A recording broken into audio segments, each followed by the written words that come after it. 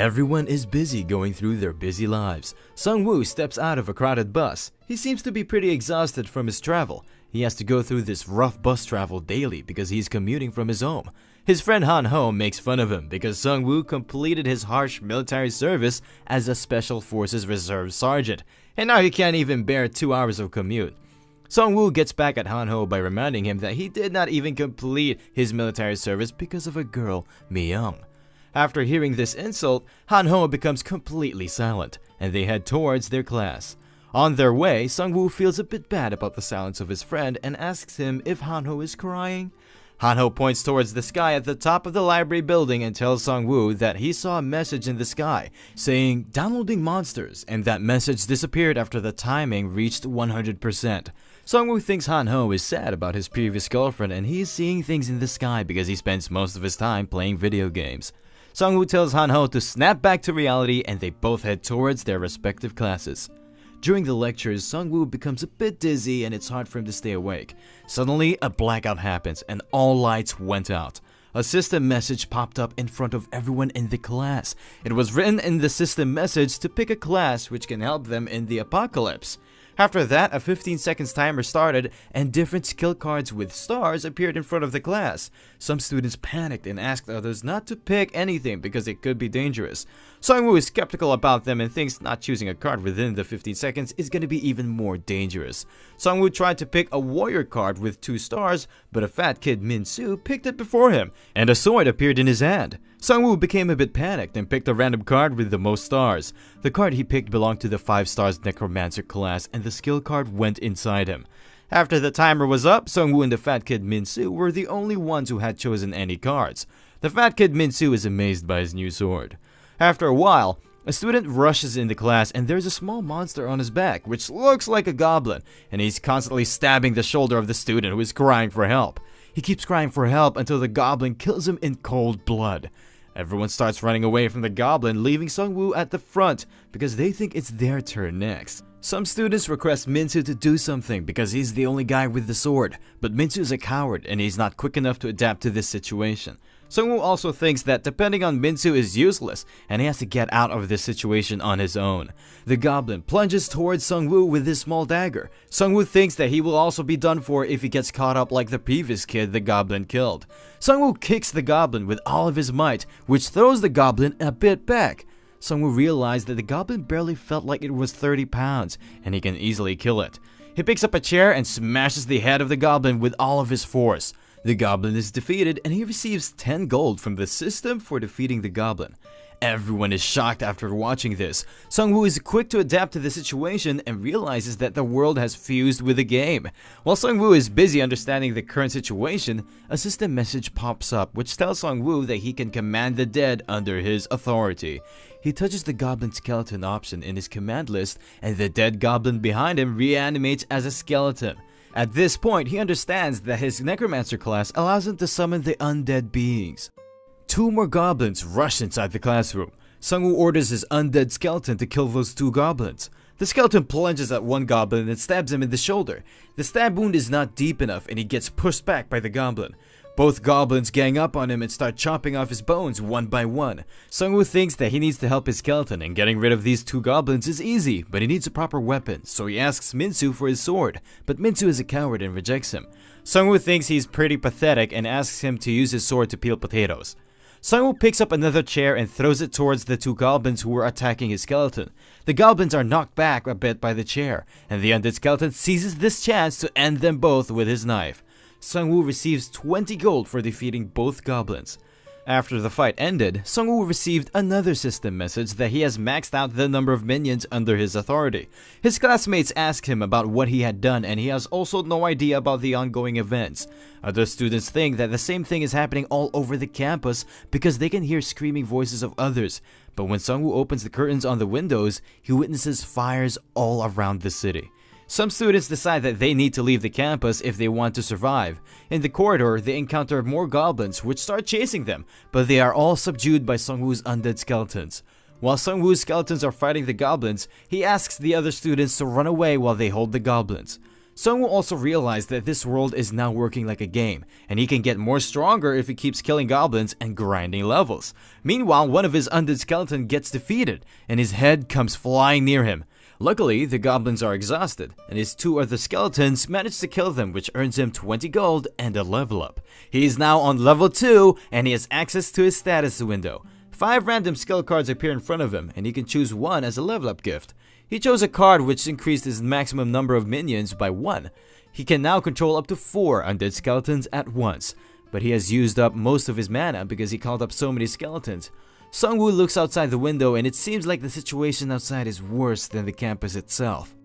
While he's going downstairs with the skeletons, Hanho gets freaked out by one of his skeletons and stabs it in the head. Hanho becomes relieved after seeing Sungwoo alive. Sungwoo tells him that these skeletons are part of his skill. Sungwoo asks which class did Hanho pick, and Hanho replies that he picked 1-star rogue class. They are both heading down the stairs with the skeletons, but suddenly a message pops up saying that they have received synergy with a dagger. It turns out if 5 members of a party have a dagger equipped, they will receive a 10% fatal blow chance and 10% additional gold. While they are moving down the stairs with the skeletons, they encounter another pack of goblins, and there is a goblin chief among them. The goblins become affected by a skill called Scent of Death, which weakens their stats by 30%. Scent of Death activates automatically when there are 4 to 5 skeletons present in a party. Skeletons start attacking the goblins, but the goblin chief activates a skill called Wild Berserker, which buffs all the goblins under his command. The goblins become more powerful and start pushing back the skeletons. Sungwoo knows that they are being pushed back because of the skill of the goblin chief, so he ordered one of his skeletons to cut off the arm of the goblin chief, which he is using for the berserker skill. The skeleton manages to chop off the arm of the chief, which weakens the goblins, and the skeletons finish them off with ease. Goblin chief is enraged, but he is easily killed by the skeletons working in synergy. Sungwoo receives one-handed crude spear and the bracelet of the goblin chief, which he was using for the berserker skill. He becomes a bit happy and praises one of his skeletons, who starts making weird creepy noises with his bones. When they reach the entrance of the campus, they see a lot of survivors. Sungwoo orders his skeletons to hide in the copy room because people will freak out after watching them. Situation on the entrance doesn't feel any good. They are locked inside the campus and they can't go out. While Sungwoo tries to head outside using the main door, he is stopped by one of the student council members, Jinsuk, who was previously famous for being a bully and a harasser. He tells them that he is a shield master with 2 stars and he already killed one of the goblins. He further elaborates that everyone with a weapon should work together to defend the other students. Minsu comes running towards Jinsuk and reports that he heard faint sound of goblins near the entrance. Jinsuk orders the students to get inside the cafe so he and the other guys with skills can protect them. Sungwoo tells Hanho to come near the entrance of the gate. They see a message on the entrance that the entrance door has been sealed by a magical force, and they need to defeat the boss monster within 2 hours and 11 minutes. If they fail to defeat the monster within a given time frame, the monsters inside the building will grow even stronger. Sungwoo now knows what he needs to do next, but he is stopped by Jinsuk, who wants them to hold the monsters in there until backup arrives. Sungwoo tells Jinsuk that this same thing can be happening around the whole country, and waiting for a rescue team is useless, but Jinsuk refutes by saying that the Korean military is more stronger than the monsters. Sungwoo has enough of this bullshit and starts heading towards the stairs, but he is stopped by an approaching group of 5 goblins. Sungwoo orders his skeletons to come out. After watching the skeletons, everyone freaks out because they think skeletons are part of the monsters unit. But Sungwoo tells them that they don't need to be scared because they belong to his class, which is stronger than the idiot Jinsuk. Goblins get scared by the death scent skill of the skeletons and it reduces their stats by 30%. Sungwoo orders his goblins to start the hunt. Skeletons start attacking the goblins and Sungwoo helps them using his spear. 2 goblins try to run, but Sungwoo orders the skeletons to block their way. Sungwoo is fighting himself because he wants to show the others that defeating them is not impossible, so he can persuade them to join him in boss hunting. One goblin is killed by a skeleton while the other one tries to run away, but Sungwoo throws his spear which pierces the back of the goblin. Everyone is overjoyed by watching the fight. Sungwoo received a roulette ticket by the system for killing 20 monsters, and he's the 34th person to complete this achievement, and his rank will be increased to infinite status, and there are only 100 people who are eligible for this ticket. He praises his skeletons for their work, and they again start making that weird voice with their bones. Sungwoo heads inside the cafe and tells everyone that no backup is arriving, and they will be killed by stronger monsters if they cannot find and kill the boss monster within the given time period. One of the students tells Sungwoo that he saw the boss monster on the rooftop and it killed his professor. Now he knows his next destination, but no one comes forward to join his party. Even his friend Han Ho wants to stay behind, but he forces him to come with him because he needs the knife buff for his skeletons. A 23-year-old girl, Jisoo Yoon, comes forward.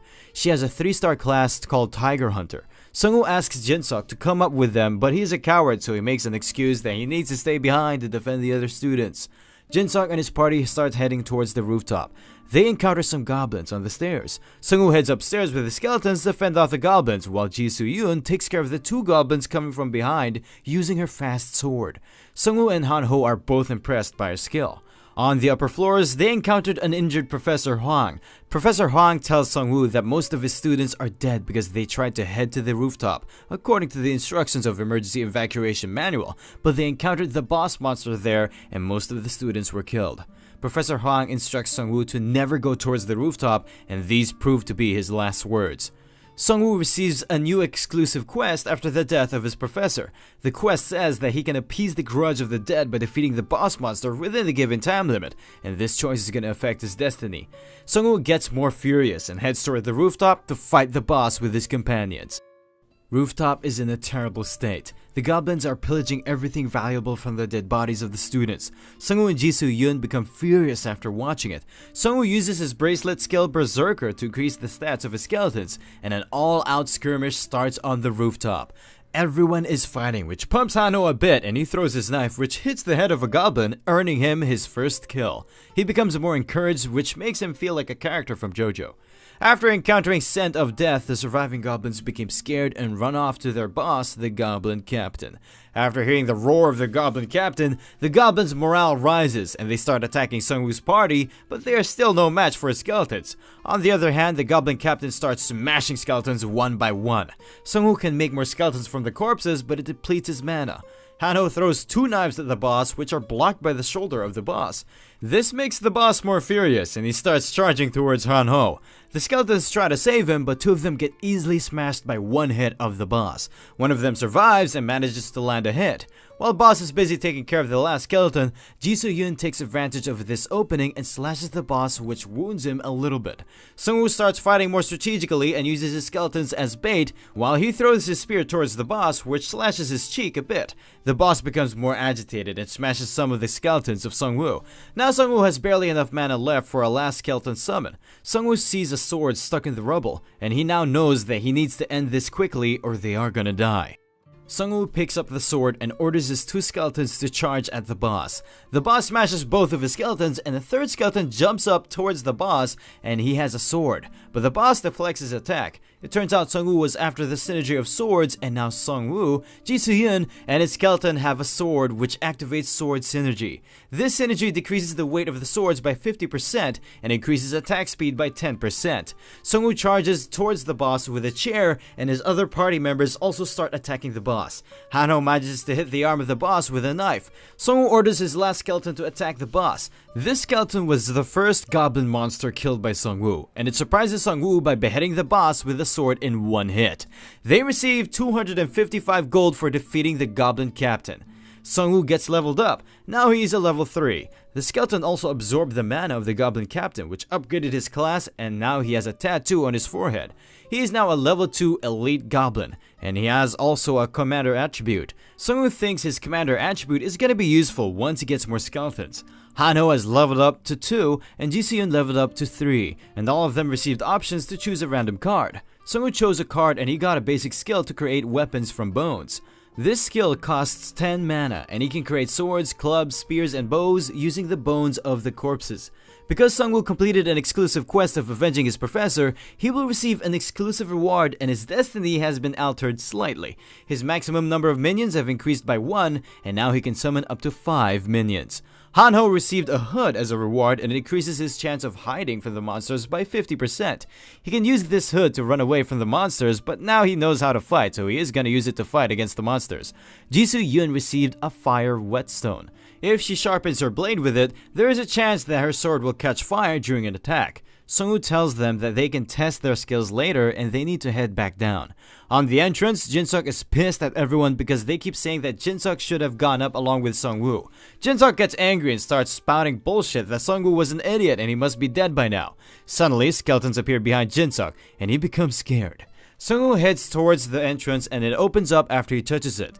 He also tells Jinsuk that he is very pathetic. All students start making fun of Jinsuk for being arrogant and a fool. Sungwoo heads outside and asks the students to follow him. There are dead bodies all over the place and Sungwoo thinks that goblins did that. Hanho spots a group of survivors along the way. Sungwoo can easily tell that these people have fought and survived against these goblins, and they have a bit of experience in this field. Jinsuk knows the leader of this group of survivors. His name is Taesung Park, and he is also the president of the student council. Taesung tells the students with Sungwoo that he also fought and survived against the goblins and he can guarantee their safety if they tag along with him. But he seems to have some ulterior motives. He tells Sungwoo that he can also join him if he destroys all of the monsters he is controlling using his class, because he thinks they are creepy and they can be a threat to other survivors. But Ji Soo-yeon intervenes and tells Taesung that he is full of shit and they don't even want to join his group. She also tells everyone that Taesung is a hypocrite and he embezzled student membership fees during the festival by fabricating an event staging company and its receipts. She was the one who reported him on the university website. Taesung becomes embarrassed after hearing it. Ji Soo-yeon leaves along with her party members. After a while, Ji Soo-yeon starts telling more details about Taesung to her party members. It turns out Taesung was a rich, spoiled kid and he used to take advantage of girls. Some of her friends were also abused by him. That's why she knew about the true nature of Taesung. Hanho becomes enraged after hearing about the true nature of Taesung. Sungwoo suggests that they should take the path by the hill to escape the campus. There would be less monsters present there because there is low human activity in that area. Along their path, they spot an orc which is even bigger than the goblin boss. After spotting them, the orc makes a loud scream and plunges towards Sungwoo's party to attack them. Sungwoo is a bit excited because he has found a new material for the skeletons. The orc proves to be quite strong and he's about to hit Ji Soo-yeon, but a goblin skeleton takes the hit instead of her and perishes right there. The one-armed skeleton warrior attacks the orc and the orc receives massive damage because of the effect of 88% blade damage of the one-handed sword warrior. Sungwoo party flees into the forest and he uses his skeletons to bait the boss. When the orc is in the forest, he gets attacked by flying knives from Hanho and the skeletons. The orc manages to deflect some knives. He starts smashing the skeletons, but there are a lot of goblin dead bodies around, and Sungwoo can make them again and again until he runs out of mana. Two skeletons take hold of the arms of orc. Sungwoo and Ji Soo-yeon charge at the orc together. Ji Soo-yeon manages to slash the leg of the orc, and one of his arms is chopped off by Sungwoo. The skeleton warrior finishes him off with a sword stab to the neck. Sungwoo's party receives 110 gold for defeating the Orc Patrol leader. Orc Patrol leaders are a bit stronger than normal orcs. Sungwoo tries to make the Orc Patrol leader into one of his skeletons, but he fails to do so because of his low summon level. Some of Sungwoo's mana is recovered, so he uses his Create Bone Weapon skill on the dead Orc leader to forge some low-level bone clubs. He equips his skeletons with the bone clubs to reach a 5-member synergy with the same weapon to get extra buffs. He gives the sword of the one-armed skeleton warrior to Hanho and tells him to return the sword back to the skeleton warrior if the need arises. When they reach the entrance, they again see a blocked path message which says that they need to defeat the boss monster within 8 hours, or if they fail to do so, the monsters in the area will grow even more stronger. A message pops up in front of them which says that an orc unit is beginning their hunt and they need to choose a suitable location to fight them. Orcs mostly use their sense of smell to track their prey, so it means that more people you have in your party, the more stronger orc unit will be dispatched to get rid of them. Sungwoo's party seems to be a bit safe because they are only a 3-member party and they will get less of a challenge as compared to Taesung's group. Suddenly, they start hearing screams from Taesung's group. They seem to have caught the attention of the orcs due to their large number of survivors. The first attack on Sungwoo's group has also begun and it seems like they only need to take care of 5 orcs. Soon they spot 5 orcs which seems to be searching for them. Sungwoo has an idea to lay a trap using the empty cars and his skeletons. When the orcs get close to the cars, Hanho starts making fun of them by calling them greedy pig bastards. The orcs become enraged and start rushing towards him. Once the orcs are within the vicinity of the abandoned cars, the skeletons attack them by surprise with their clubs, and they get knocked out due to the synergy effect of the clubs. Sungwoo, Hanho, and Ji Soo-yeon finish off the knocked orcs with ease. They received a total of 231 gold for killing the 5 orc hunters. They also receive an additional award of 100 gold for killing the first wave of ambushers. Sungwoo got up to level 4 and he chose a random card which increased his maximum number of skeletons by 2. Now he can have a total of 7 7 minions at the same time, but his mana capacity is still only 50. Han-Ho also received a high-speed stabbing skill which he can only use with the dagger. Ji So-yun chose a strength card and gained 2 stat points. She's also feeling a bit stronger than before. Sung-woo asks Han-Ho to give the sword back to the one-armed warrior skeleton because now Han-Ho needs to use that dagger in order to fully monopolize his skill. On the way, they see 7 orc hunters attacking a bus. The people inside the bus are retaliating with a spear, but they cannot hold the orcs for a long period of time. Ji So-yun suggests that they attack the orcs from the front while the person with the spear attacks them from behind. But Sung-woo is skeptical about whether or not the person inside the bus will cooperate with them. He suggests a new better plan. Inside the bus, 2 persons, Kyung-soo Lee with a spear and the other with a shield and sword, are trying their best to fend off the orcs, but they seem to be scared. Meanwhile, a car with skeletons crashes into the orcs. The skeletons start massacring the orcs. The survivors inside the bus mistake them for worse monsters than the orcs. They are startled when they see Han-Ho banging on the bus's door and calling them out. The spear guy tells Sung-woo's party that there is a machine which they can use to buy items with the gold they acquired by killing the monsters. It's basically an E-rank shop, and when Sung-woo turns it on, he has 3 roulette options including bronze, silver, and gold. Han-Ho has 360 gold and Ji So-yun has 584 gold, so they can only go for the bronze option. Sung-woo has 1,552 gold and he can try the silver roulette, but he also has an unlimited rank roulette ticket he received early on in the lobby of the college building. Sung-woo taps on the gold roulette option and it starts spinning. He gets first place item due to his luck. It is a legendary class item called Tear of the Sea Spirit, and it increases the total mana by 200 and it boosts the mana recovery speed by 200%. Sung-woo is quite happy after receiving this item because he can summon a lot of minions again and again if enough dead bodies are present. Sung-woo spins the silver roulette using his 1000 gold and he receives a second place item, Vanguard Shield. Ji So-yun receives a second place sword in the bronze roulette called Leader of the Expedition Force. Meanwhile, Han-Ho receives a C-rank potion bundle. It looks like Daesung's group is still fighting in the sports field. Sung-woo decides that they are going to help them using a bus instead of a car this time. Normal students are getting massacred by the orcs while Daesung and his other awakened friends are trying to escape the orcs by themselves. The bus arrives in the sports field and it crashes into the orcs. Kyung-soo Lee, the spearman, is driving the bus and he's quite happy because he's receiving a lot of gold for killing the orcs. Meanwhile, Han-Ho and the skeletons are also getting rid of orcs by throwing knives at them. The bus stops near the survivors and Sung-woo tells the survivors to get inside the bus. Ji So-yun slashes an orc and the orc catches fire due to the effects of the fire whetstone which he has received after killing the first boss of the campus building's rooftop. The remaining orcs are easily killed left and right by Sung-woo and his minions. After the battle ended, Daesung and his awakened friends try to get on the bus but they are stopped by Sung-woo. Sung-woo knew that they were trying to escape using the other students as bait. Daesung is quite pissed after hearing it, but their conversation comes to a halt when they hear a roar and they receive a notification that the orc chief is infuriated by the failed hunt. Sung-woo gets a bit afraid after hearing the roar. He knows that he needs as much help as he can to defeat the orc chief. Sung-woo tells Daesung's party that they can join him if they are willing to listen to his orders. Daesung eats his pride and is about to enter the bus, but Sung-woo demands that Daesung should hand over his chainmail if he wants to hop on the bus. Daesung asks how he can protect himself without the chainmail. Sung-woo replies that he will protect him, and this is a small price he needs to pay for his protection. Sung-woo is now on level 5 and he can summon mid-level monsters like orcs. The skill card he chose allows him to summon 2 more minions. Now he can summon up to 9 minions. Sung-woo gave the chainmail to the one-armed skeleton, but he seems to be struggling with it. The one-armed skeleton is his oldest minion, that's why he gave him a nickname, Righty, because he only has a right arm. While Sung-woo is removing chainmail from Righty, Han-Ho tells him that he thinks they need another bus if they want to keep rescuing more survivors.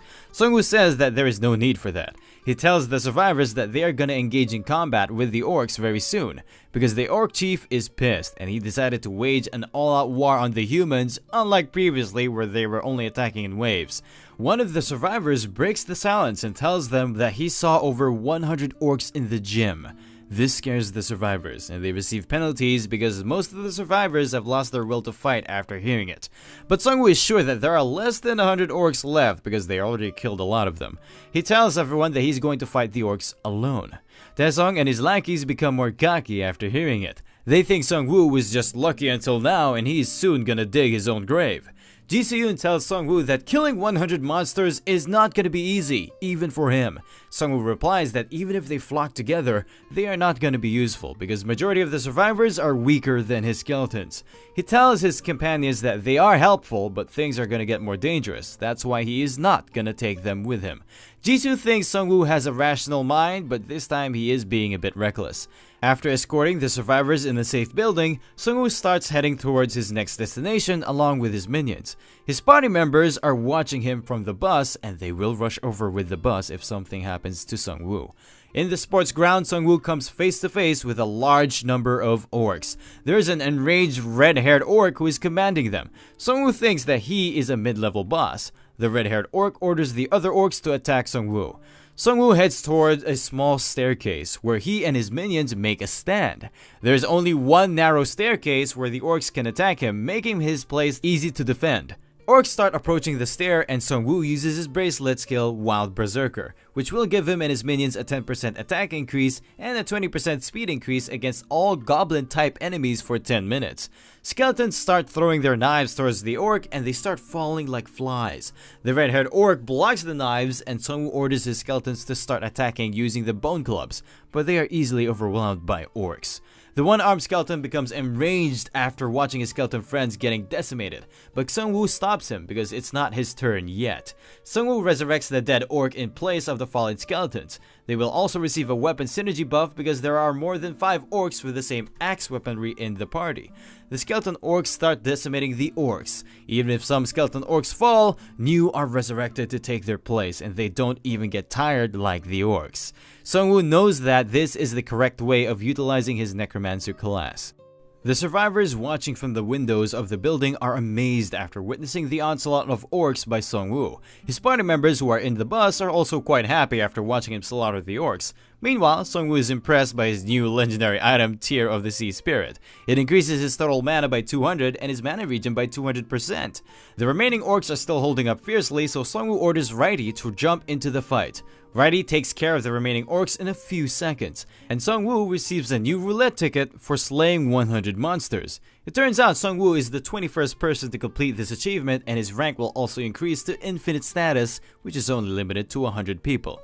Sung-woo witnesses some fools crashing a bus into the main gate. On the other hand, school president Daesung's group is being kidnapped by orcs. Sung-woo heads towards their direction to save them, and other awakened people who were watching got pumped up and started following him.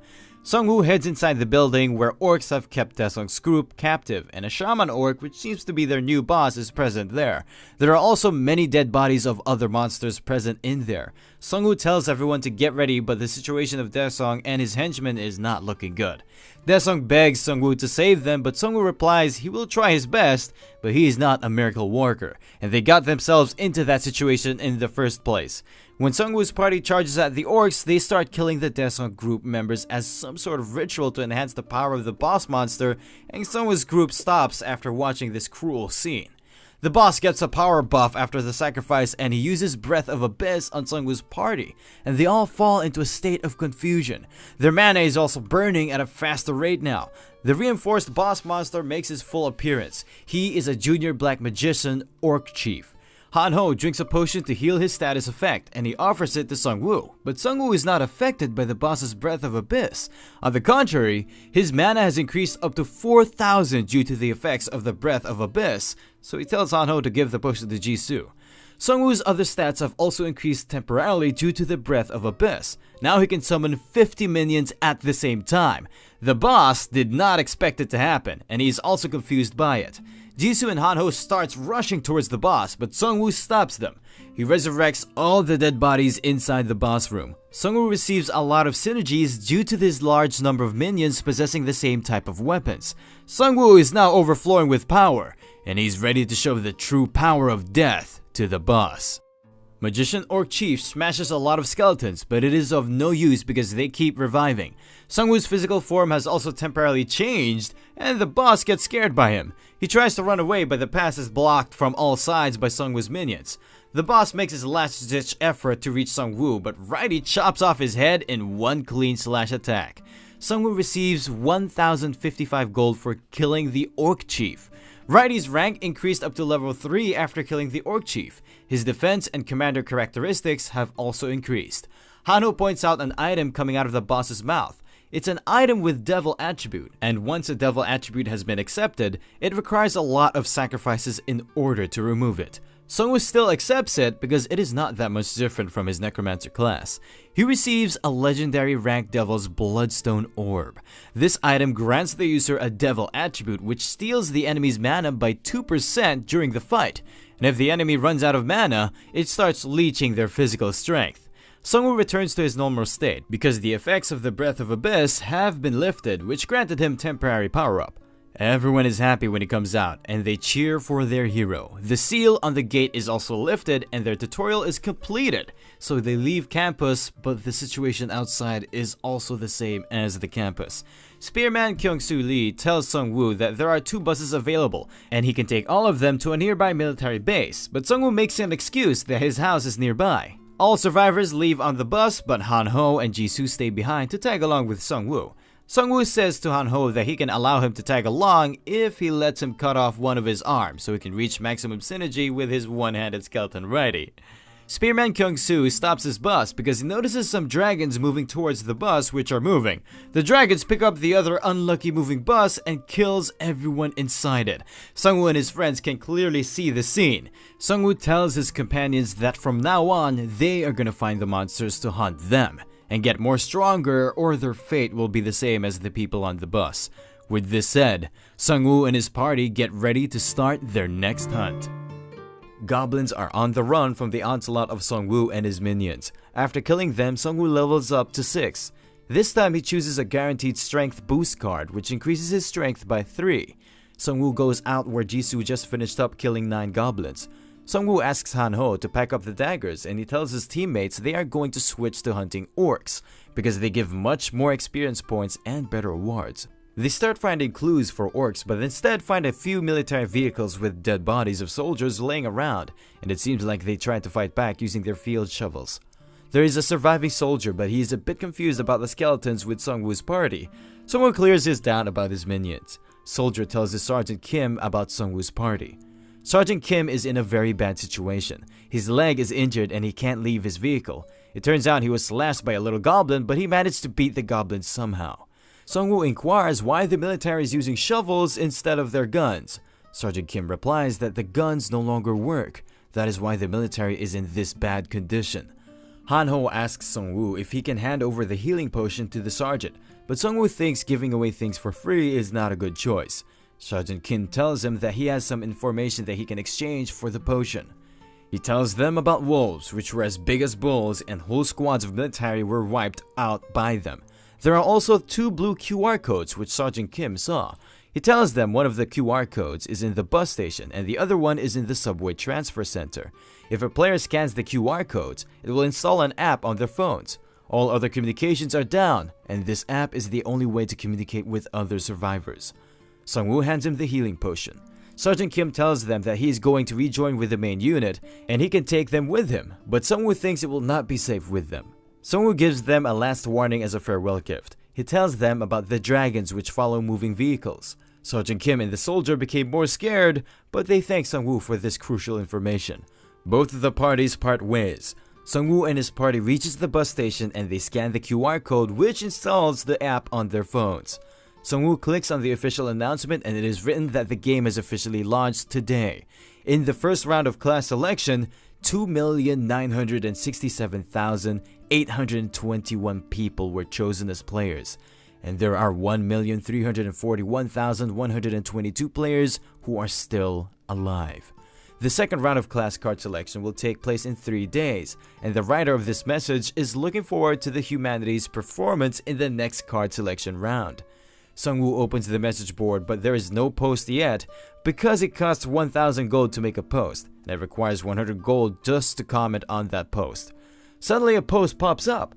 It turns out some players have reached level 8 and they are currently building a safe zone in H apartment complex in Hwasong City. H apartment is near Han-Ho's place. Sung-Woo thinks that they need to head over there. Sung-Woo is a bit skeptical about it because they have reached level 8 and Sung-Woo is still on level 6. After Sungwoo and his friends start heading towards the H apartments, someone deletes the post and a new post pops up which says that someone posted that bullshit. That's why he deleted the post, and he tells the readers to disregard the previous post. We see a glimpse of the writer of the post, and it seems like he has long teeth, just like a vampire. In the city, a father is trying to protect his daughter from the goblins using a baseball bat. He calls for help, but there is no one around to help them. The goblins are about to attack the father and his daughter, but a flying knife hits the head of a goblin from behind. It turns out they are Sungwoo's minions, and they finish the goblins with ease. Sungwoo tells them that he will take them safely to their house, but the father tells him that his house is close by and they came out to find food. Sungwoo shares some of his food with the survivors.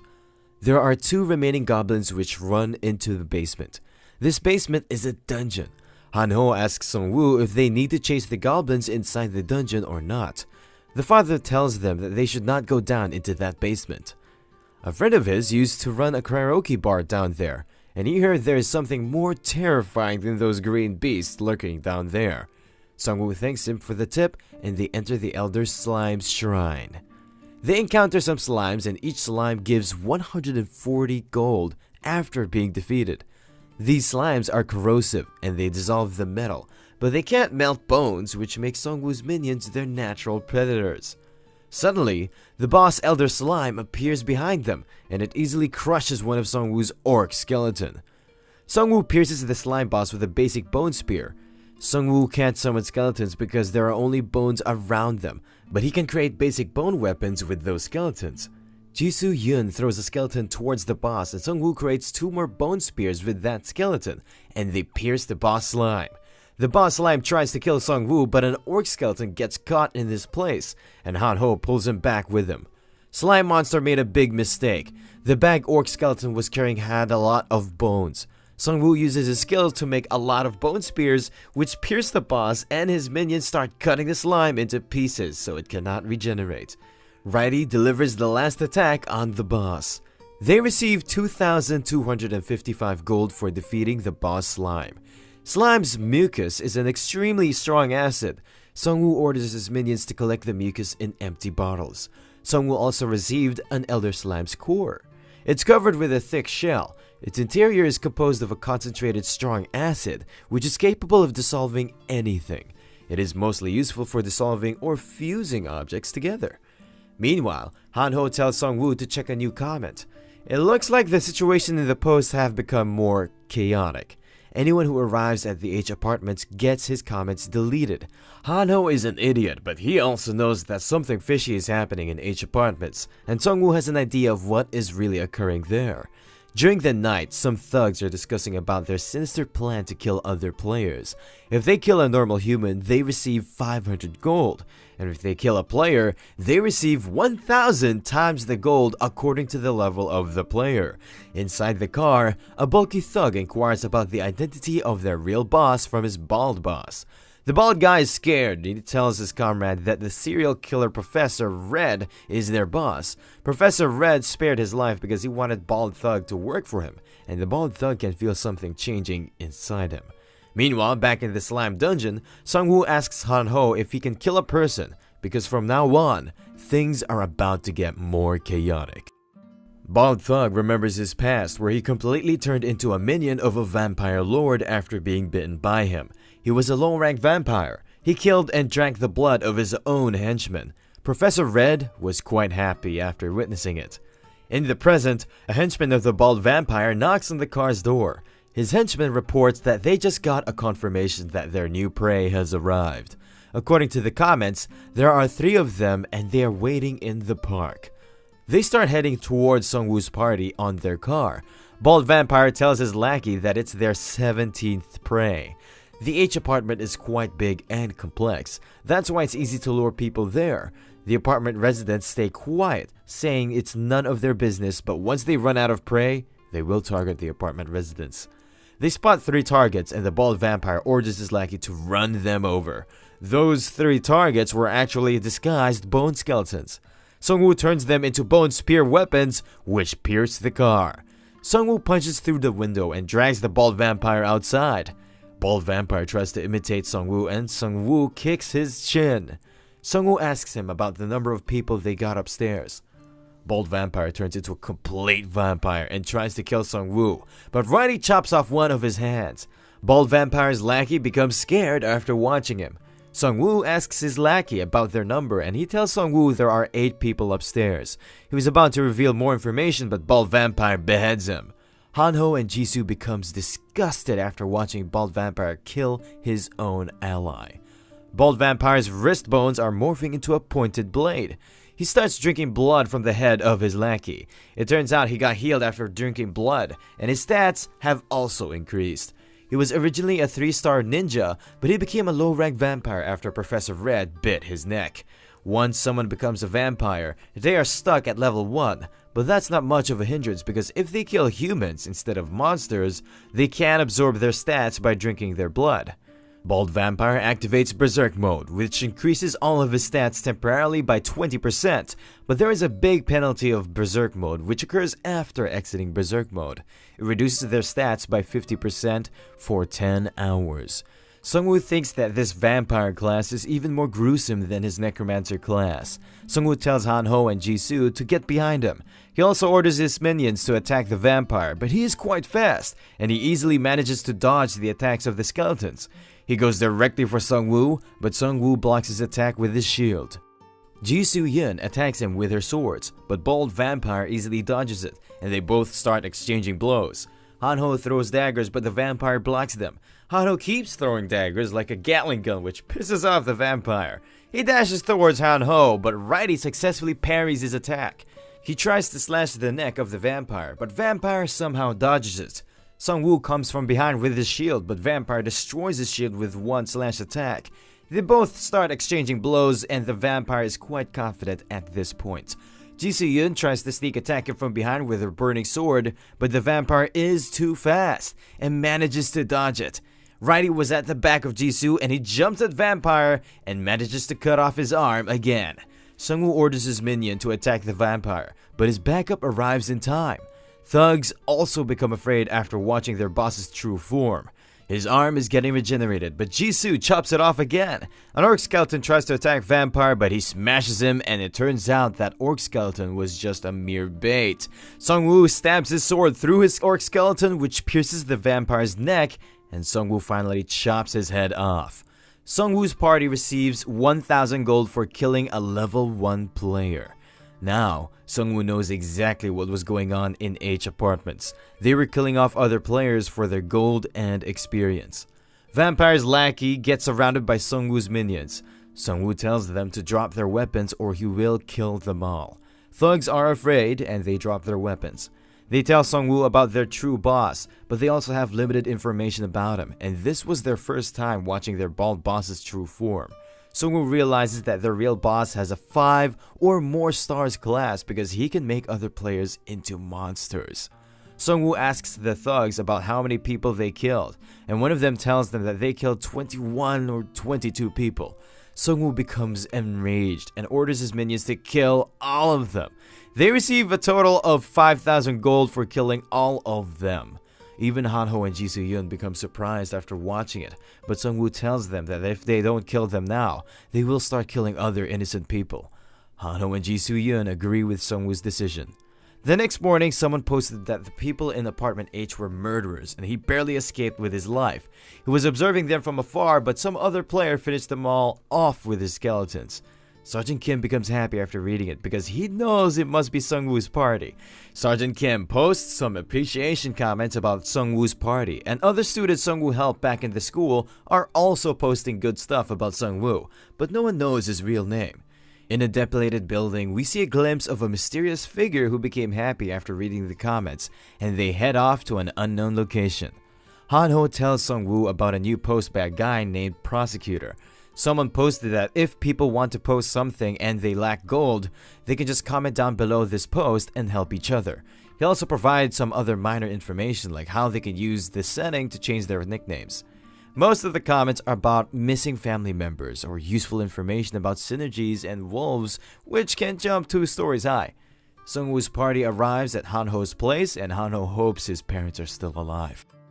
Inside the building, there are quite a few dead orcs laying around on the stairs. Hanho prays for his parents' safety. After arriving at the room 202, Hanho desperately calls for his mom, and his parents rush out to see their child. It turns out his parents didn't pick a class card. Hanho is skeptical about his dad because he used to play card games all the time.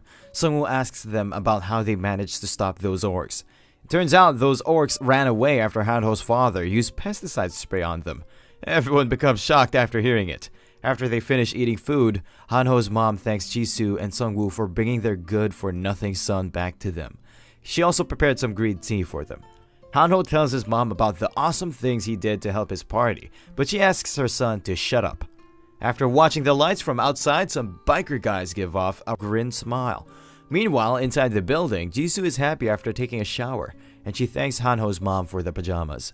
Sungwoo and Hanho are taking shower along with Raidi. Sungwoo is happy to see Hanho's parents alive. He thinks that Hanho's father was quite lucky. He used pesticides against orcs, whose biggest strength is their sense of smell. Sungwoo knows that Hanho must be overjoyed because he found his parents. Sungwoo tells them that this is not a safe place to stay. The orcs which came before were just mere scouts, and it will turn into an all-out war if their main group arrives. But the main problem is that they don't know where to go next. It turns out Prosecutor again made a post. He tells the survivors that one of his friends is a 3-stars pioneer, and they created a small safe area inside Yeongdeung-po station, where monsters can't enter. But the survivors need to provide gold or rations because pioneer skills take up a lot of resources to maintain. Sungwoo is skeptical, but he knows what the prosecutor guy said can be true because the world has become a game. But they can't take Hanho's parents there because it is quite far away from their location. There is another comment by a guy called Section Chief Gu, who claims to be a 3-star pioneer, but he can only let in others if they give him rent. This guy is in Hwasong Fortress, which is 20 minutes away if they travel on a bus, and Sungwoo's party decides to head over there. The next morning, they start heading over to Hwasong Fortress along with Hanho's parents. Hanho's dad informs them about some delinquent who steals resources from other survivors. Sungwoo is a bit worried about these third-rate delinquents running amok. Soon, some delinquents arrive at their location on their bikes. A cocky delinquent girl addresses them as Jeezers and tells them to hand over their resources and gold, which pisses off Sungwoo. Sungwoo is about to order his minions, which are hiding in a building behind him, but suddenly they hear a sound, and all delinquents make a run for it. Soon, a pack of giant wolves arrives, but they are not attacking Sungwoo's party mindlessly. Sungwoo's party is at a disadvantage, so he tells his companions to slowly back away. After getting inside the building, one of the wolves tries to attack them, but Sungwoo uses his brain and throws a slime-filled bottle at the face of the wolf. His minions start throwing bone spears at him and the wolf dies. The second wolf tries to run away, but one of Sungwoo's minions tries to stop him. Wolf bites the minions, but it was a trap, and Wolf's mouth becomes filled with slime liquid. Raidi leaps towards the exhausted wolf and finishes him off with one strike. The last wolf becomes afraid after watching it, but he soon gets pierced by spears. They receive 240 gold per wolf they slayed, and Sungwoo's level has risen up to 7. Ji Soo-yeon is a bit worried because she thinks they are becoming a burden to Sungwoo, but he tells her that they are quite helpful, but he is skeptical about Hanho's growth. Sungwoo tries to resurrect the wolf, but his level is quite low for that. The next morning, a helicopter is being followed by some wyverns. Suddenly, a field boss wyvern alpha male appears in front of them, and it easily destroys the helicopter. Sungwoo and his friends were watching it from a window, and they think even army is no longer a match for these monsters. Sungwoo's party can't go forward because some wyverns are sleeping ahead on rooftops. Sungwoo suggests to take a break for now, and they will leave once the wyverns go away. Night falls and the wyverns are still sleeping on the rooftops. Suddenly, a message pops up which tells them that they should pick a class card, which will help them survive in this apocalypse. Hanho tells his parents to choose a card with the most stars this time. A 15-second countdown starts and cards appear in front of them. These same cards are also presented to other survivors too, and they disappear after someone chooses them. Hanho is trying his best to find a card with the most stars. But Sungwoo thinks simply picking a card with the most stars is not a good option, and he should pick a card which combines well with his Necromancer class. Sungwoo picks a 3-star Dark Mage Link card, and it combines with his Necromancer class to grant him new skills. He got a skill called Death Aura, which buffs his minions and debuffs his enemies. Hanho was trying to pick a 4-star card, but someone else picked it before him, and he accidentally tapped on a 1-star priest card. He got a new skill which shields him from his enemies for 10 seconds after he kills an enemy. Hanho's father picked a 3-star pioneer card and he can now make safety zones. Sungwoo is quite happy because now they don't need to go to Hwasong Fortress anymore. Hanho's father is quite overjoyed by his new pioneer class. Hanho's mother picked a 1-star chef card and Hanho tells her she should have picked a class which could have helped them during their fights. Hanho parents become sad after hearing it because they raised Hanho for 20 years and now their son wants them to fight. Ji Soo-yoon picked a 3-star hitman card. Her new passive skill, Supreme Sense, heightens her senses whenever she's in danger. Ji Soo-yoon thinks she needs to become stronger so she can be more helpful to Sungwoo. Sungwoo asks Hanho's father to explain the skills of Pioneer. This skill costs 10 mana after every 10 minutes to create a safe zone whose surface area is 2,150 square feet and its height is limited to 33 feet. Once the user runs out of mana, this skill starts consuming 100 gold per every 10 minutes. The shield around the zone regenerates over time, but it can be destroyed by powerful attacks. Sungwoo tells them that they can't afford to use this skill right now and they will only use it for emergencies. Sungwoo further tells them that the other groups with Pioneer will try to abuse their power, and Sungwoo's party will stay away from them. Meanwhile, the Wyverns have rested enough and they take off. Sungwoo asks Hanho to check the location of a store or a roulette machine on the forum, because he needs to spend his gold and get stronger. Soon, they hear motorbike sounds and they become alerted. Sungwoo has an idea. They will ask the motorbike punks about the location of the store. It turns out these delinquents were stuck in a meat shop while they were waiting for the Wyverns to go away. Their leader, Taesung, is a level 6 fighter, and he needs a little bit more gold to spin the silver roulette this time. Taesung arrives at his hideout, but is suspiciously quieter than usual. When he gets inside a room, he finds his friends there, but they are quite sad about something. One of them tells Taesung that their friend Yoo-jin had not collected enough money, so the vampire made her into a lesser vampire. Taesung becomes quite sad after seeing his friend as a lesser vampire. There's another vampire present in the room, and he asks Taesung why he killed his previous leader, Woo-seok. Taesung replies that he had no other choice because their previous leader, Woo-seok, had turned into a complete vampire and he killed many people. The vampire informs Taesung that he will kill all of them next if they fail to gather 10,000 gold within 2 days. Suddenly, Sungwoo comes in with his party, and he is not happy with the customer service provided by these thugs. Vampire asks what they want, and Sungwoo replies he wants everything they have. Vampire becomes pissed, and his fangs become visible. After seeing his fangs, Sungwoo mistakes him for the real boss of thugs in H apartments. Vampire rushes at Sungwoo, and his minions get a hold of his hands. Sungwoo stabs the throat of the vampire, and he warns the vampire to not move, or else his head will fly off. Sungwoo asks him if he is the vampire lord, and he starts laughing. Vampire is quite powerful and he breaks the skeletons holding him with his hands. He also mends the sword piercing his throat with his bare hands. He tries to go for Sungwoo again, but this time he gets hit by Hanho's daggers. Jisoo rushes at the vampire and chops 1/2 of his arm. Vampire tries to regenerate his arm, but he gets burned halfway due to Ji Soo-yoon's fire whetstone effect. Jisoo attacks the vampire once more, and this time she completely severs the burned arm of the vampire. Vampire is about to get back at her by throwing the sword piece stuck in his throat, but she manages to dodge it thanks to her newly acquired skill, Supreme Sense. Due to the new skill of Sungwoo, his minions become more buffed and the vampire gets 10 times weaker.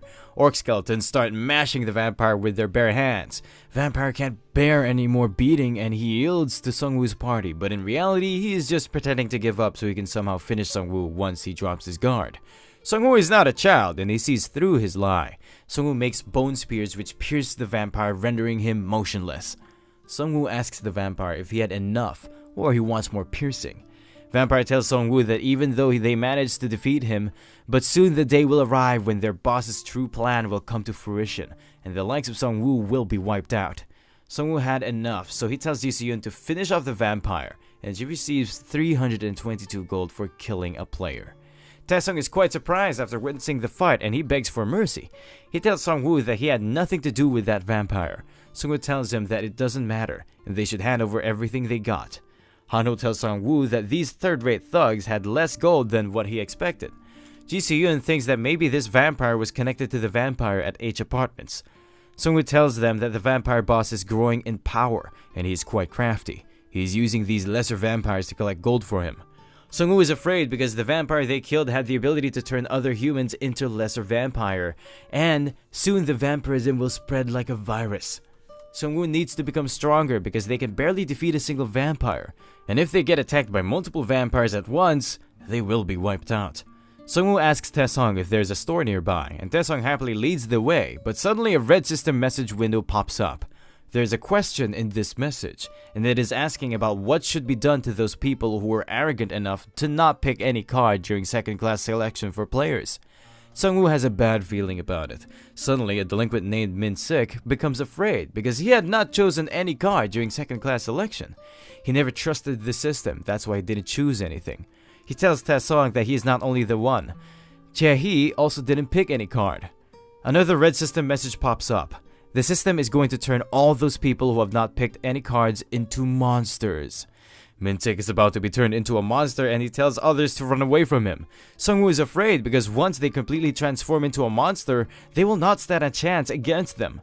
Sung-woo tells others that this is their only chance and they should attack them. Righty and his other minions rush at both of them before they can complete their transformation. Sung-woo is a bit hesitant, but he has no other choice. His minions start attacking them, but a skeleton soldier dies with a clumsy hit from a werewolf, and it proves that Sung-woo was right, and they need to die before they can fully transform into a monster. Finally, Sung-woo's minions manage to kill both of them, and Sung-woo receives 6,000 gold for killing them, and his level rises up to 8. Sung-woo is astonished because the werewolves they killed outside Hanho's apartment were just 240 gold coins, and these werewolves, which were not even fully transformed, are worth 3,000 gold each. Sung-woo selects random stats cards as his level up award and his speed increases by 3. Hanho is afraid because now they have to fight against powerful monsters like these werewolves. Sung-woo has a plan. Up until now, he has never tried to make a dead human into his minion because he thought others will have a bad impression of him. But now the situation has changed. Sung-woo successfully turns both werewolves into his minions. He thinks both of them are at least on par with vampires. Taesung is a bit worried because Sung-woo turned his dead friend into his minion. Sung-woo again asks him about the store and he tells Sung-woo that the store is in a used car complex. Taesung's group only used to steal gold from others, but the group occupying a used car complex is working directly under the vampires, and they kidnap humans for the vampires. When they arrive at the car complex, Sung-woo feels like something is wrong because this place is too quiet and there are no guards around. Taesung's vampire friend is also tagging along with them. They hear screams from close by. They start silently observing the situation. There is a bear monster and a vampire going toe-to-toe. Bear is punching the vampire like a training bag. Someone notices chains on the hands of the bear. It turns out that bear was a human, and he couldn't select a class because his hands were tied. And then he turned into a bear and killed the other vampires.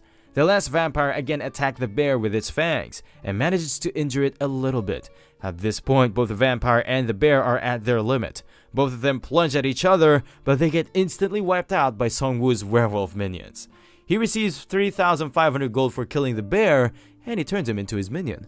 Hanho spots the same bus Kyung-soo, the spearman from school, was driving. Jisoo thinks they were kidnapped by these vampires. Taesung is about to tell them the store's location, but his friend Yoo-jin, which was previously turned into a vampire, has been possessed by real vampire boss. He is here to watch who has been killing his children. Vampire Lord gets to the point and tells Sung-woo that he is a mere insect. He then uses his ability to inflict a lesser curse on Sung-woo. Now Sung-woo needs holy magic to analyze and neutralize this curse. Vampire Lord starts spouting bullcrap, and Sung-woo kicks him with all of his force. There's a small red curse mark left on Sung-woo's hand, but it is not affecting Sung-woo for now.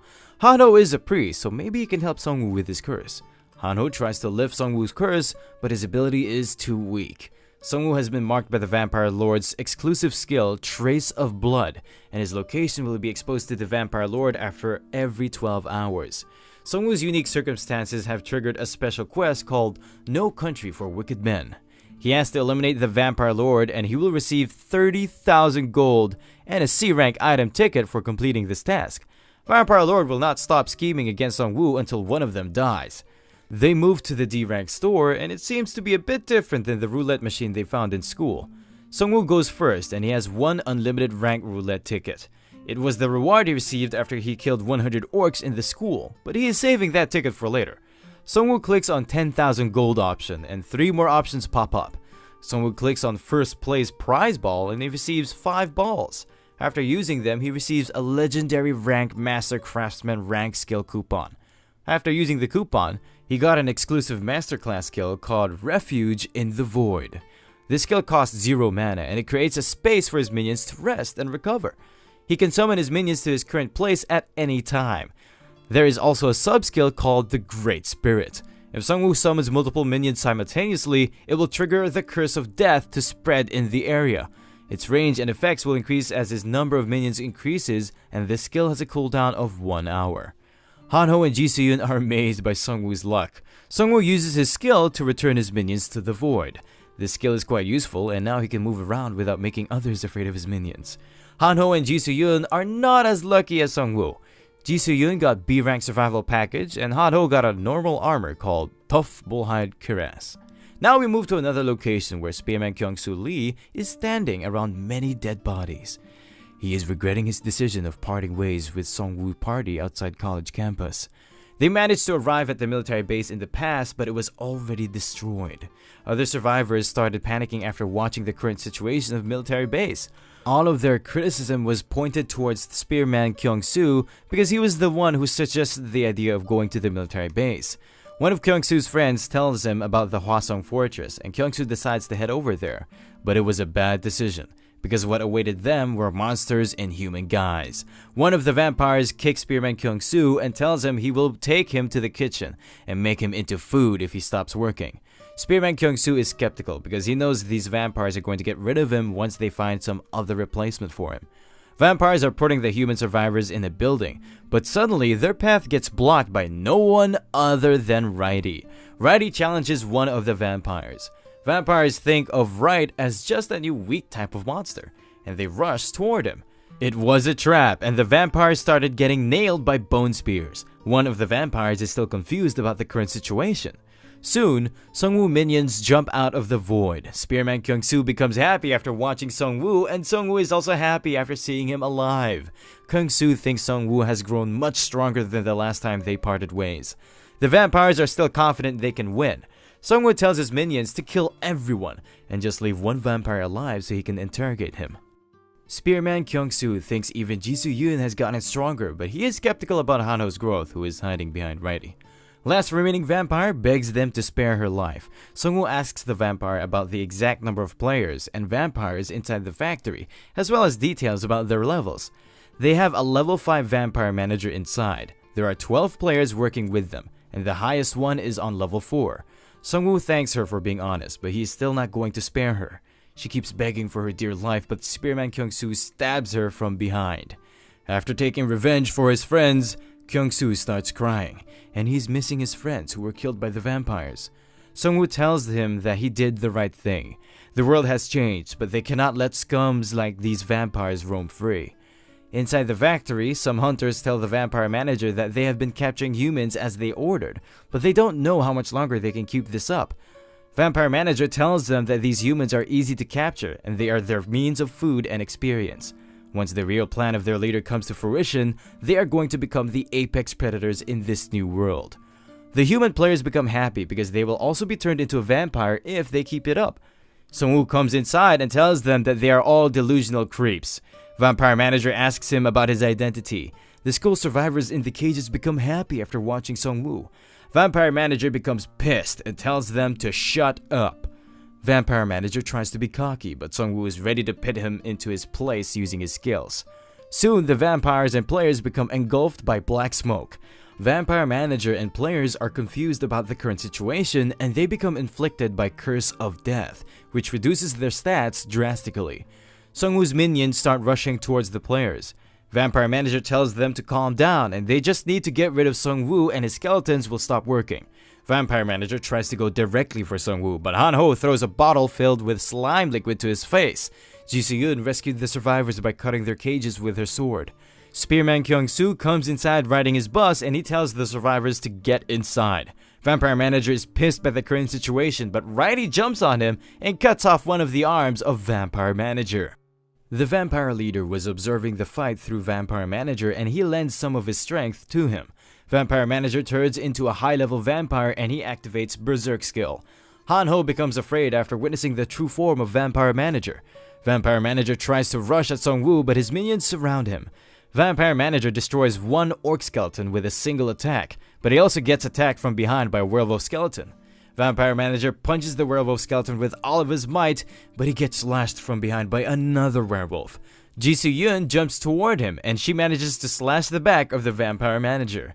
Jisoo grabs Raidi and throws him in the direction of the Vampire Manager, and he manages to land a little slash attack on the vampire as well. Two orc skeletons try to attack him from behind, but they get easily wrecked by the vampire.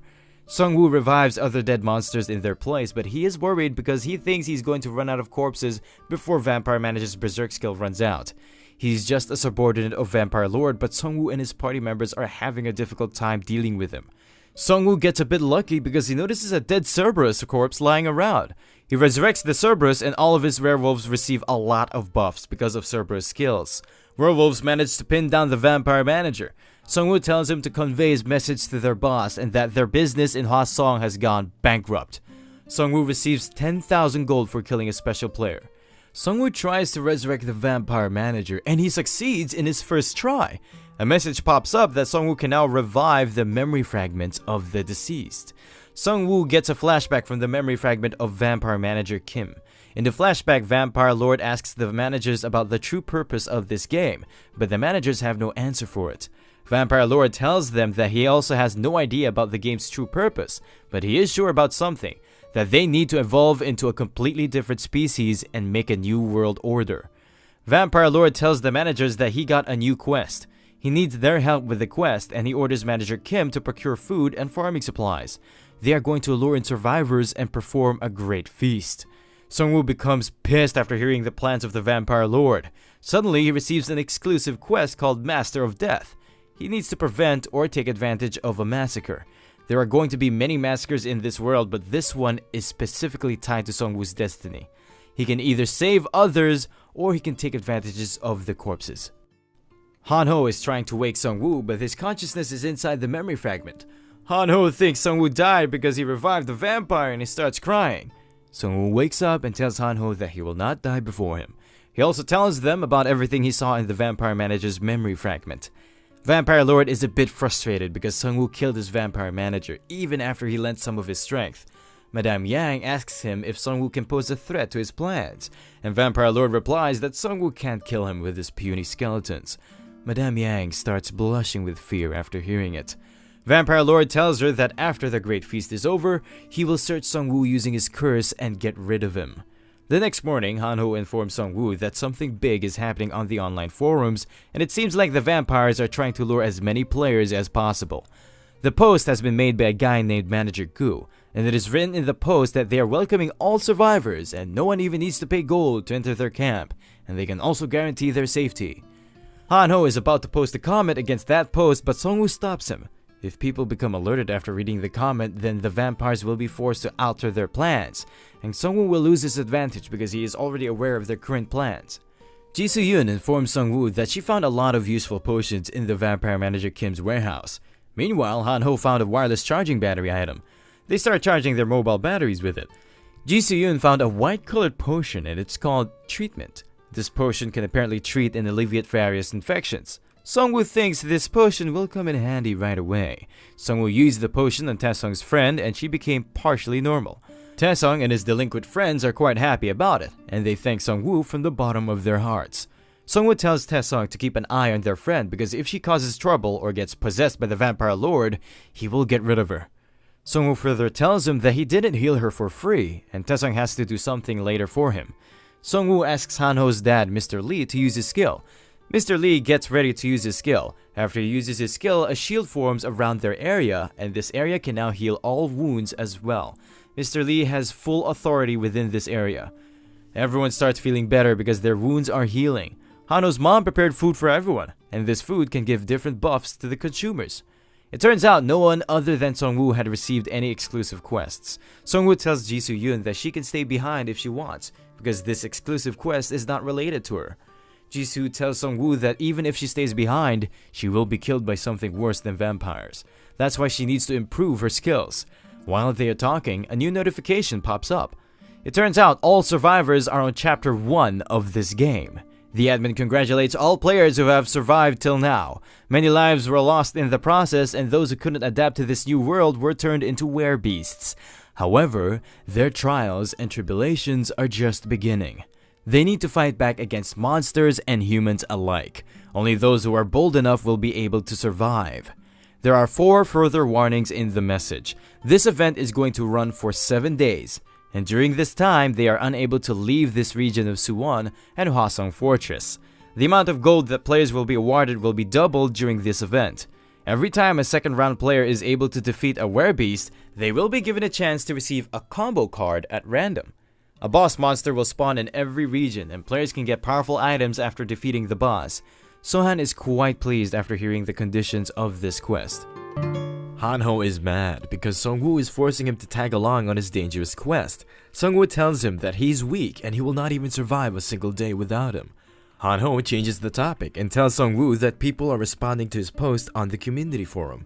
Sungwoo received all sorts of comments, but one comment is more captivating, and that is done by prosecutor of Yeongdong-po, the same guy who made a base with a level 3 pioneer skill.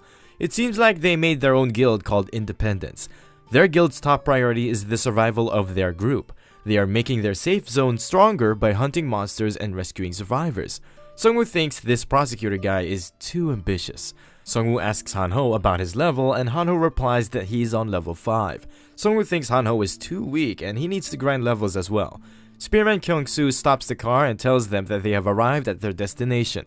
Sungwoo's party steps out of the car and Sungwoo tells them that this is their new hunting ground, while a lot of monsters are hiding behind cars and various blockage. These monsters are called kobolds and they can use magic as well. They are not that much of a threat and they get easily wiped out. The main purpose of this hunt is to help Hanho level up and to find new minions for Sungwoo. A single werewolf is capable of defeating 3 or 4 low-level vampires, even though these kobolds can use magic, but they are not strong enough to be used as minions. There are a lot of dead bodies outside the parking lot, which is looking a bit similar to the college campus. Sungwoo thinks that same tutorial must have taken place in all densely populated areas. Spearman Kyung-soo tells them that he thinks countryside places and small mountain villages like Jeju Island can be safer because they have low population. Ji Soo-yoon's family lives on Jeju Island and she tells them not to worry because her family members are big shots, so they must be fine. Sungwoo and his party enters the mart, but their exit gets sealed with magic, and this mart has now become a large-scale dungeon called the Sorcerer's Fortress. They can now only escape by defeating the boss of this dungeon. Suddenly, a huge magic circle forms beneath them, and they all get teleported to different locations inside the dungeon. Hanho falls down from a circle on the ceiling. There are a bunch of kobolds and they are telling each other that a single human has fallen into their trap. Hanho is amazed after hearing them talk. Hanho tells them that he may be alone, but he can wipe those puny kobolds by himself. But when Hanho realizes he is really alone, he becomes afraid. All kobolds rush towards Hanho, but he is too scared to fight back, but he manages to kill one kobold by accident, and the other kobold starts beating him. He is crying because he was forced to come here by Sungwoo, and now he's going to die, but soon he realizes that he cannot feel any pain. Hanho remembers that one of his priest class skill protects him for 10 seconds after killing an enemy. The kobolds become afraid as Hanho starts laughing. Hanho starts feeling like a character from Fist of the North Star, and he tells those puny kobolds that he hates weaklings like them. Spearman Kyung-soo and Jisoo are both together and they're trying to find their party members as fast as they can. Soon, they see blood coming out of a corner. Once they come close, they realize that it was Hanho who just finished a bunch of kobolds. Ji Soo-yoon still can't believe what she saw, and Hanho tells her that he has finally awakened his hidden potential. All 3 of them are now together, and they don't think they need to worry about Sungwoo, because he's more powerful than all of them. Meanwhile, on the other side, Sungwoo and his minions are massacring the kobolds. Sungwoo finally reaches a place with a lot of kobold dead bodies, and a survivor is lying there. His wounds are too severe to be healed by mere potions. The survivor points toward a box. Sungwoo picks it up for him. There's a mysterious egg inside, and it's an exclusive item which can be hatched. With his last breath, the survivor tells Sungwoo that the boss of this dungeon has the owner token for this egg. This egg originally belonged to this survivor, and its token was stolen by the boss monster somehow. Sungwoo knows that the survivor was a 5-star Dragon Knight, and this mysterious egg has a real dragon inside of it. More kobolds appear, but they get slaughtered by Sungwoo's minions. Now Sungwoo is determined to find that token and take revenge for the survivor. Sungwoo notices that something is strange about these kobolds. They just keep charging at him without thinking, as if they were buying time for something. Soon, Sungwoo spots a kobold sorcerer. One of his minions easily kills him, and the other kobolds also die without much resistance. Sungwoo levels up, and this time he chooses a skill card. He receives a new basic skill called Corpse Explosion. This skill requires 10 mana to explode a corpse. More kobolds start charging at him, and Sungwoo tests out his new skill, which causes a big explosion. 4 kobolds are hiding inside a room. Righty comes in and easily takes care of them. Sungwoo praises Righty for it, and Righty becomes happy. Further inside the room, they spot the boss, which is a high-level kobold sorcerer. There is a force field around him, and it cannot be broken until 3 cores are smashed, which are spread around the dungeon. Boss Monster is angry after witnessing the massacre of his underlings. He uses a low-level instant death spell. If this spell isn't stopped within an hour, any player in the dungeon with a level lower than 10 will die right away. Sungwoo becomes afraid because everyone in his team is below level 10. His minions keep attacking, but they can't do anything to the force field. Sungwoo thinks normal attacks are not going to work, so he orders his minions to gather all dead bodies near the boss. Sungwoo leaves the room and he detonates all kobold dead bodies, which results in a big explosion. But once Sungwoo comes back, there's not even a single scratch on the boss. The boss becomes enraged and sacrificed some of his health to reduce the spellcasting time. And now there are only 52 minutes left. Sungwoo becomes really pissed and the boss starts smirking. Sungwoo received memory fragments after reviving some kobold sorcerers, and now he knows the exact location of the cores. First core is located on their floor and Righty destroys it, but there are only 19 minutes left. They move up to the next floor and there are a lot of dead kobolds in there. Sungwoo thinks Jisoo must have killed them. When he gets closer to the second core's location, he witnesses Hanho destroying the kobolds. Both Sungwoo and Righty can't believe what they just witnessed. Jisoo tells Sungwoo that they also received that spell notification and she destroyed the core located on their floor.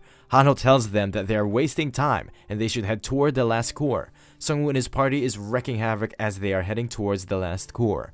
Finally, they spot the last core, but kobolds are desperately trying to protect it with their lives. Sungwoo gives Righty a hand, and Righty jumps above the kobolds and manages to cut the last core into 2 pieces. The force field around the boss has been dispelled, and now they only need to kill the boss within 9 minutes. Sungwoo is quite pissed at the boss, and he's going to wreck him. Hanho also transfers back to his normal state. There are only 2 minutes left, but Sungwoo and his party arrives on time.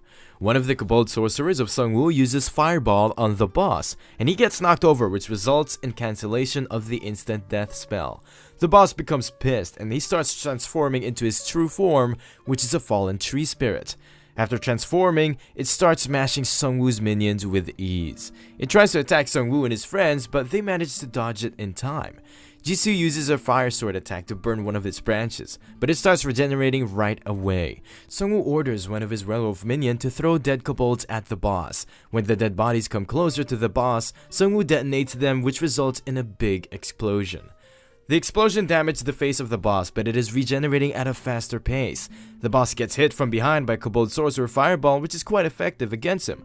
Sungwoo's party starts attacking boss with fire attacks, and soon he runs out of mana because of Sungwoo's legendary item, the Devil Bloodstorm Orb, which leeches the enemy's mana by 2% after every attack.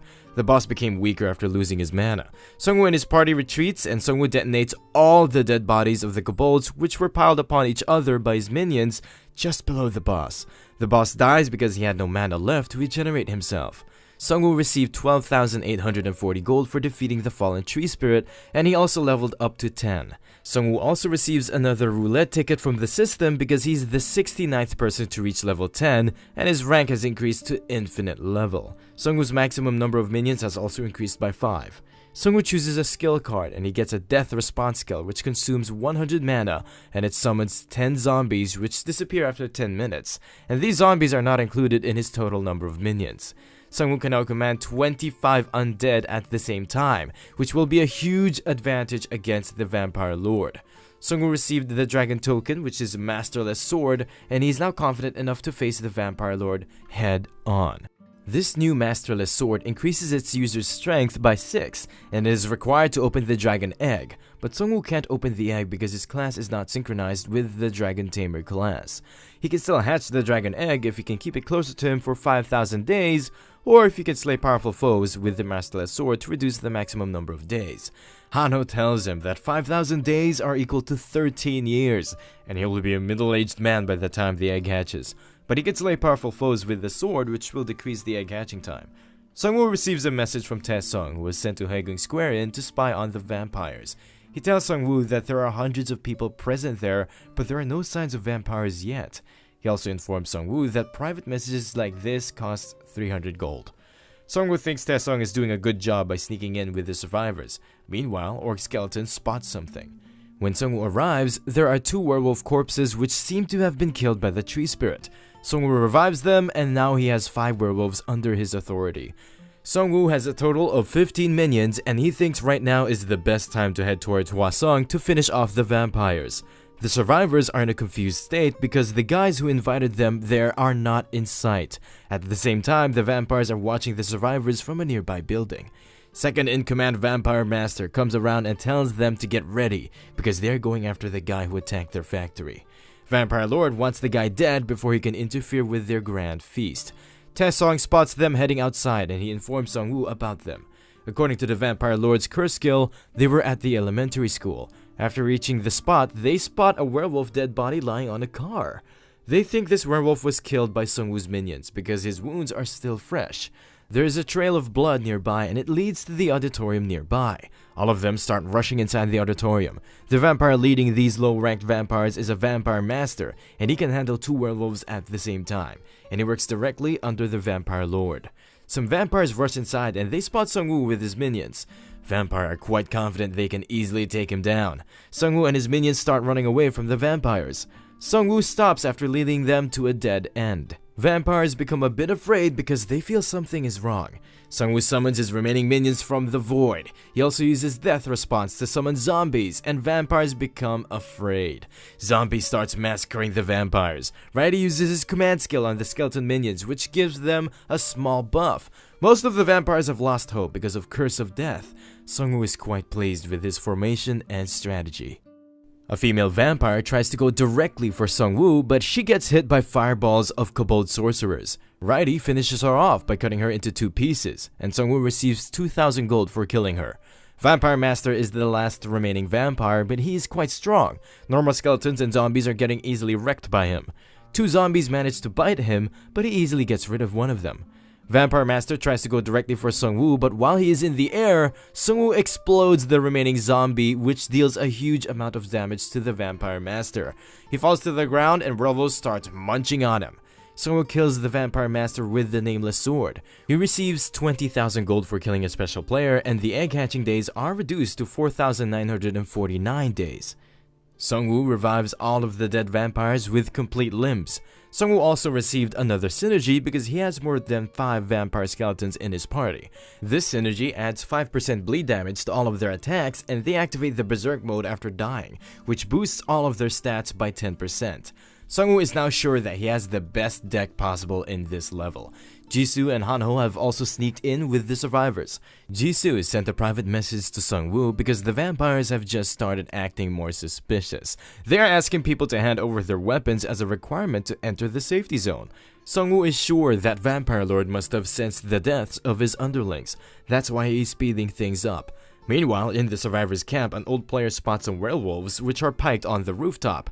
The survivors become amazed after watching it because these werewolves are powerful enough to tear apart normal wolves with ease. Jisoo and Hanho's turn comes up for handing over their weapons. Jisoo thinks these players who are working for the vampires are pathetic. Meanwhile, Taesung comes from behind. He tells Jisoo Yun that he hid her twin swords in the spot she told him about. It was quite easy for them because their gang member Yong-shik is a 2-star thief. They also got the stuff Hanho requested. After going through the weapon screening process, they are moved with other players. Soon, the Vampire Lord comes out with his lesser vampires. They are all wearing masks, and the Vampire Lord seems mad because of Sungwoo.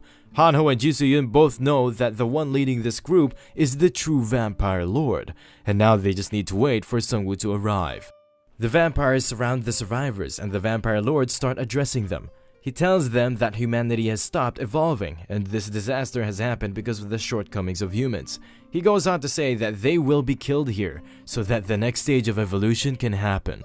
All of the vampires remove their masks, and Vampire Lord tells them that the vampires are the only chosen one who are destined to ascend to the next stage of evolution. Survivors become scared, and the vampires start massacring them. The survivors can't escape because there are electric fences around them. Spearman Kyung-soo comes driving in and he crashes the school bus into the electric fences. Jisoo and Han-ho come out with their weapons and they start guiding the players to safety. Vampire Lord becomes more enraged, but Sung-woo steps out of the bus and tells him that he is here to crash the Mosquito King's party.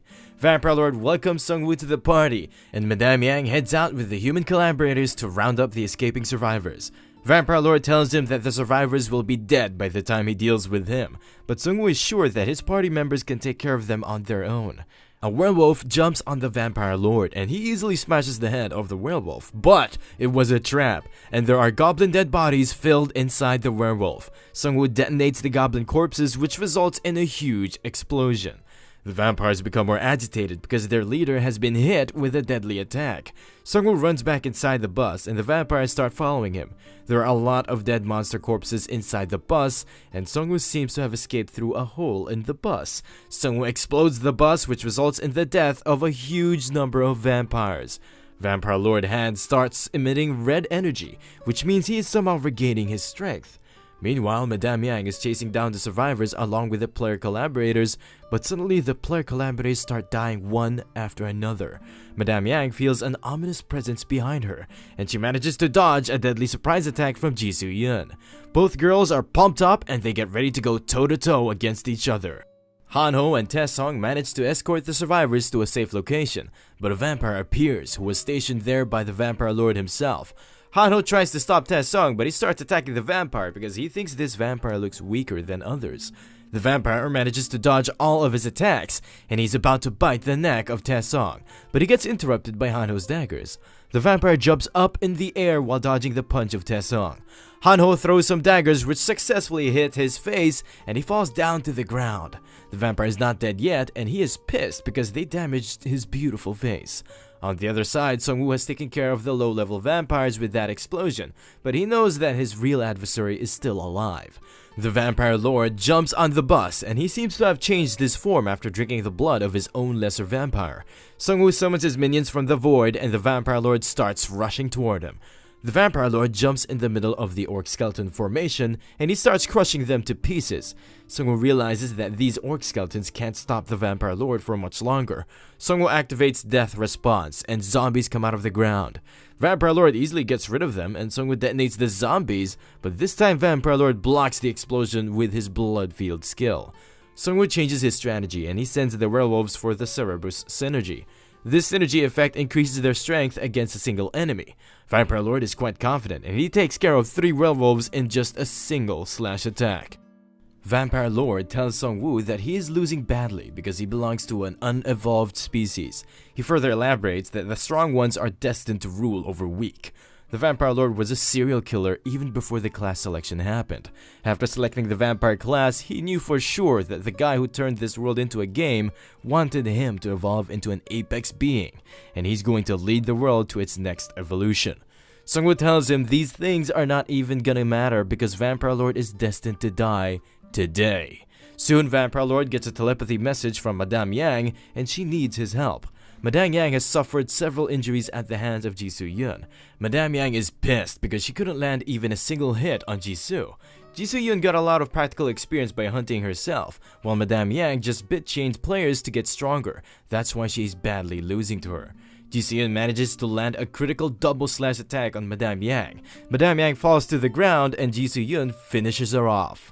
Meanwhile, on the other side, Han-ho and Taesong are not doing well. The vampire gives them a once-in-a-life opportunity to become a vampire like him. He tells them this new world is unfair, and they can increase their survival chances by becoming a parasite and sticking to someone stronger like the Vampire Lord. Han-ho says he is right, and sticking to someone stronger is the best strategy in this world filled with monsters. That's why he's sticking with Sung-woo. A rider comes from behind the vampire and he gets distracted. Han-ho throws a dagger while the vampire's attention is on the motorbike. The vampire manages to dodge the dagger and it goes directly into the chest of the rider, but he is saved because he had a goblin sitting in the front. It was all part of Han-ho's plan, and he was aiming for the goblin in the first place. Han-ho grows bigger because of his skill, which makes him invincible for some time after each kill. The vampire attacks him with all of his force, but his attack had no effect on Han-ho, who is currently invincible. Han-ho stabs him again and again with his high-speed slash skill. Taesong and a spearman also attack him at the same time. Vampire tries to go for Taesong, but Hanho blocks his attack. Vampire becomes pissed and he keeps attacking him. Spearman and Taesong go for another attack, and they manage to inflict serious damage on the vampire, while Hanho is working as their shield. Hanho starts losing power and the vampire notices it. Someone throws a goblin and Hanho kills it with his knife.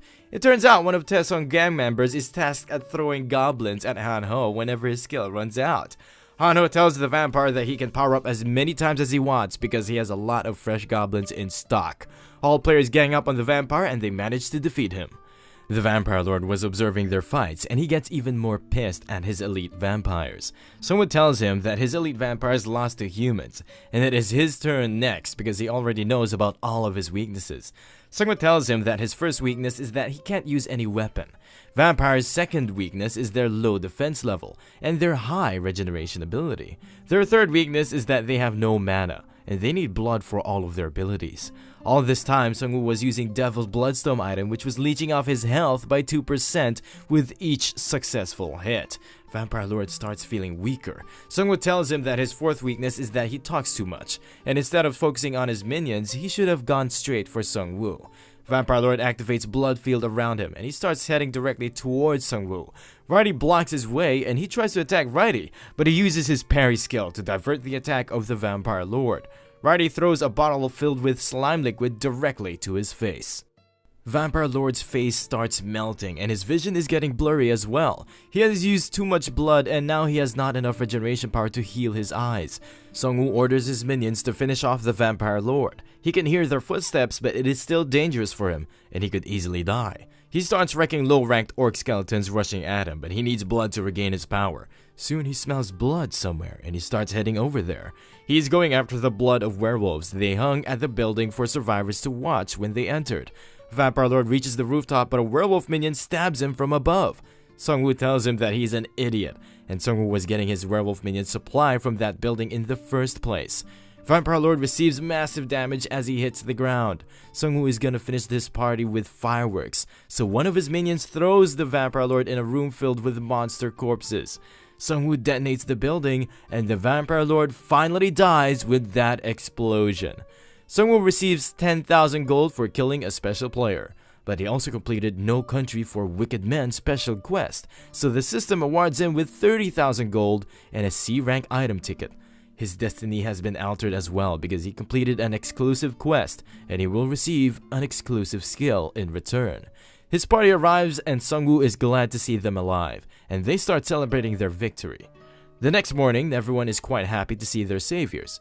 There are also some people in the mix who were saved before by Seongwoo's party, but soon the survivors become confused with the arrival of a whole regiment of soldiers. Sergeant Kim is leading them and he was spectating their fight from a distance. Seongwoo is wondering what they are doing here. Sergeant Kim tells him they were monitoring the group which was claiming that they have made safe zones, but they never imagined something this disastrous could happen. Seongwoo is glad that they didn't try to fight the vampires because they look much weaker. Sergeant Kim informs him that the Korean army is alive and well, and there is someone who wants to meet him. The army returns to their base without Seongwoo and their leader seems to be pissed about it.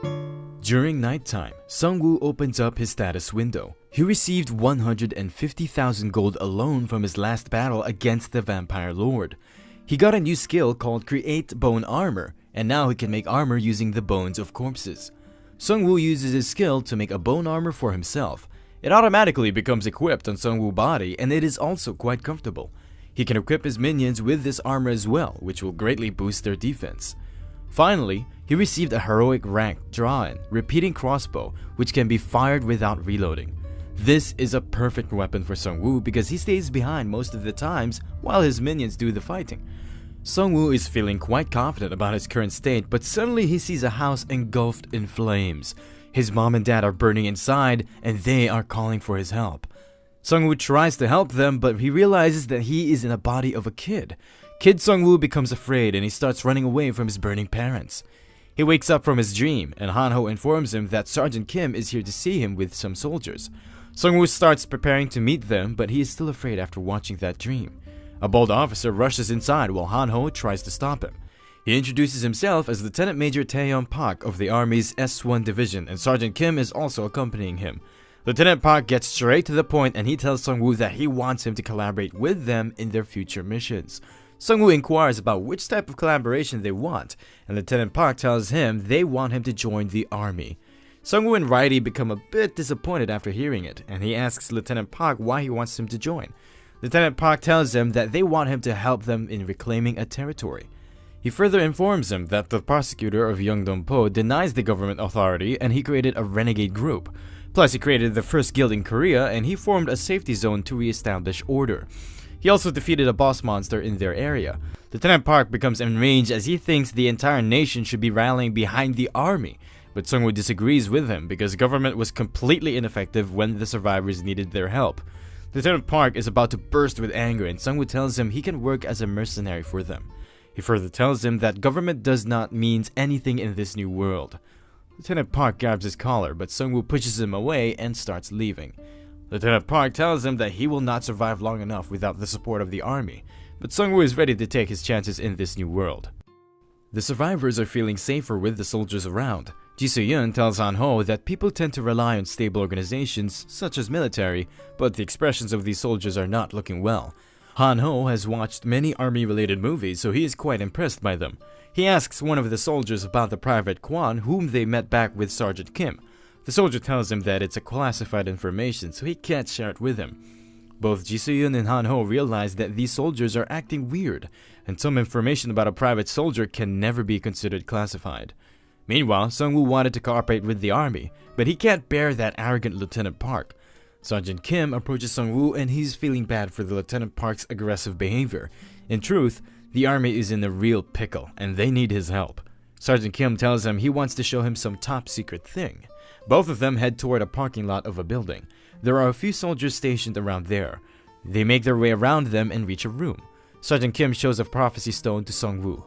These prophecy stones are scattered around the world, and whoever touches them can see a vision of the future, but not everyone sees the exact same thing. He further tells him that this game is totally unbalanced because those people who have access to these prophecy stones have an advantage. Sung-woo is a bit hesitant, but he touches the Season 2 prophecy stone. It shows him a glimpse of the future where everyone, including him and his party, had been turned into undead creatures by a being known as Lich King. Lich King looks at Sung-woo and he starts burning. With that, the dream is over, but Sung-woo is still getting goosebumps from what he just witnessed. The Prophecy Stone gives an announcement that Season 2 will start on 1st January. It turns out Sergeant Kim also had seen something similar when he used the Prophecy Stone in the past. Sung-woo receives another objective-based exclusive quest called Who is the Master of Death? He needs to seize the Grim Reaper's scythe, and as a reward, he will receive Wave of Death skill, which he just witnessed after touching Prophecy Stone. The location of the Grim Reaper's scythe will be revealed to him when he reaches level 15. The choices he makes during this quest will affect his destiny. Sung-woo is worried because Season 2 will start in just 2 months, and if he fails, everything will just turn out like what he saw in the Prophecy Stone. Sung-woo inquires about the location of the boss of this area from Sergeant Kim. It turns out boss monsters have started appearing after the start of Season 1, but Sung-woo was dealing with the vampires at that time. Sergeant Kim has information about one boss monster, and it is the same boss monster that Lieutenant Park wanted Sung-woo to kill.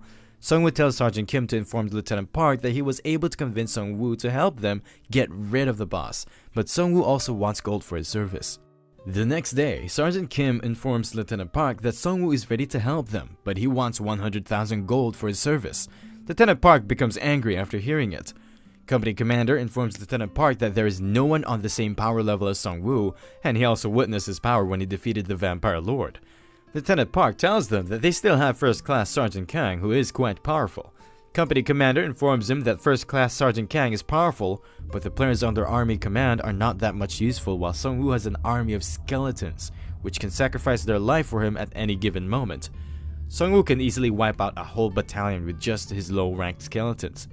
The army brings in around 60,000 gold per day by defeating monsters, and they can hire Sung-woo with their 2 days of gold earnings. The boss monster has taken control of Airstrip, which is a strategic point for the military. The army had previously sent dozens of players, but only First Sergeant Kang returned alive from there. Traveling by air is the safest means of transportation if they can avoid the wyverns. Plus, Lieutenant Park will be promoted if they take back control of the airstrip. Lieutenant Park is still angry, but he agrees to hire Sung-woo. The company commander pays Sung-woo and he tells Sung-woo that he needs to defeat the monster within 3 days. Sergeant Kang will be accompanying them on this mission, and he is the only survivor who returned alive from the failed boss hunt. Sergeant Kang is a bit disappointed because he will be working as an assistant of Sung-woo. Sergeant Kang asks about the level of Sung-woo and he informs him that he is on level 10. Sergeant Kang and the army players become shocked. They have been killing orcs non-stop, but they still haven't reached level 10. Sung-woo tells them that he needs to kill stronger monsters than just mere orcs. Sergeant Kang angrily tells him that the boss is on a whole different level. Meanwhile, the number of survivors in Sung-woo's camp has also increased. Spearman Kyung-soo suggests that they should build a town with the help of these survivors. Those people with support skills will help build the town, while the players with fighter classes will be responsible for hunting and defending the town. Their goal is to increase their gold and military strength. Han-ho's parents praise Kyung-soo for his idea, but he tells them that it was the idea of Sung-woo in the first place. Kyung-soo thinks he is not a reliable person because all of his friends died at the hands of the vampires due to his rash decisions. Han-ho's father tries to motivate him and tells him that he has all the qualities of a true leader. Meanwhile, Sung-woo and his party is wreaking havoc on the streets. Not even a single mob can stand their ground against them. Even low-ranked monsters are now afraid of them. Sung-woo's party heads inside a building and they find a smith shop in there. The smith shop gives option to Sung-woo to combine 3 of his legendary rank item into 1 at the price of 100,000 gold. Sung-woo starts preparing his 3 items for the combination, but there's a 2% chance of losing his items, so Jisoo starts praying for Sung-woo. Sung-woo proceeds with the combination and the 3 items start merging. Sung-woo gets a legendary rank item called Chaos Crystal. It grants Chaos attribute to its user and boosts mana by 500 and mana regen by 250. It can also steal mana and health by 3% during simultaneous attacks. Both Han-ho and Ji Soo-yeon congratulate Sung-woo for his new item. Ji Soo-yeon checks Smithy, and it turns out she can also combine her Fire Whetstone with Incendiary Blade, and this combination requires 15,000 gold. She combines her items and receives an Ignition Blade which causes burns whenever she strikes an enemy. Han-ho becomes angry at the system because there is nothing available for him to combine. They head back to the store in a car complex to buy more items, but the store has already been destroyed by someone else. There's a message written on the wall which says that all pathetic humans are going to die because the age of a new species is coming. They realize that this message was written with monster claws. Sung-woo thinks that maybe it was done by a new kind of intelligent monster. With that said, they start heading back to the town. On their way, they meet Sergeant Kim, who is performing a group quest with other soldiers. If they complete a group quest, their commander receives a completion reward and the soldiers' defense and attack power increases by 10% for the next day. But Sergeant Kim is wondering that they have been killing orcs and goblins for a very long time, but they keep appearing like they are respawning from somewhere. Sergeant Kim hopes that it must not be the case or their sufferings will never end. The low-ranked soldiers are just being used as slaves by the army to mine gold, and they don't even let the soldiers use the online forum. Sung-woo is thinking that army is still using same old rules. That's why the Prosecutor Guild has a better chance of growing in this new world. Sung-woo tells the soldiers to rest at their own town because it is close by. Meanwhile, the town is getting invaded by werebears, and the survivors can't seem to hold their ground against them. In the end, Spearman Kyung-soo becomes scared after facing the werebear. The bear does a swing attack, but Kyung-soo jumps over the bear. He slashes both of the eyes of the bear with one swing attack. Kyung-soo is happy because he bided some time for others, but another bear manages to catch him. Kyung-soo is about to be crushed to death, but Righty chops off the arm of the bear. Ji Soo-yeon finishes off the bear with a single stab attack. Another bear is about to attack her from behind, but Han-ho blocks his attack with his invincible skill. Sung-woo arrives there and he's quite happy because these powerful bears are about to become a part of his army.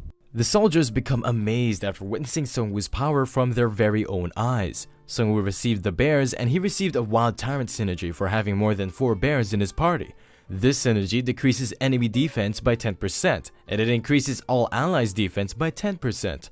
Sung-woo tells Sergeant Kim to inform his commander that he is ready to fight the boss and reclaim the airstrip. The next morning, the survivors from the last werebear attack are getting healed. Han-ho and Ji Soo-yeon congratulate Spearman Kyung-soo for holding down the werebears on his own. Sung-woo and Righty praise him as well. Sergeant Kang arrives there and he mocks the condition of Sung-woo's town, and Sung-woo is not happy with his attitude. Sung-woo tells them that they are in a rough condition because they were attacked by werebears last night. Sergeant Kang tells him he knows those bears are very tough opponents because he defeated one of them in the past. Sergeant Kim informed Sung-woo before that Sergeant Kang has a 3-star striker class. He uses martial arts instead of weapons, but no one knows about what he chose during the second class selection. Sergeant Kim informs first class Sergeant Kang that Sung-woo is ready and they can leave right away. Sergeant Kang becomes more pissed. He angrily grabs Sergeant Kim and tells him that he should shut up because he is not bringing in the required gold from daily quests. Sung-woo thinks these low-ranked soldiers are nothing more than slaves for the army. Sergeant Kim bursts out in anger and he tells Sergeant Kang that a lot of his companions died because of him.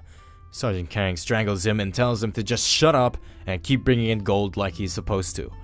He further tells him that his troops died because of the incompetence of Sergeant Kim and he should not have chosen a useless class like a warsmith. Sung-woo tells him that he wants to leave right away and he don't have time for Sergeant Kang's circus. Sergeant Kang angrily leaves with his troops. Sergeant Kim also leaves with his troops because they need to prepare for the boss raid. Sung-woo and his party members feel sorry for Sergeant Kim, but there is nothing they can do to help him. Sung-woo and the military guys arrive at the airstrip, but the airstrip is in a very bad condition right now.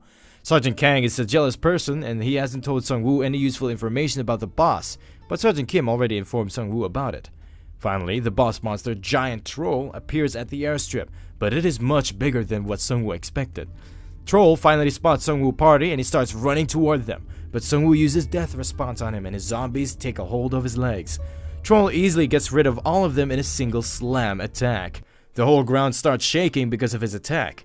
Sung-woo detonates the zombie and the explosion engulfs the troll. After the smoke subsides, the troll seems to have suffered a minor injury, which is getting healed with his regeneration ability. This boss monster has no special abilities like the boss monster Sung-woo faced in the past, but his strength alone is enough to make up for it. Boss gives a loud roar. Hanso and Ji Se-yoon get prepared because it's their turn to fight the boss. Meanwhile, on the other side, Company Commander informs Lieutenant Kang that the prosecutor of Yeongdeung-po is gaining more influence by absorbing the small groups of survivors.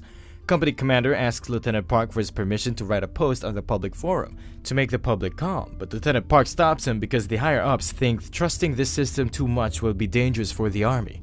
Company Commander is a bit skeptical about the higher-ups' decision because the game's influence in the real world is now too big, and they should play by its rules. Lieutenant Park is a pathetic person and he orders his troops to kill Sung-woo after the boss monster gets defeated. First Sergeant Kang is accompanying Sung-woo and he will perform the execution right after the troll gets defeated. Lieutenant Park orders Company Commander to head over there and steal all gold and valuable items from Sung-woo before killing him. Company Commander is not happy with the decision of Lieutenant Park, but he has no other choice but to follow the orders of his superiors. Meanwhile, on the battlefield, Han-ho is soaking up all of the damage from the boss with his invincible skill. Han-ho is a bit disappointed in the boss because his attacks are not even tickling him a bit.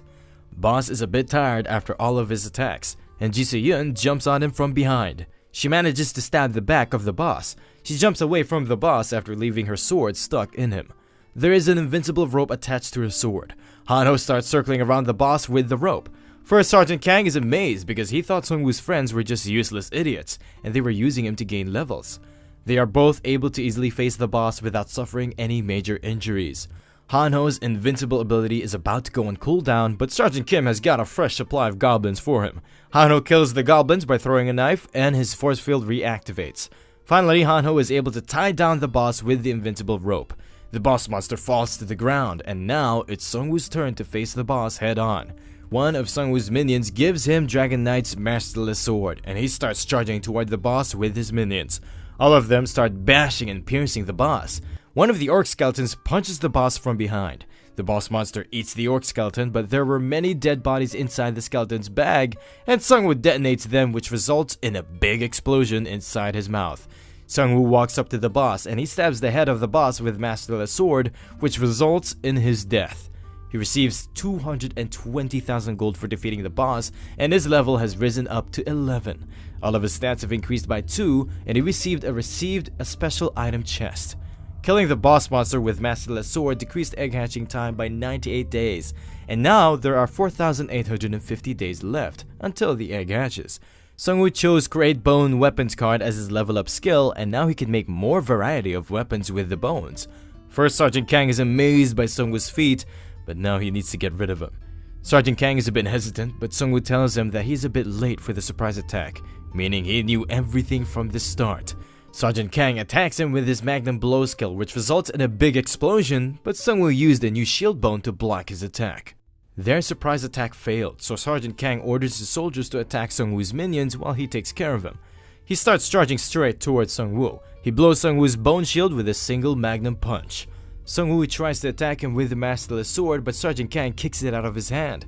He becomes more cocky, but Sungwoo slashes his face a bit with a bone dagger he just created from his bone armor. Sergeant Kang is still confident that he can win, but he realizes that he is surrounded by all the dead skeletons that he just mashed. Sungwoo creates spears with those bones that pierces through Sergeant Kang.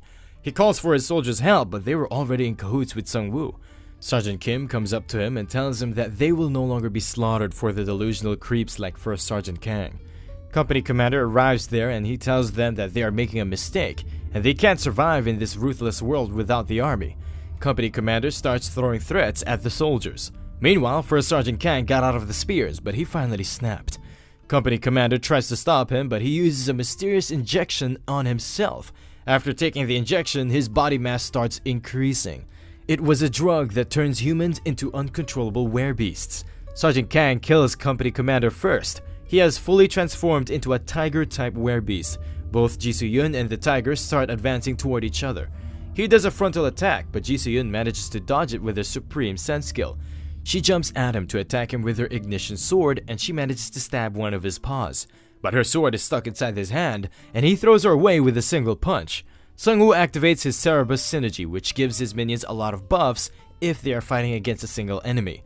Sungwoo is really pissed and he's determined to finish him off right here. His wolves and bears easily manage to take down the were-tiger with their huge numbers. Meanwhile, on the other side, soldiers report to Battalion Commander that their troops are back. Sergeant Kim arrives there and Battalion Commander Park inquires about their mission. Sergeant Kim reports that they have defeated the boss. Battalion Commander is happy, but he asks about Company Commander and Sergeant Kang. Sergeant Kim replies that they are both dead, and Sungwoo arrives there. He is here to talk about the mission where Sergeant Kang tried to kill him. Sergeant Kim arrives at their main headquarters with Sungwoo and his minions. The soldiers become afraid after seeing the skeletons. Sergeant Kim informs his companions that they are going to be free very soon. Sungwoo rushes inside the building. He throws Lieutenant Park inside their commander's office. The commander is disappointed in Lieutenant Park because he failed to stop the rebellion. Sungwoo thinks this commander is pathetic because he drives his troops to their deaths. Commander informs him that they only survived up to this point because they followed the military rules. Sungwoo tells him that he is pathetic and he forced his troops to fight for him, and they are on edge right now. Commander tells him that on the first day of this apocalypse, they battled hard against the monster and many soldiers sacrificed their lives in the process. They were granted a hidden synergy effect for fighting hard as a group. This synergy effect grants the commanding officer with the commander class. The commander can order anything from his troops, and if they disobey him, they will receive punishment in the form of a restriction on all of their stats. His troops are granted a group quest at 6 AM every day, and they receive a small amount of buff upon the completion of the quest. If a soldier disobeys or leaves the area, he will be branded as a deserter, and all of the monsters within the vicinity will start hunting down that soldier. Sungwoo tells him all this time he was sending his soldiers to their deaths. The world right now is just like a survival game, and all humans are just chess pawns on the board of the creator of this game. Sungwoo gets to the point and inquires about why he ordered his troops to kill him. Commander tells him that he is a thorn in his side, and he cannot let rogue groups like his flourish in this world and topple the government. Commander keeps accusing him of many things, but Sungwoo realizes that the commander is not even trying to mince his words to not offend Sungwoo, and maybe the commander thinks he can take care of Sungwoo with his little crossbow. Sungwoo tells him to release the soldiers from his synergy and hand over all of his gold to him. If he does that, Sungwoo will leave this area once Season 1 ends. Commander becomes pissed and he tells Sungwoo that all gold and soldiers belong to the military. Sungwoo sets the record straight and tells him that he is not here to make a deal. Either the commander should hand over everything himself, or Sungwoo will retrieve them after killing him. The commander becomes afraid and he agrees to Sungwoo's conditions. Commander hands over 45,000 gold to Sungwoo, but Sungwoo thinks it's too less. Sungwoo inquires about the werebeast vials from the commander, but he refuses to tell him because it was not part of their deal. Sungwoo blackmails him by saying that he will not leave after the first stage ends. The commander tells him that he bought the vials from the wandering peddlers and they never told him their main location. They also told the commander that powerless and pathetic people buy stuff from the roulette stores. Sungwoo remembers that this same catchphrase was written on the destroyed store wall, and he thinks they are responsible for destroying the store. Sungwoo starts leaving with his minions, but Commander tries to attack him from behind with his crossbow. Another soldier rushes in with the crossbow and he fires at Sungwoo, but he manages to block it with his bone shield. Sungwoo had enough and he throws the bone spear shard at them, which led to their deaths. Sungwoo receives 14,000 gold for killing both of them. A minion tries to go for the commander, but he tells him to stop, or he will detonate a bomb. This bomb is called Abyss Concentrate, and he bought it from the Wandering Peddlers. Sungwoo becomes happy and asks him to use Abyss Concentrate on him, because it's the same skill Arc Shaman used against him back in the school. The Were-Tiger smashes through the window and he crushes the commander's hand. Sungwoo tells him to send his regard to the Vampire Lord in Hell, and the Were-Tiger beheads the commander with a single attack. Sungwoo receives 6,000 gold for killing a level 3 player. He thinks the commander was a pathetic loser because he was still on level 3. Commander had only a little gold left because he spent all of their resources to buy something else. Were-Tiger opens up a locker and there are many products inside which the commander bought from the peddlers. The description of the Werebeast vials say that they were originally created by an unknown player by boiling a human who just turned into a Werebeast. Injecting this vial into the muscles will turn the player into a Werebeast for 20 minutes. Meanwhile, on the outside, Jisoo-yun is getting healed by Hanho's new healing skill. They are using Hanho's skill instead of potions because they gave them away to the wounded soldiers and Hanho needs to increase his healing skill level. Hanho is a bit hurt because even Sungwoo's minions look down upon him, but Righty comes up to him and pat him, which gives him some courage. Sungwoo comes out and inquires about Jisoo-yun's injuries. She tells him that she is alright and she rushed at the Were-Tiger because she thought her class can easily match the Were-Tiger. Sungwoo tells him that it is alright because there are many other monsters she can easily kill with her skills alone. Sungwoo is glad that Hanho learned a healing skill because soon they will need to face the Lich King's undead army and the priest class is the perfect counter for the undead class. Hanho can even one day beat Sungwoo if he utilizes his class well. Hanho asks about Sungwoo's new cool looking robe. Sungwoo tells him that he received it from the chest he got after killing the troll. It's a legendary rank coat called Shadow King's robe. It reduces damage by 10% and it allows the wearer to remain hidden in the shadows until he attacks an enemy or someone uses a detection skill to catch him. Hanho becomes disheartened because he never received any legendary rank item. Sergeant Kim informs Sungwoo that some soldiers decided to depart to look for their families while the rest of them are going to Sungwoo's town. There were also some who refused to cooperate to the very end and they will fend for themselves now. Sungwoo tells them to head back to the town. Sungwoo needs to keep grinding levels because there are only 3 days left until the end of stage 1. Back in the town, everyone is busy grinding levels and raiding dungeons. Meanwhile, Sungwoo leveled up to 12 after defeating an orcs camp, but his level up progress has slowed down because he is only encountering weaker monsters. Sungwoo selected a strength card as his level up option, and his strength increased by 3, and now his total strength is 13. But it's still not enough. He needs to level up to 15 as soon as possible and acquire the Grim Reaper's Scythe. A new notification pops up which informs the players that Chapter 1 of the main story has ended, and the double gold event bonus is also invalid now. Plus, the restriction on travel between different areas has also been lifted. A main story start guide pops up. It congratulates the player for surviving up to Chapter 2. The system further tells them that they will soon find out the purpose of this game, and now the survivors need to build up their strength to face this new world. 3 more warning pop up which tells them that this event will last for 20 days. Raid boss monsters will appear throughout the world which will provide major rewards, and these raid bosses can attack the safety zones as well. The last warning says that signs of angels or demon caps are scheduled for a later update. Players can start looking for the traces of both species which are scattered across the world. Sungwoo realizes that there are 2 important things in this new update. First are the raid bosses, and second are demons or angels, but he has no information about them. Hanho informs Sungwoo about something major in the mobile app. It turns out they published the ranking for the Korean server. Sungwoo is on 3rd place on the whole Korean server. Sungwoo is amazed by the guy on 1st position because he's been killing monsters non-stop, but he's still on level 12. He thinks maybe that guy on rank 1 is a hardcore gamer. Jisoo realizes something strange about the 4th and 5th place players. Judging by their ID names, they both belong to the same group, but they are still in the top 5 together. Hanho tells Sungwoo to check out the online forum. It turns out second place prosecutor of Yeongdong-po wants to meet him and he made a public post about it. He wants to request an official meeting with Sungwoo. He has the Korea's largest survival community with 500 players working under him. Their goal is to overcome this crisis and reveal the truth behind this game. The prosecutor has heard many good things about Sung-woo and he wants him to join his guild. The prosecutor will come in person if Sung-woo agrees to meet him. Sung-woo is sure that this prosecutor guy wants something different from him, that he is not showing to others. Now Sung-woo has one more thing to worry about. Meanwhile, on the other side, prosecutor and his guild members are burning some monsters.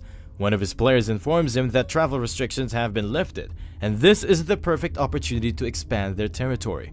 A female hunter stops him because there are raid bosses, demons, and angels outside, and they first need information about them. Prosecutor tells them that their mission is to slay monsters and save people. They need to prevent the annihilation of their civilization. The players become motivated after hearing it. The female player tried to track the #1 player so they can recruit him, but there is no trace of him anywhere. That's why she made that post to recruit Sung-woo, who is on the 3rd place. They need good reputed players like Sung-woo to increase their strength because this world is filled with selfish and corrupt people. The survivors are praising Sung-woo non-stop on the online forums, and he has become more popular than Prosecutor. The prosecutor needs to meet him as fast as possible and make sure that he is not a threat to their future. The female player informs the prosecutor that Sung-woo replied to their post and he's ready to meet the prosecutor. Prosecutor tells his players to get ready to travel to Hwasong Fortress in Suwon. The next morning, Sung-woo tells his companions that he needs to meet Prosecutor to share some important information and he wants to know about tips to level up quickly, or they will be killed by the Lich in the future. Taesong biker groups arrives there and he informs Sung-woo that they were attacked by some strange people who took his friend Yongsik with them. They were looking for something called Golden Deer, but once they found out Taesong group knows nothing about the Golden Deer, they started attacking them. Ji Soo-yeon thinks that they are just a bunch of outlaws from another area, but soon they will find out about their town once they investigate Yongsik. Sung-woo asks Taesong to lead him to those bandits. Meanwhile, the bandits are beating Yongsik, but he is not giving away any information to them. He knows they will finish him off if he tells them the information about their town. One player is about to kill him, but Sung-woo's party arrives there on time. Bandits ask them the same question about the Golden Deer, but Sung-woo tells him that he has no idea about what they have never heard of anything related to Golden Deer. The bandit is a pervert, so he asks them to hand over Ji Soo-yeon to them. Ji Soo-yeon snaps and she wants to kill him. The bandit rushes toward her. He uses a skill with his weapon, but Ji Soo-yeon dodges it. He keeps swinging his weapon at her, but she easily dodges all of his attacks. Finally, she decides that it is enough, and she cuts one of the arms of the bandit. His henchman throws a fireball at Jisoo, but she easily manages to parry it. Jisoo rushes at them with her sword, and she burns them alive with her skill. 2 more bandits get nailed by Hanho's daggers. One of the bandits took Yongsik hostage, and he is threatening them to back off. Sung-woo appears from behind him, and he finishes him off with his dagger. Some bandits manage to escape in time on their motorbikes. Taesong asks Yongsik if he found out about anything on the Golden Deer from the bandits, and he replies that it gives players some epic items. Soon, Jisoo spots a Golden Deer near them. A hidden quest appears, and now they need to catch the Golden Deer to acquire one of the tickets to a hidden stage. Sung-woo uses his technique right below the Golden Deer, and his zombies start appearing out of it. The Golden Deer manage to escape from them. Sung-woo sends his werewolves after the deer. They chase the deer into an alleyway, but their path seems to be already blocked by a werewolf. The werewolf becomes scared after watching Sung-woo's party, and it starts running away from them. The Golden Deer gets easily crushed by Sung-woo's werewolves. Sung-woo receives a part of the ticket to the hidden stage. But Sung-woo is worried about something, because all werewolves instinctively attack their prey while this one used his head and ran away. He is worried about it, but they need to head back to town for their meeting. Meanwhile, back in town, everyone is happy because they are going to see the prosecutor, which is quite famous on the online forum. Sung-woo is quite impressed because prosecutor made it this far using a helicopter without worrying about the wyverns. Sung-woo and the prosecutor meet each other for the first time. The prosecutor introduces himself as Jung Chun-che. Sung-woo notices that people of his town saw the prosecutor for the first time, but they are acting overly charmed by him. They are acting the same way the lesser vampires acted for their vampire lord. Even Hanho's eyes are sparkling after meeting the prosecutor. Sung-woo takes him to his office, and prosecutor tells him that the people of his town are very lively. Prosecutor further elaborates that they are not doing too much well because survivors are flocking in Yeongdeung-po, and the total number of people in Yeongdeung-po has exceeded 30,000. Sungwoo thinks that having more people must make his guild stronger, but Prosecutor tells him that is not the case, because most of the survivors are children or elderly who cannot go out in the fields to hunt. That is why he needs strong people like Sungwoo to join his guild. He knows Sungwoo is quite capable because he made it to top 5 in the rankings, which is a tough task in itself. When the game started, his parents were killed by the monsters. He somehow made it out alive due to his power. The Prosecutor despises this game and he wants to take his revenge on the entity who created it. That is why he wants Sungwoo to join him, because he wants reliable people with good reputation like him. There is also something else which made him personally come to Sungwoo. Prosecutor shows him another prophecy stone and he asks Sungwoo to touch it. After Sungwoo touches it, he is shown another bad ending for the Korean server. This ending shows future glimpse of Yeouido Island. Some roots start sprouting out of the ground and they turn into a big world tree. Its roots start finding and killing players around the area. The Prophecy Stone's notification informs him that this tragedy will occur if they fail to stop the Fallen Ones, who will plant the seed of the world tree in a certain area and cause it to mutate by offering human sacrifices. Prosecutor tells him that they need to work together to stop this tragedy from happening. He further informs him that the world tree has planted its roots on Yeouido Island and there happens to be a boss raid in there. Prosecutor becomes pumped up and he tells Sungwoo that they need to raid the boss as soon as they can. Sungwoo also agrees with him because the fate of their world is at stake. But he hesitates to share the information about the Lich King, because that tragedy will only occur if Sungwoo fails to obtain the Grim Reaper's scythe, or maybe Prosecutor will kill him thinking that it will cancel the exclusive quest.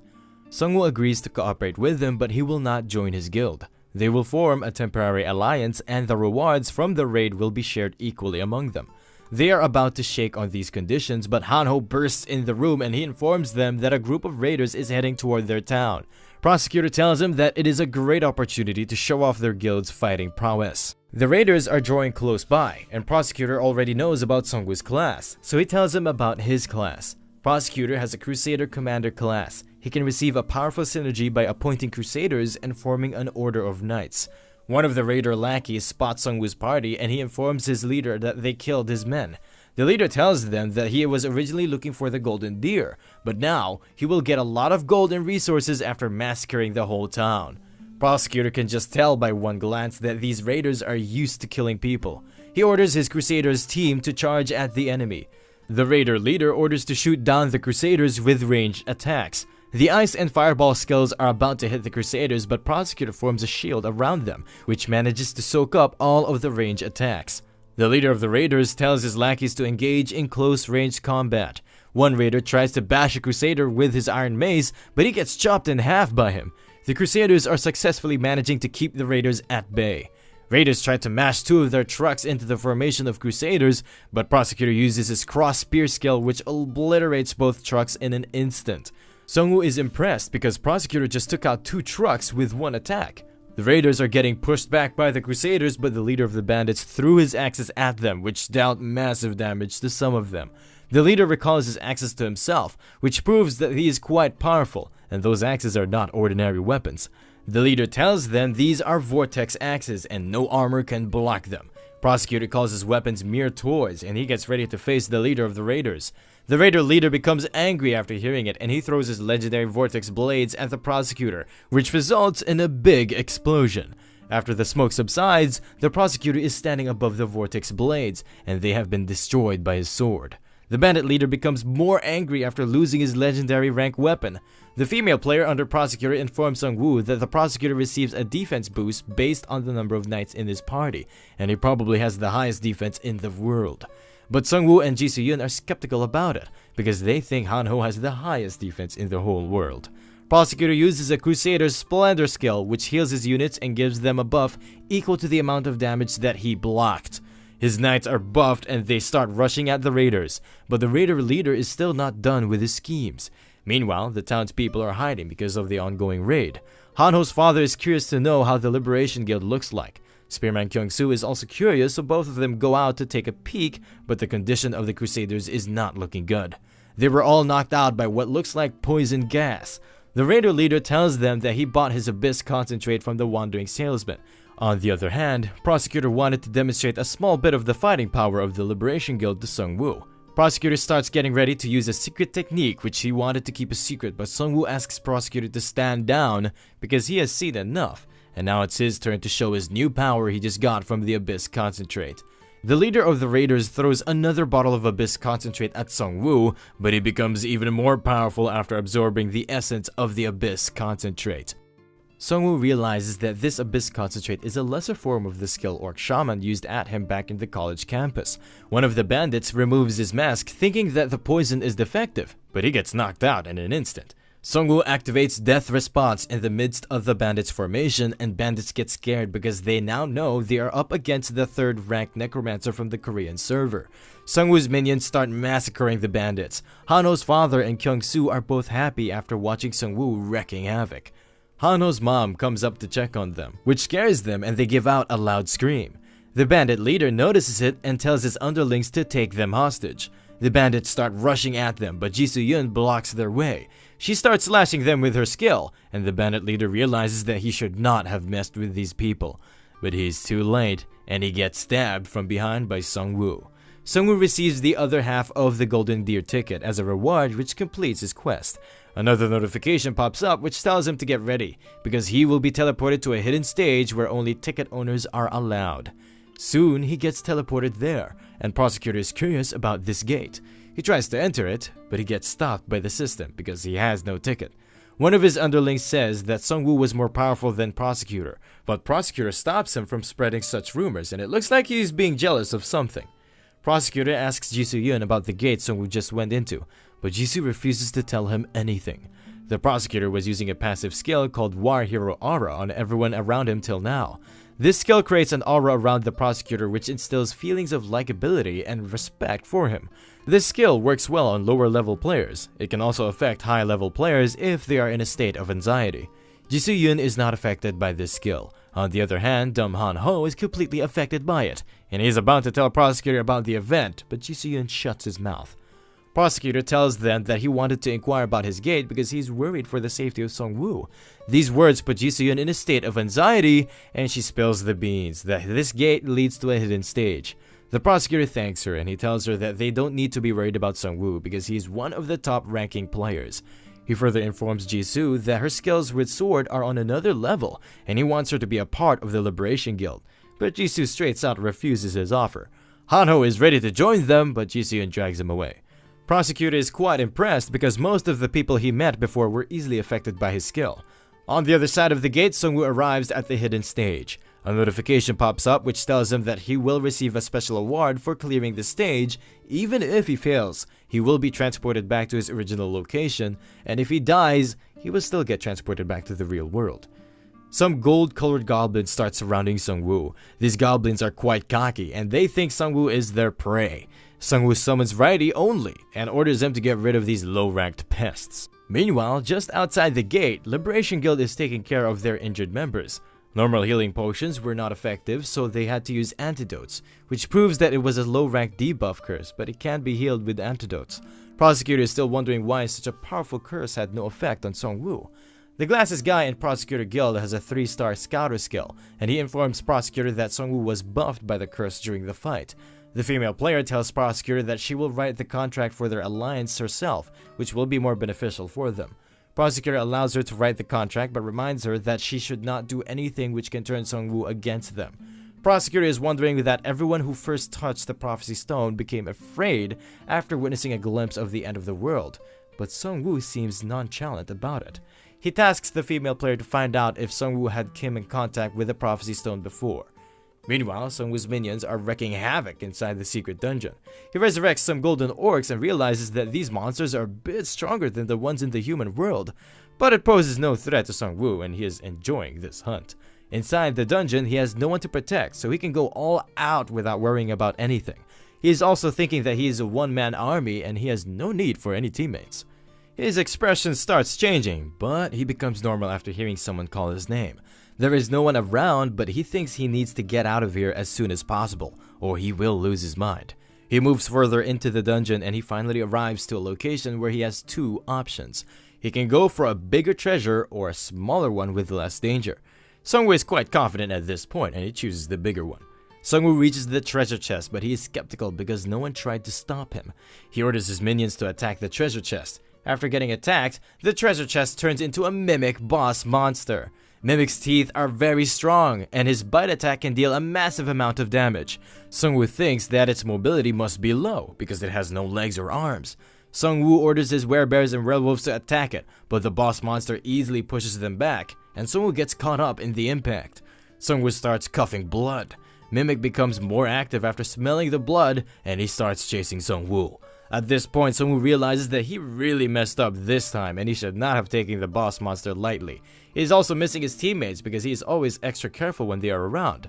Mimic is about to chomp Sungwoo, but his minions somehow manage to hold it back. Sungwoo activates Death Response inside the mouth of the Mimic, and his zombies start rushing inside its mouth. Sungwoo gets back and his minions close the mouth of the Mimic with their weight. Sungwoo detonates the zombies, and even his minions get knocked back by the impact of the explosion. After the smoke subsides, Sungwoo receives a total of 1,434 points for defeating the Mimic and completing A+ ranked mission. The Mimic has no damage on its outer shell, which means it could not be defeated from outside. Sungwoo takes a note of it, and he will be extra careful from now on. After getting healed, Sungwoo heads towards the next room. This classroom is a reward room, and there are many lockers inside which can be unlocked using the points he just got from defeating the boss. The items inside these lockers are not available in the normal stores, and they can boost experience and stats of a player.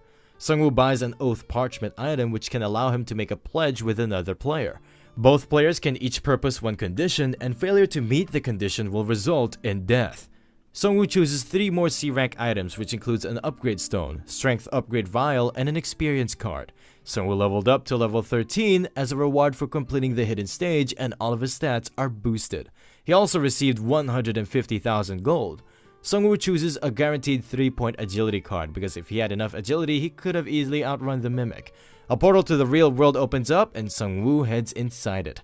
Sungwoo and the prosecutor meet up again, and Sungwoo tells him that he is sorry for wasting his time. The prosecutor presents him some potions as a gift.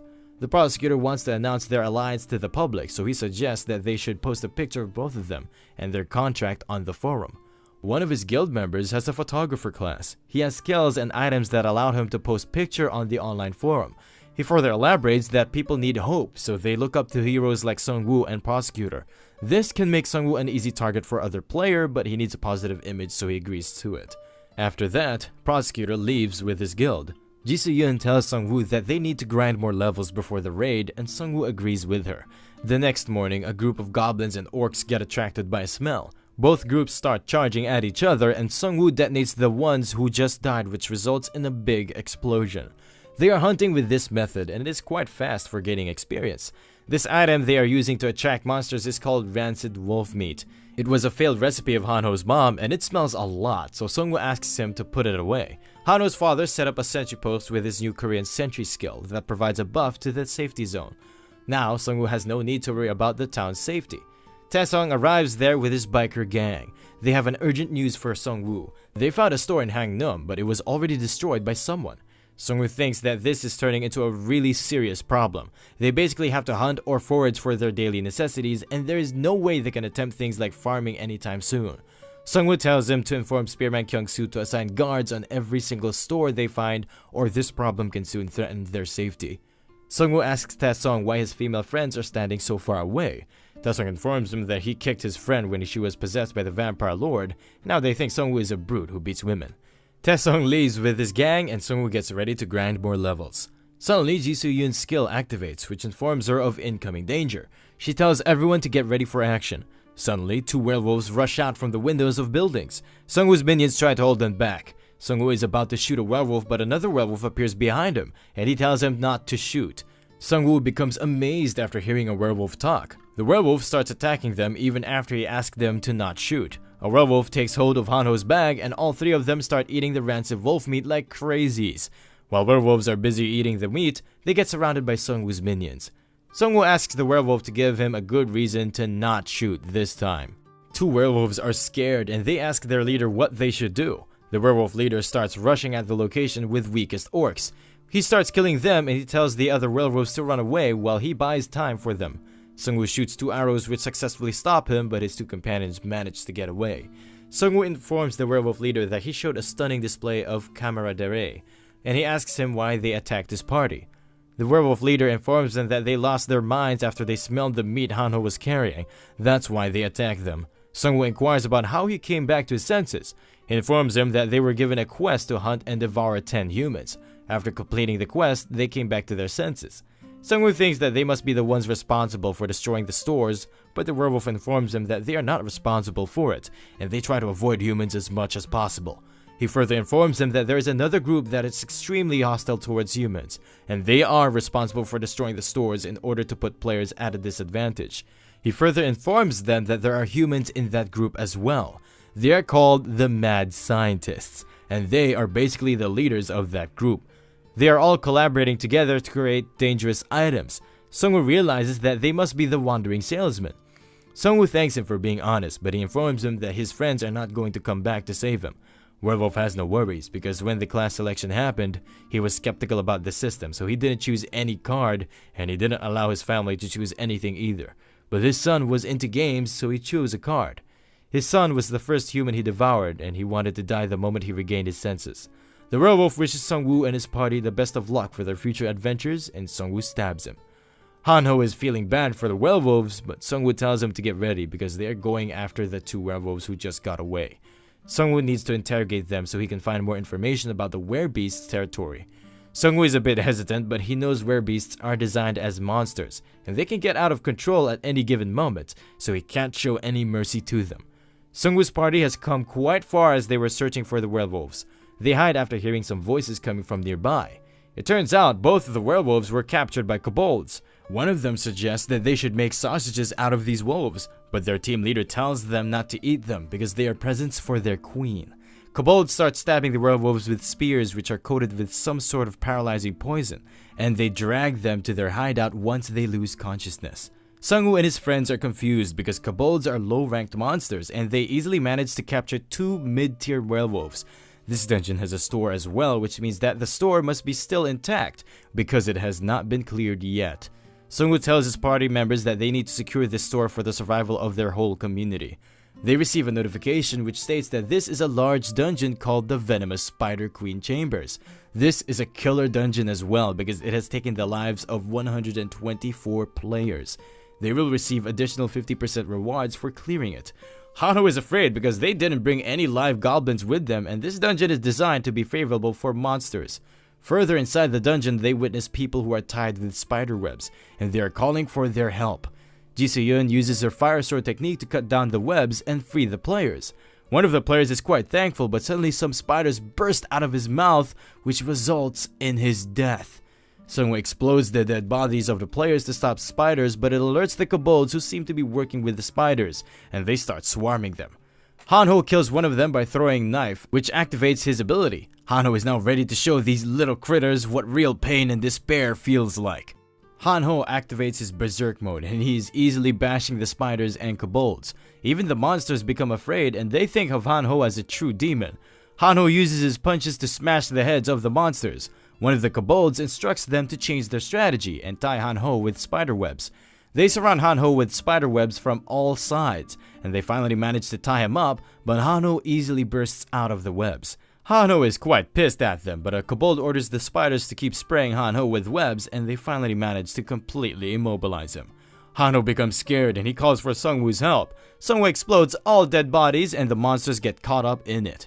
Sungwoo, Ji Se-yeon, and Raidi remind Hanho that he got into this situation because he was too cocky.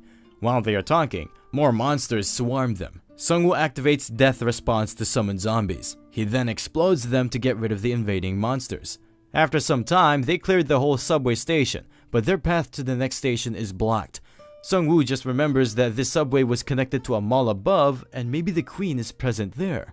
After clearing the whole mall, they reach the boss room. They are about to enter it, but a notification pops up which informs them that it's a killer dungeon which has taken the lives of 124 players, and they will receive a small reward if they give up now. Hanho and Ji Se-yeon ask Sungwoo to reconsider it because it looks like a tough boss is ahead, but Sungwoo informs them that the boss raid is going to be even more tougher, so they should face this queen now to get stronger. When they enter the boss room, a kobold shaman is present there who welcomes them, and he is the boss of this dungeon. Hanho is surprised because this kobold shaman can perfectly mimic human language, unlike other kobolds who only know a few human words. Kobold shaman informs them that he ate 20 human brains, which gave him speech ability. Sungwoo now knows that the game is designed two ways, and monsters can also become stronger by killing humans. Kobold shaman tells them that he will soon have 23 human brains. The ground starts shaking and another boss monster called Giant Venomous Spider Queen makes her appearance. Both monsters unite their forces and merge into one. Sungwoo uses Death Response for his usual explosion skill. Spider Queen uses her steel webs to capture the zombies and Sungwoo's minions. Instead of finishing them, she throws them away from her. Kobold shaman already knew about Sungwoo's explosion skill because he was observing them through his scouts. Sungwoo is worried because this kobold knows human speech, plus he has become intelligent like a human. Hanho throws his daggers at the kobold, but they get blocked by Spider Queen. Kobold informs them that after merging, he has become the brain while Spider Queen is the body, so now she will protect him at all costs. Spider Queen attacks them with more webs, but Jisoo-yun uses her ignition sword, which easily manages to burn the webs. Jisoo-yun attacks the spider and one of her legs catches fire. Kobold shaman uses his aqua skill to spray water on the spider's leg. He then starts holding back Jisoo-yun with his aqua skill. Sungwoo instructs his minions to stand together and block the boss monster. He further instructs Hanho to stay with Jisoo-yun. Sungwoo seems to have cooked up a plan for the boss. The boss is smashing the minions one by one and he is eager to eat the human brains. Sungwoo resurrects all of the dead monsters which were captured above by the queen before. Sungwoo tells him that his dinner time is over because this boss nest filled with dead bodies is a perfect combination for his necromancer class. The newly reincarnated minions start rushing towards the boss. Spider Queen easily slashes some of them in half with her leg attack. One of the minions manages to slash one of her legs. The queen becomes more agitated and she throws poison at the minions, but the minions are not affected by the poison because they are just made up of bones. Kobold shaman also realizes it and he instructs the queen to not use poison on the corpses. Queen somehow manages to bash the first wave of skeleton minions, but Sungwoo reincarnates more dead monsters. Most of the dead bodies in the boss room belong to werebeasts because Spider Queen is a picker-eater and she prefers stronger monsters. The kobold shaman becomes agitated by the continuous waves of werebeast minions, so they jump up to go directly for Sungwoo. Spider Queen lunges at Sungwoo with all her might, but he manages to block her attack with his bone shield. Spider Queen keeps destroying his bone shields, and Sungwoo keeps making them again and again. One of her attack manages to hit Sungwoo, but he is holding her back as much as he can. Kobold becomes really pissed at the minions who keep attacking him from behind. The queen grabs all the corpses and the kobold shaman burns them using his fireball skill. Sungwoo realizes that this kobold is getting more smarter as the fight goes on. Sungwoo's minions dash toward the kobold shaman, but he blocks them using an air boom skill, which creates a force field around him. Kobold shaman becomes more cocky because Sungwoo has a limited number of minions remaining, and he can't summon more. Shaman lets his guard down and Jisoo-yun jumps from behind him and she tries to strike the shaman, but her attack gets blocked by Spider Queen's legs. Hanho appears along with zombies and it turns out both Jisoo and Hanho were planning something behind the scenes. Kobold shaman makes fun of Hanho for being weak and pathetic, but Spider Queen seems to be hesitating for some reason. Hanho pulls out a rancid meat dish. It turns out Hanho was preparing rancid meat all this time. Both Spider Queen and Kobold shaman can't resist its smell. All zombies have been loaded with rancid meat, so the queen grabs them and they start chomping on them. Sungwoo says his final goodbye to the copy Kobold shaman as he detonates the zombies, which results in a huge explosion. On the other side, Prosecutor is facing a bat boss monster and he manages to cut it into two with his sword/attack. His troops start celebrating their victory. It turns out Prosecutor can receive 10% experience points from his Crusaders too, but he's still worried about how Gang Sok-han became the first ranked player. Prosecutor has the best guild in Korea under his command, but he still cannot catch up to the mysterious guy on first place, and he can be a threat to him in the future. The scouter of his party informs him that the Korean rankings have changed. It turns out Sungwoo reached level 14 before him and he is now on second place. Prosecutor bursts out with anger after watching it as he is obsessed with staying on the top rankings. After the explosion, Goblin Shaman is still hanging on to his dear life, but Hanho throws a knife which gets stabbed in his head, and they receive 300,000 gold for defeating the Kobold Shaman boss, plus 50% extra awards for clearing the killer dungeon. Hanho is glad because he finally pulled his weight, but the Spider Queen is still alive and she tries to go for Hanho. Righty stabs her in the eye and she dies on the spot. Sungwoo levels up to 14 for defeating the boss, and Righty's rank increases because he defeated a powerful boss monster. His fighting power and his commanding abilities increased as well. Sungwoo draws another card as a gift for leveling up, and now his total number of minions have increased by 2. He is now ready for the boss raid, plus his first awakening is not far away either. After some time, they manage to find the C rank store in the dungeon. This store works like a slot machine, and there are gold, platinum, and diamond options in it. They need to spin the slot machine, and they will receive a reward if 3 same things match on the screen. Hanho is quite pissed because he knows this is a gambling machine, and he has the most bad luck out of all of them. Jisoo and Hanho both have 300,000 gold coins, while Sungwoo has 1,600,000 gold coins, so they can try again and again until they get something good. This time Hanho tells them that he's going to use the machines first because the first person has the most luck, but Sungwoo tells them that there are 3 machines and they can all try together.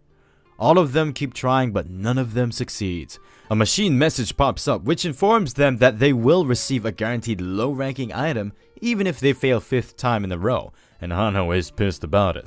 Sungwoo and Jisoo keep trying like they are addicted to the gambling system, while Hanho finally manages to hit a jackpot. He received a legendary magic scroll which allows the player to use a random skill, and there is a 50% chance of failing for this item. Finally, Jisoo had enough and she gives up while Sungwoo is completely addicted to it. Sungwoo gets the first place item after a few tries, and even he can't believe it. He got a legendary item called Shadow King's Ring. It increases its user's agility by 3 and health by 2. It also summons a Shadow Clone which deals 50% damage. Sungwoo got a new special quest called Shadow King's Heir. He needs to gather all of Shadow King's relics and he will get a Shadow King's crown for completing this mission.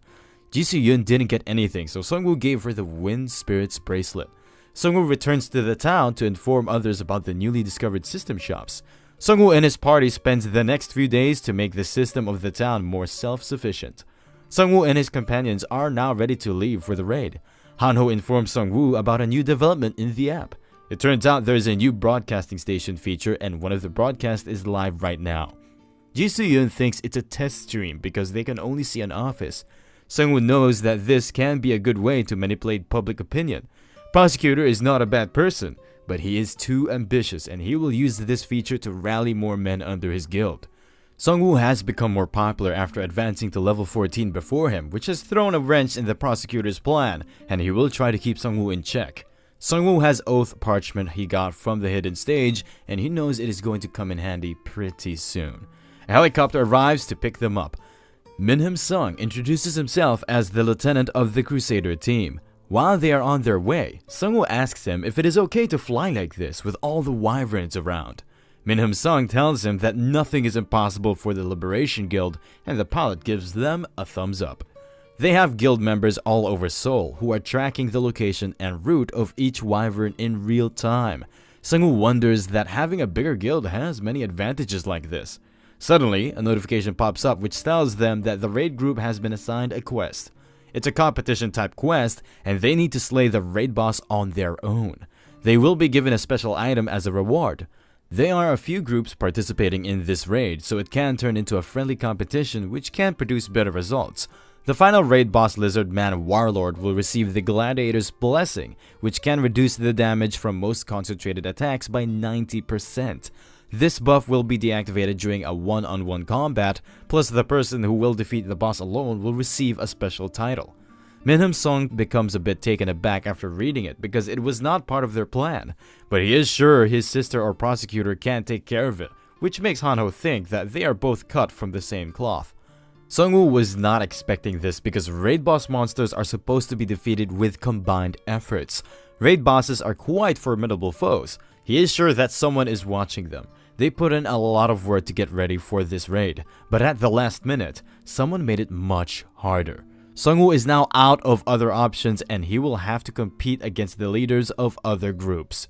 In the player guidebook section, Prosecutor uploaded a message in which he stated that 12 different groups and 1,000 players will be taking part in Yeouido Island raid.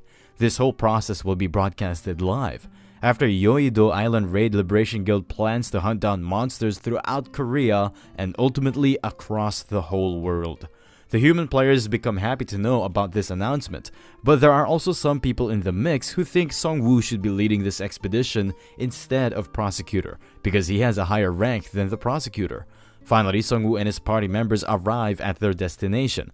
Prosecutor welcomes him in person, and Sungwoo commends him by saying that the whole area is well organized, and they must have prepared well for the raid. Sungwoo notices a camera, and he has a feeling that Prosecutor wants to use the raid as an excuse to boost his public image through the live broadcast.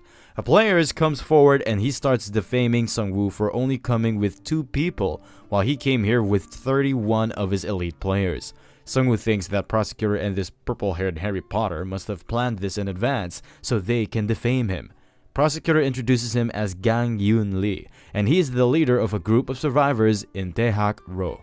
Gang Yun Lee is a fire-type sorcerer, and he's mentioned pretty often in the app forums. Sungwoo reminds him to not be cocky, and his teammates can easily beat his whole group. Plus, they are here for a boss raid, not a war. Gang Yun Lee becomes pissed, but Prosecutor tells him not to underestimate Sungwoo's class, because he is never alone and he can summon his minions at any time. Prosecutor tells them to head inside because it is almost time for the meeting. Inside the meeting room, leaders of different groups are gathered.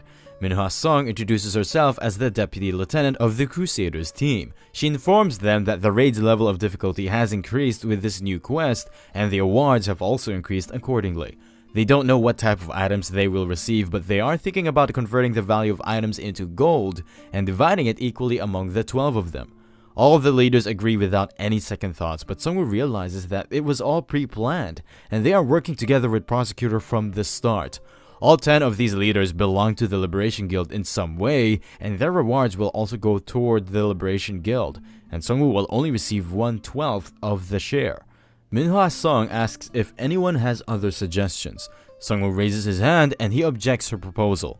Sungwoo further elaborates that this quest stimulates the players to fight the boss one-on-one, so the player who risks his life to defeat the boss must get better rewards. Minhwa Song informs him that he was the one who proposed the idea of equal distribution in the first place. He reminds her that he wanted a fair reward, not an equal one.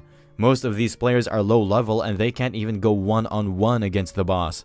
One of the leaders becomes pissed and he asks Sungwoo for a one-on-one duel. He is An Sok-gu, a self-styled Iron Fist. He is 11th in the ranking and he is famous for fighting big monsters hand-to-hand. Sungwoo tells him to just sit down, because if he gets serious, it will not end well for An Sok. An Sok bursts with anger, but Prosecutor slams his hand on the table, and he tells Sungwoo that he agrees with his plan. During nighttime, some lizard men try to attack a player, but An Sok-gu bashes all of them with his fists. More monsters approach him, but he is not faltered. They start rushing toward him, but someone throws fireballs at them, which leads to a big explosion, and all the monsters perish with it. Gang Yun Lee comes from behind and he tells him to be careful because these lizard men are not their average monsters, but An Sok-gu is confident enough to beat them up and finish the boss raid. Gang Yun Lee informs him that they also need to stop the fallen ones because they are the ones who will plant the seed of the world tree here. That is why they need to secure Yeouido Island so they can prevent that bad ending. An Sok-gu is sure that Prosecutor can take care of those fallen ones along with the boss. They spot a helicopter heading toward the Yeouido Park, and they think they are covering Prosecutor through that helicopter. But Gang Yun Lee informs him that Necromancer is heading toward the boss room, which is in Yeouido Park. Myung-soo Yang, who is a level 11 armored archer, is following Sungwoo in this raid. He is a certified bootlicker, and he is even proud about it. He thinks Sungwoo is going to lose in this raid because the other 11 teams support the Prosecutor. All Myung-soo had to do was to wait for an opportunity and trip up Sungwoo. But all of his plans failed after he watched Sungwoo and his teammates in action. Ji Se-yoon is blasting off enemies with her ignition sword, while Han-ho of the North Star is pummeling enemies with his indestructible defense. Most of all, Sungwoo achieved a new synergy after he equipped 30 plus minions with armor. This synergy creates a protective armor around his minions. Myung-soo remembers that the Crusaders have a similar synergy, which he just created by himself. Sungwoo asks Myung-soo and his fellows if they also want armor, but Myung-soo rejects him. Sungwoo equips them with armor even after they rejected his offer. They feel more relaxed and lighter after wearing the armor, and Sungwoo's synergy effect doubles because he has more than 40 units with his armor. Myungsoo is pissed at Sungwoo because he is using them to boost his synergy level. Myungsoo switches back to his boot licking. He informs Sungwoo that the place in front of them is Yeouido Station, and just past that is a park where the boss room is. Sungwoo is concerned because the water level is rising as they are getting closer to their destination. Myungsoo tells him that many lizard men will be lying in ambush inside the water, so they should cooperate with other teams. Sungwoo ignores him and he tells Hanho and Jisoo to stand back. His werebear minions throw the lizards further into the water and Sungwoo detonates them. Sungwoo starts receiving a lot of gold for killing the lizard men which were hidden under the water, and the archers become amazed after witnessing it. After some time, the smoke subsides and Sungwoo tells them that their path is now clear. A helicopter arrives and the cameraman starts filming Sungwoo's exploits. He is quite pumped about it because it will give the survivors more hope and inspiration. Even the viewers are quite positive and they are cheering for Sungwoo. His assistant informs him that they are receiving a call from the Crusaders team. Minhwa Song starts shouting at him and she tells him to get back or he will have to bear the consequences. Sungwoo and his friends think that the reporter helicopter is moving the other way because other teams must be rampaging through the monsters. After some time, they arrive at the boss room. Jisoo-yeon thinks that this looks more like a jungle. Their surroundings start rumbling and it feels like an earthquake is happening. A strong ray of light moves up from the northern woods. They receive a notification that raid boss Lizardman Warlord has appeared, and damage from mostly concentrated attacks is reduced by 90%. Lizardman Warlord is looking for a worthy warrior, and the person who can beat him in a one-on-one fight will receive a special title. Soon they see a lot of helicopters moving toward the boss. Sungwoo thinks that the prosecutor was lying in wait for them to find the boss, and he is now here to reap the rewards. Prosecutor is more competitive than he thought, and he is going directly for the boss without defeating the surrounding monsters. Hanho asks Sungwoo about their future plan, and Sungwoo tells him that they have no other choice but to fight their way through these monsters. Sungwoo's minions are clearing the way for them, but suddenly a green light starts shining from his clothes. It's the C-rank card Sungwoo received from the hidden dungeon. It provides a significant experience boost when consumed, and it gives off a green light when the player has enough experience to level up with this card. Sungwoo can finally level up to 15, and he can unlock his first stage awakening after finding the Grim Reaper Scythe. Sungwoo is quite happy and he uses the experience card, but Hanho and Jisoo-yeon run toward him and they look worried. After seeing a bright flash of light, he wakes up in a realm just like Prophecy Stone, and he can see a bright light. After some time, he can see a person inside the bright light. A system notification informs him that he is the one who holds the reins of death, and he needs to find the Grim Reaper's Scythe. An objective-based exclusive quest pops up called Who is the Master of Death? Part 2. After seizing control of Grim Reaper's Scythe, he will receive First Stage Awakening. Because Sungwoo has witnessed a glimpse of future, he has an advantage, but he will still lose and become a minion of the Lich King if he cannot become stronger. The system message further points out that the Grim Reaper's Scythe can be found in death, and the choices he makes during this quest will affect his destiny. Sungwoo notices that the being made of light wants to convey a message, but Sungwoo cannot understand its words. This being is of unknown origin, but he is giving him a feeling of calmness and he seems familiar. A new system message pops up and informs him that he will be a direct witness to death.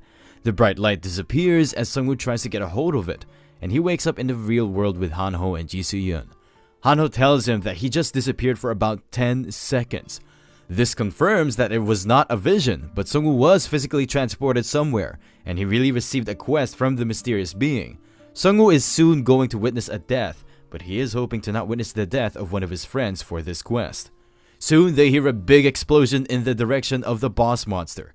Sungwoo informs his teammates that they are going after the boss. Sungwoo tells Myungsoo to retreat and regroup with the rest of his friends. With that said, Sungwoo and his teammates start rushing toward the boss. It turns out the helicopter of Crusaders crashed after getting hit by a spear. Prosecutor comes out of his helicopter and he tells his teammates to get back into formation. Prosecutor used Blind Faith Zone skill while they were crashing, which saved their lives, only the pilot died in the process. They get ready as more lizardmen start heading toward them. The other helicopter is still streaming their fight. There are about 17,000 people watching them. Crusaders are easily marching through the Lizardman groups. Prosecutor uses his cross-spear skill to get rid of hordes of Lizardmen in one attack. He tells his companions to brace themselves for the second wave of monsters' attack. Finally, the boss monster Lizardman Warlord makes his appearance. Prosecutor orders his crossbowmen to fire at the boss. Most of the arrows get deflected after hitting the boss, and he receives no damage because more than one person is attacking him. Boss performs a slash attack and 2 Crusaders get cut in half. Third Crusader calls for help as he is about to be cut in half, but someone throws an attack at him, which he manages to easily dodge. Prosecutor comes forward and he tells the Crusaders to get back and take care of the lesser Lizardmen. Prosecutor challenges the boss to a one-on-one duel. Lizardman Warlord plunges at the Prosecutor and he blocks his attack with his sword. Prosecutor thinks that they are evenly matched in terms of strength, but the Warlord has a massive weapon which gives him an advantage. Prosecutor has more speed and reflexes, which can give him an upper hand. The boss plunges at the Prosecutor, but he is sure he can win against this boss in a one-on-one battle. They both keep exchanging blows left and right while the helicopter crew is still recording their fight. Kang Yun Lee and An Seok-gu arrive there as well. Prosecutor sees some skeletons in the distance, so he thinks maybe Sung-woo has arrived there. Prosecutor hits the boss with a cross-spear skill. Boss gets pushed back, but Prosecutor realizes that something is wrong. The boss is giving off an evil smile while he is losing badly. Prosecutor becomes more angry and he's determined to wipe the floor with this Lizardman Warlord's head. Lizardman Warlord performs a fire breath attack, but Prosecutor blocks it with his force field skill. His Crusaders try to give him backup, but he orders them to stand back. Prosecutor thinks it's becoming more dangerous because this boss is just playing around with him. Boss monster starts shedding its skin and the true boss monster Wandering Drake appears out of it. A new notification pops up which informs them that phase 2 of the boss monster is beginning. The boss monster is more powerful than what they initially thought, and he was hiding his true identity all this time. Wandering Drake attacks the Prosecutor and he can feel like his bones shattering just by blocking that single attack. Wandering Drake attacks the Prosecutor with his sword, which is attached to its tail. Prosecutor gets directly hit by it and he receives massive amount of damage. The spectators become shocked after witnessing it. Minhwa Song starts crying as she knows Prosecutor is going to die and the raid will be a flop as well. Wandering Drake comes near the Prosecutor. As he is about to eat him, a Lizardman corpse comes flying toward him and it blows up right in front of him. Sung-woo's minions jump from above and they smash his head with their bone weapons. Werebears take a hold of his body and they start smashing him with their fists. Wandering Drake gives off a huge roar as he gets up, but Sung-woo stabs him in the head with the masterless sword. The people from his town are watching the stream as well and they start cheering for him. Minhwa Song do not care anymore about the rewards anymore as she wants this monster dead so they can save the Prosecutor. Wandering Drake's head starts bleeding with Sung-woo's stab attack.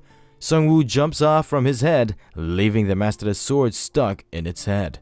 Sung-woo equips his rare tiger with a bone hammer. Kang Yun Lee and An Seok-gu become happy as they predict Sung-woo is going to use that hammer to nail down the sword in Drake's head.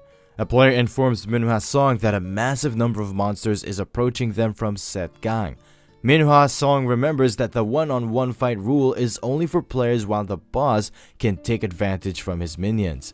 She orders all of their guild members to protect Sung-woo at any cost. Were-Tiger hammers down the head of the boss and it falls to the ground. The spectators start thinking that the boss is finally dead, but Sung-woo realizes that it is still moving. Some wines start coming out of the boss, which indicates that it is morphing to its third phase. Finally, the boss completes its final form, and a new system message pops up. It informs them that this is the hidden raid boss monster called Young Host of the Seed. Even though Sung-woo has completed the main boss raid, but no one can enter or leave Yeouido Island until this monster is defeated. Sung-woo is quite pissed because the system keeps on changing things like it's playing with them. More swarms of Lizardmen start approaching them. These Lizardmen have gone berserk and they are charging at them like crazy. But Sung-woo is not worried about them because he thinks Hanho and Ji So-yoon can take care of them. His main problem lies with this new host of the seed. The boss uses a powerful fire attack, but Sungwoo somehow blocks it, but the Crusaders and the Lizard Man behind him get burned to a crisp. Sungwoo uses Corpse Explosion on him, but it has no effect on the boss. Werebears are trying to block the Fire Breath attack, but they're slowly dying out.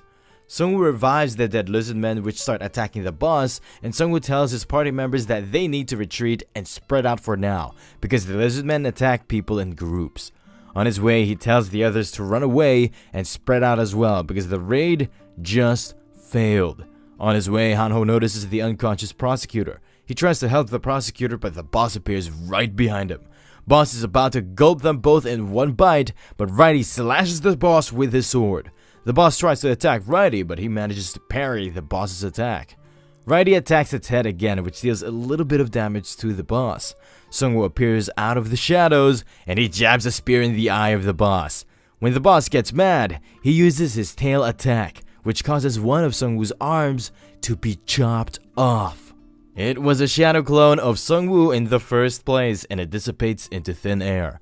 Sungwoo appears behind Hanho, and he tells him to run away from the boss. Sungwoo made that clone with his Shadow King's ring, but it can only deal 50% damage. The boss becomes enraged and it starts chasing Hanho and Sungwoo. Sungwoo is worried because maybe they provoked the boss too much. Ji So-yun does a powerful surprise attack on the boss. Sungwoo is now more concerned as he instructed them to run away before, but Ji So-yun tells him that they will face the boss monster together. Sungwoo and Hanho think that maybe she is right and they can defeat it together. Sungwoo activates Death Response and the zombies start appearing out of the ground. The boss slashes the zombies with ease and Sungwoo detonates the bodies. More minions start attacking the boss, but deep down Sungwoo knows that this boss is a tough nut to crack. Sungwoo can't blow it from inside because the boss is not eating any of his minions. Sungwoo is resurrecting the lizard men which Hanho and Ji So-yun are slaying, but they are getting destroyed way more faster. The boss prepares for another fire breath attack, but this time, Hanho and Ji So-yun are right behind Sungwoo. The boss uses his fire breath attack and Sungwoo tries to block it with his bone shield. Sungwoo makes it through the fire breath attack, but he lost most of his minions. Boss rushes toward him for another attack, but Sungwoo is feeling tired right now. Boss goes for another tail swing attack, and this time, Hanho blocks his attack, but the attack was too strong and it destroys his holy force field. Boss goes for another attack, but Righty tries to block it, and his sword breaks down, so he grabs the sword of the boss. Righty slices off the boss's tail with his new weapon. The boss tries to retaliate, and Righty pushes Hanho back. Righty gives them his last farewell, and the boss smashes Righty to pieces. Hanho becomes enraged, and he starts rushing toward the boss. Were-Tiger grabs both Hanho and Ji So-yun. Sungwoo pats Hanho and tells him to survive at any cost. The Were-Tiger starts running away from the battlefield. Sungwoo recovered enough just to move after Righty's last attack. He is quite sad about Righty's sacrifice. Sungwoo summons a bone shield and a bone sword because he needs to hold back the boss for as much time as possible. Both the boss and Sungwoo start going head-to-head in a one-on-one battle. Minhwa Song and her crew also become afraid because Sungwoo was the last ray of hope for humanity. Boss smashes the legs of Sungwoo with his tail attack. He starts preparing for another fire breath attack. Sungwoo tries his best, but now he thinks he is going to get burnt to death just like his parents. But he is satisfied because his attempt was not a complete failure, and he managed to save his friends. The boss performs the fire breath attack, and Sungwoo gets caught up in it. Hanho and Ji So-yun are sad as they are carried away by Sungwoo's minions along with the prosecutor. Sungwoo again appears inside this mysterious space. He thinks he has been quite lucky until now, but his luck just ran out. Sungwoo is still worried about his friend's safety. The Grim Reaper appears in front of him. Sungwoo asks him if he is here to take him to heaven or the hell. He further tells him that he is tired, and he wants to end it as soon as possible. Grim Reaper makes fun of him by saying that he got tired even though he has not even reached 30 years yet. The Grim Reaper reveals his face, and it turns out to be Sungwoo's father. Sungwoo asks him if he's his real father, or the system is playing with him. His father tells him that it is not important whether he's real or not. Sungwoo agrees with him because he's dead either way.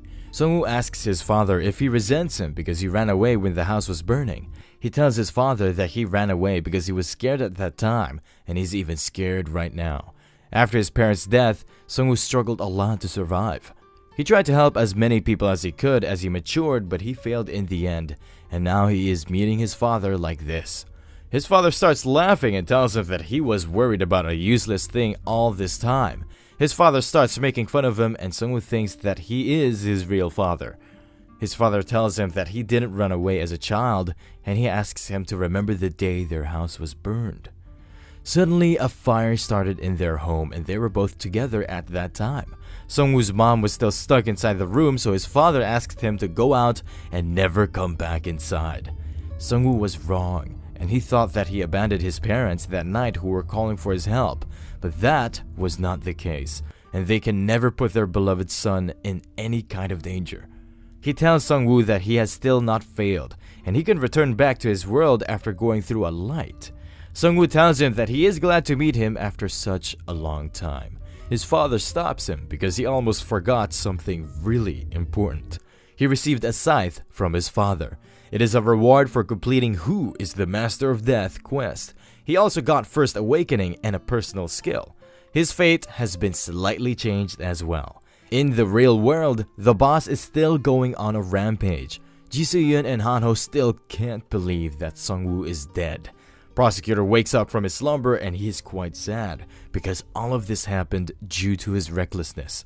He turned away from the strongest player in this raid and he planned everything without him. Prosecutor needs to make this right or the whole world will be destroyed by the World Tree. Minham Song comes up to him, but the prosecutor thinks that he was saved by Han-ho because Minham Song abandoned him in the first place. They start retreating from the battlefield and prosecutor promises the dead Sungwoo that he will protect Han-ho and Ji Soo-yeon from now on. As they are retreating, the whole sky starts becoming darker, and they get a message that weakened spirit has been activated within their area. Minhwa Song is spectating the boss from the air, and they see a green light inside the black fog. It turns out the green light is emitting from Sungwoo and he's showing lich-like features. Minhwa and her crewmates think that Sungwoo has been turned into a lich monster after dying. Sungwoo receives a notification that he has been revived with the unique characteristics of a necromancer, and he is on standby for just 31 days. After unlocking the First Awakening, Sungwoo can summon the Grim Reaper, and he can raise monsters with large builds into his horde. He received a secret store coupon as well for being the 9th player to reach the First Awakening. He can summon the Grim Reaper once per day for an hour and turn into a lich. His exclusive skill, Grim Reaper Realm, allows him to increase his minions by 50 and all of his stats will increase by 10. He can also resurrect and regenerate the undeads as many times as he wants. Sungwoo is now ready to face the Drake boss head on. He tells the Drake that there is going to be no playing around anymore. Sungwoo tells the Drake to get ready for his second phase as he resurrects all the dead skeleton minions along with Raidi. Both Han-ho and Ji Soo-yeon starts rushing toward the boss because they just witnessed Weakened Spirit, which is one of Sungwoo's skills. Ji Soo-yeon is quite happy after watching Sungwoo and Han-ho starts crying. But after watching Sungwoo's face, they think he has been turned into a monster. Ji Soo-yeon tells Han-ho that he is not a monster and he just received his Grim Reaper Scythe after his First Awakening. Wandering Drake plunges toward his minions and he destroys most of Sungwoo's minions in one attack, but all of them get resurrected again due to his new skill. Minhwa Song and her crew become quite bummed after watching Sungwoo's minions getting resurrected again and again. Wandering Drake does another massive fire breath attack and Sungwoo blocks it with a big shield this time. The fire is about to reach the prosecutor and Sungwoo's companions, but Raidi disperses the fire into thin air with his spin attack. Han-ho becomes overjoyed and he hugs Raidi. Sungwoo asks the Drake to attack him again, but it seems like he is already out of stamina. Sungwoo is still in perfect condition because he has infinite level of mana. Sungwoo resurrects more minions and they start rushing toward the boss. All of them start mashing and overwhelming the boss with their numbers. Sungwoo uses his weapon create skill to create bone chains to bind down the Drake. He instructs his minions to peel off the skin of the boss. After some time, they manage to peel off the outer skin of the boss. The boss is looking almost exhausted, and Sungwoo tells Raidi that it is time to finish off the Drake. Raidi finishes the Wandering Drake with a powerful slash attack, and this time, the Drake dies for real. The Masterless Sword has now 4,335 days until it can hatch the egg. Sungwoo has earned 1,115,556 gold for successfully defeating the raid boss of Lizardman Swamp region.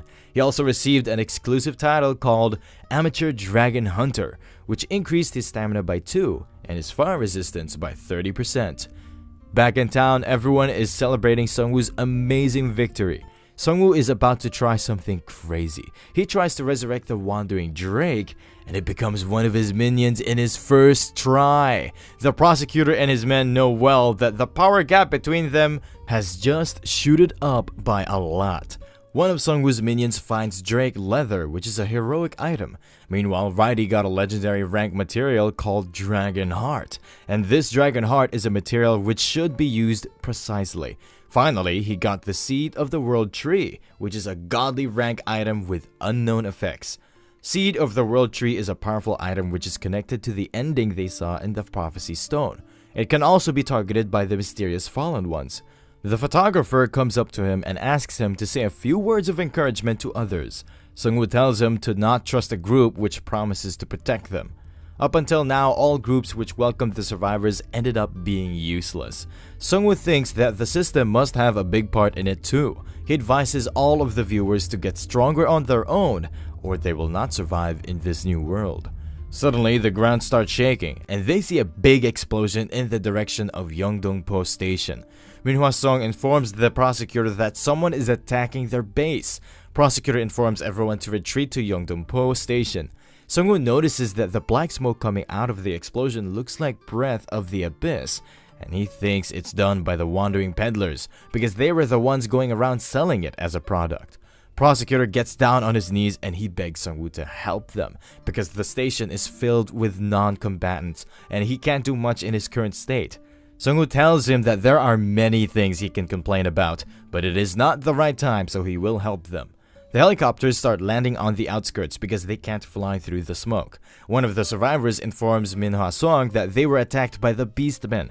The survivor also saw them communicating with each other like their consciousness has returned.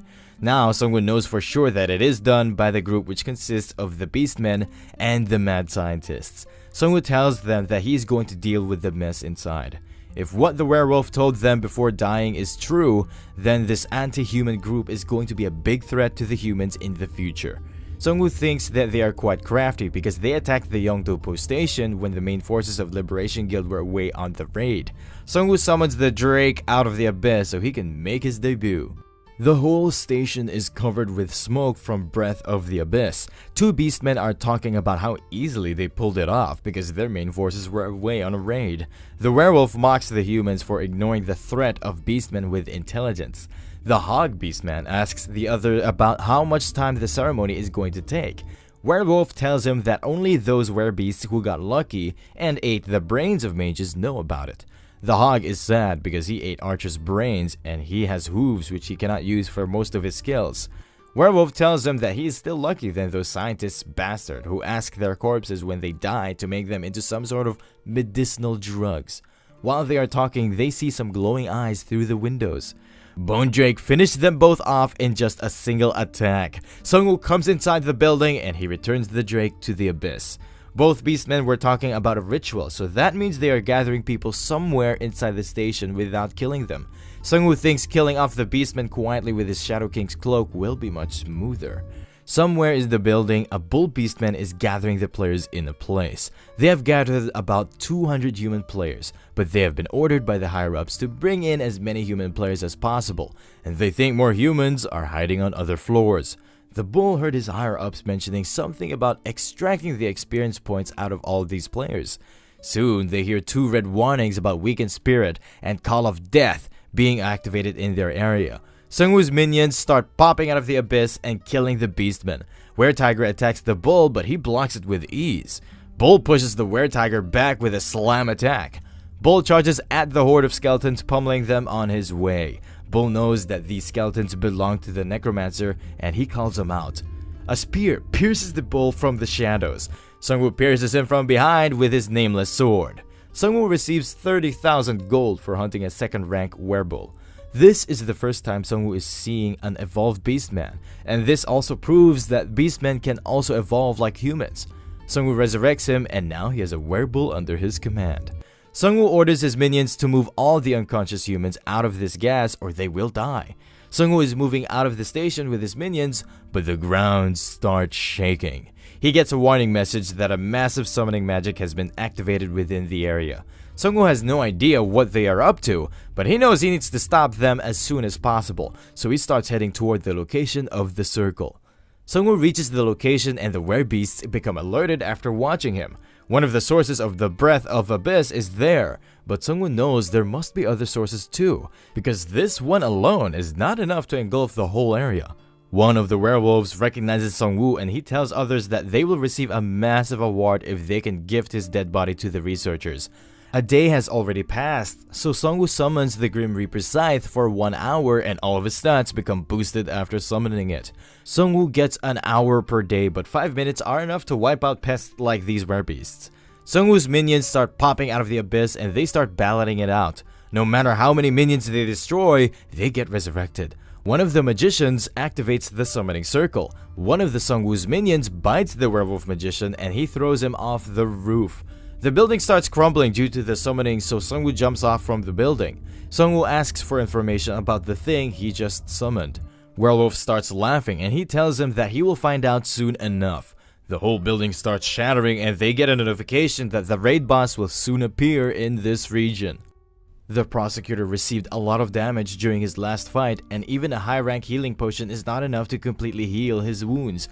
He is pissed at himself for being too much overconfident and cocky. Soon, Hanho and Jisoo-yeon spot Sungwoo's minions returning with the rescued survivors. The Crusaders become overjoyed with happiness. The Breath of the Abyss start disappearing from their area, and they get a warning message that a massive summoning magic has been activated in their area. A new raid boss, Ogre Champion, appears right above the building. The werewolf tells Sungwoo that he can't do anything against this boss because he exhausted all of his strength on the previous raid boss and they were watching all of it through the live stream. Sungwoo gives an evil smile and tells him that he should have watched the live stream till the end before making this summoning circle. Sungwoo has now one hell of a monster of his own to fight this boss monster head on. Wandering Drake lands a direct punch on the face of the Ogre Champion. Sungwoo's party members and the Crusaders become happy after witnessing it. The prosecutor has made up his mind that he will become stronger on his own without relying on the Crusaders team, just like Sungwoo. Ogre Champion is quite hurt after the punch attack he just received and he gives out a loud roar. Two more of Sungwoo's minions appear from behind the Drake and they throw spears at the Ogre Champion. Ogre Champion kills them both with a single clap attack and both of them cease to exist.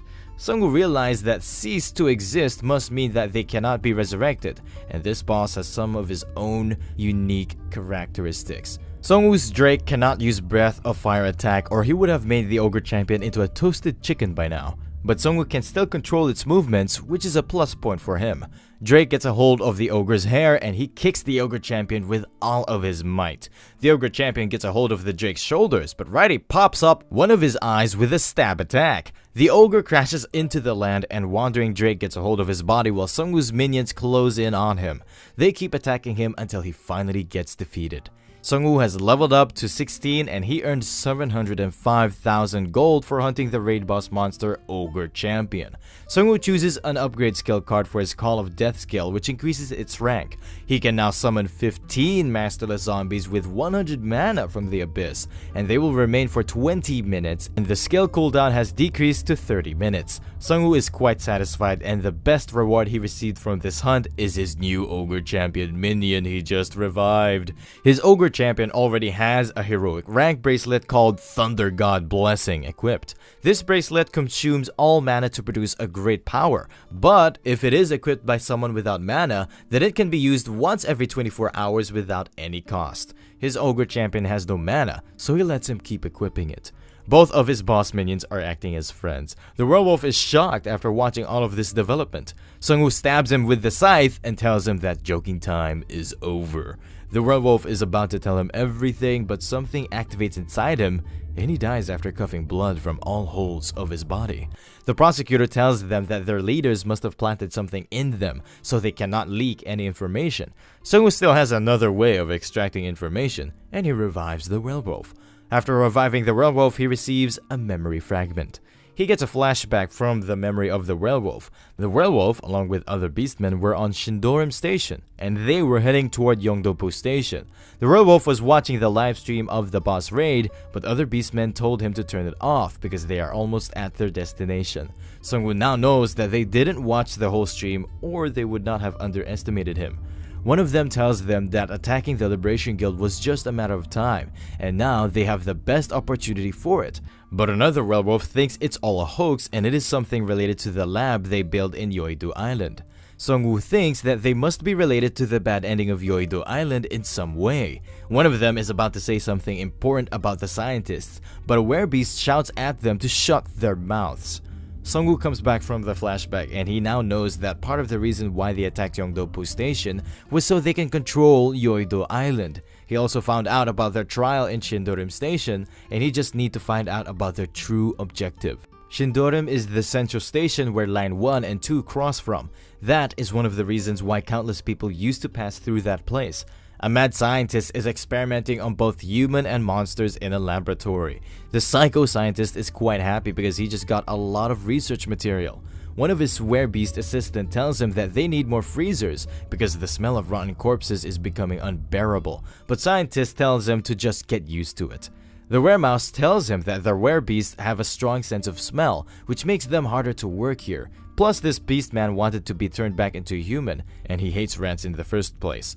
The scientist tells him that their main branch already started experimenting on it, and he should have volunteered for them, but the mouse is afraid to be experimented on. The scientist gives off a grim smile and tells him that mouses are the first ones to be used in any type of experiment. The mouses are treated very badly among the beastmen, and the scientist tells him that they have a very short lifespan and he will have a hard time getting the developed drug. A dog werebeast rushes inside and informs them that a dragon appeared outside and it is destroying the buildings. It's an emergency situation, so they start moving out. A lot of droid werebeasts start heading out, and they have a synergy which gives them a stat boost if there are more than 10 drug beasts in a single group. The scientist is the one who is duping them, and one dog tells him that their Yeongdo-pu raid failed. The Wandering Drake appears just outside their window. Sungwoo's party rushes inside along with the Wandering Drake. The scientists know it's the boss monster from Yeouido Island raid, and he tells others to retreat immediately. He tells the dog to hold them while they go back to the lab to pack important stuff. They get back to the lab and start packing, but the mouse smells something similar. Sungwoo appears behind both of them. Sungwoo informs them that the ogre champion boss they gave him was quite good, so he is here to properly compensate them. Sungwoo summons the ogre champion right there along with Righty. Sungwoo tells him that their evil business of doing experiments on humans is about to go bankrupt. But the scientists get angry and he tells him that they are only doing this to further advance human science. Sungwoo has enough of this crap, so he shoots down one of his leg. The mouse comes to help him out, but the scientist stabs him with an experimental injection.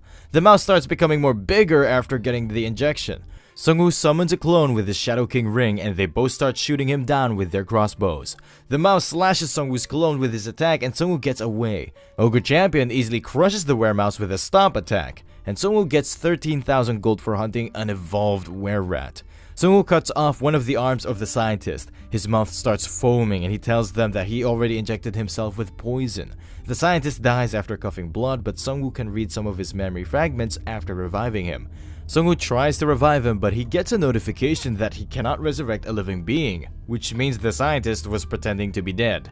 Sungwoo gets pissed and he crushes the eggs of the scientist. The scientist miraculously comes back to life after getting his dear balls crushed, and he is in extreme pain. Scientist starts telling Sungwoo that he will work for him if he lets him live, but Sungwoo has enough of this drama, so he stabs him. Sungwoo then brings him back to life and he can check a memory fragment of the scientist. In the flashback, a mysterious figure tells the scientist that he will be in charge of a single department. This man is the leader of the traveling peddlers, and he tells the scientist to put his efforts into creating the A-gas. The scientist becomes happy because he already has a lot of experience in creating items related to the poisonous gas. The mysterious man tells him to spread the gas over Yeongdo-pu and leave the rest to the mages who will teleport 3 raid bosses they just captured. Sungwoo is a bit shocked to know that they managed to capture 3 raid bosses. The scientist tells him that these werebeasts smell a lot and he's not sure if they should trust them.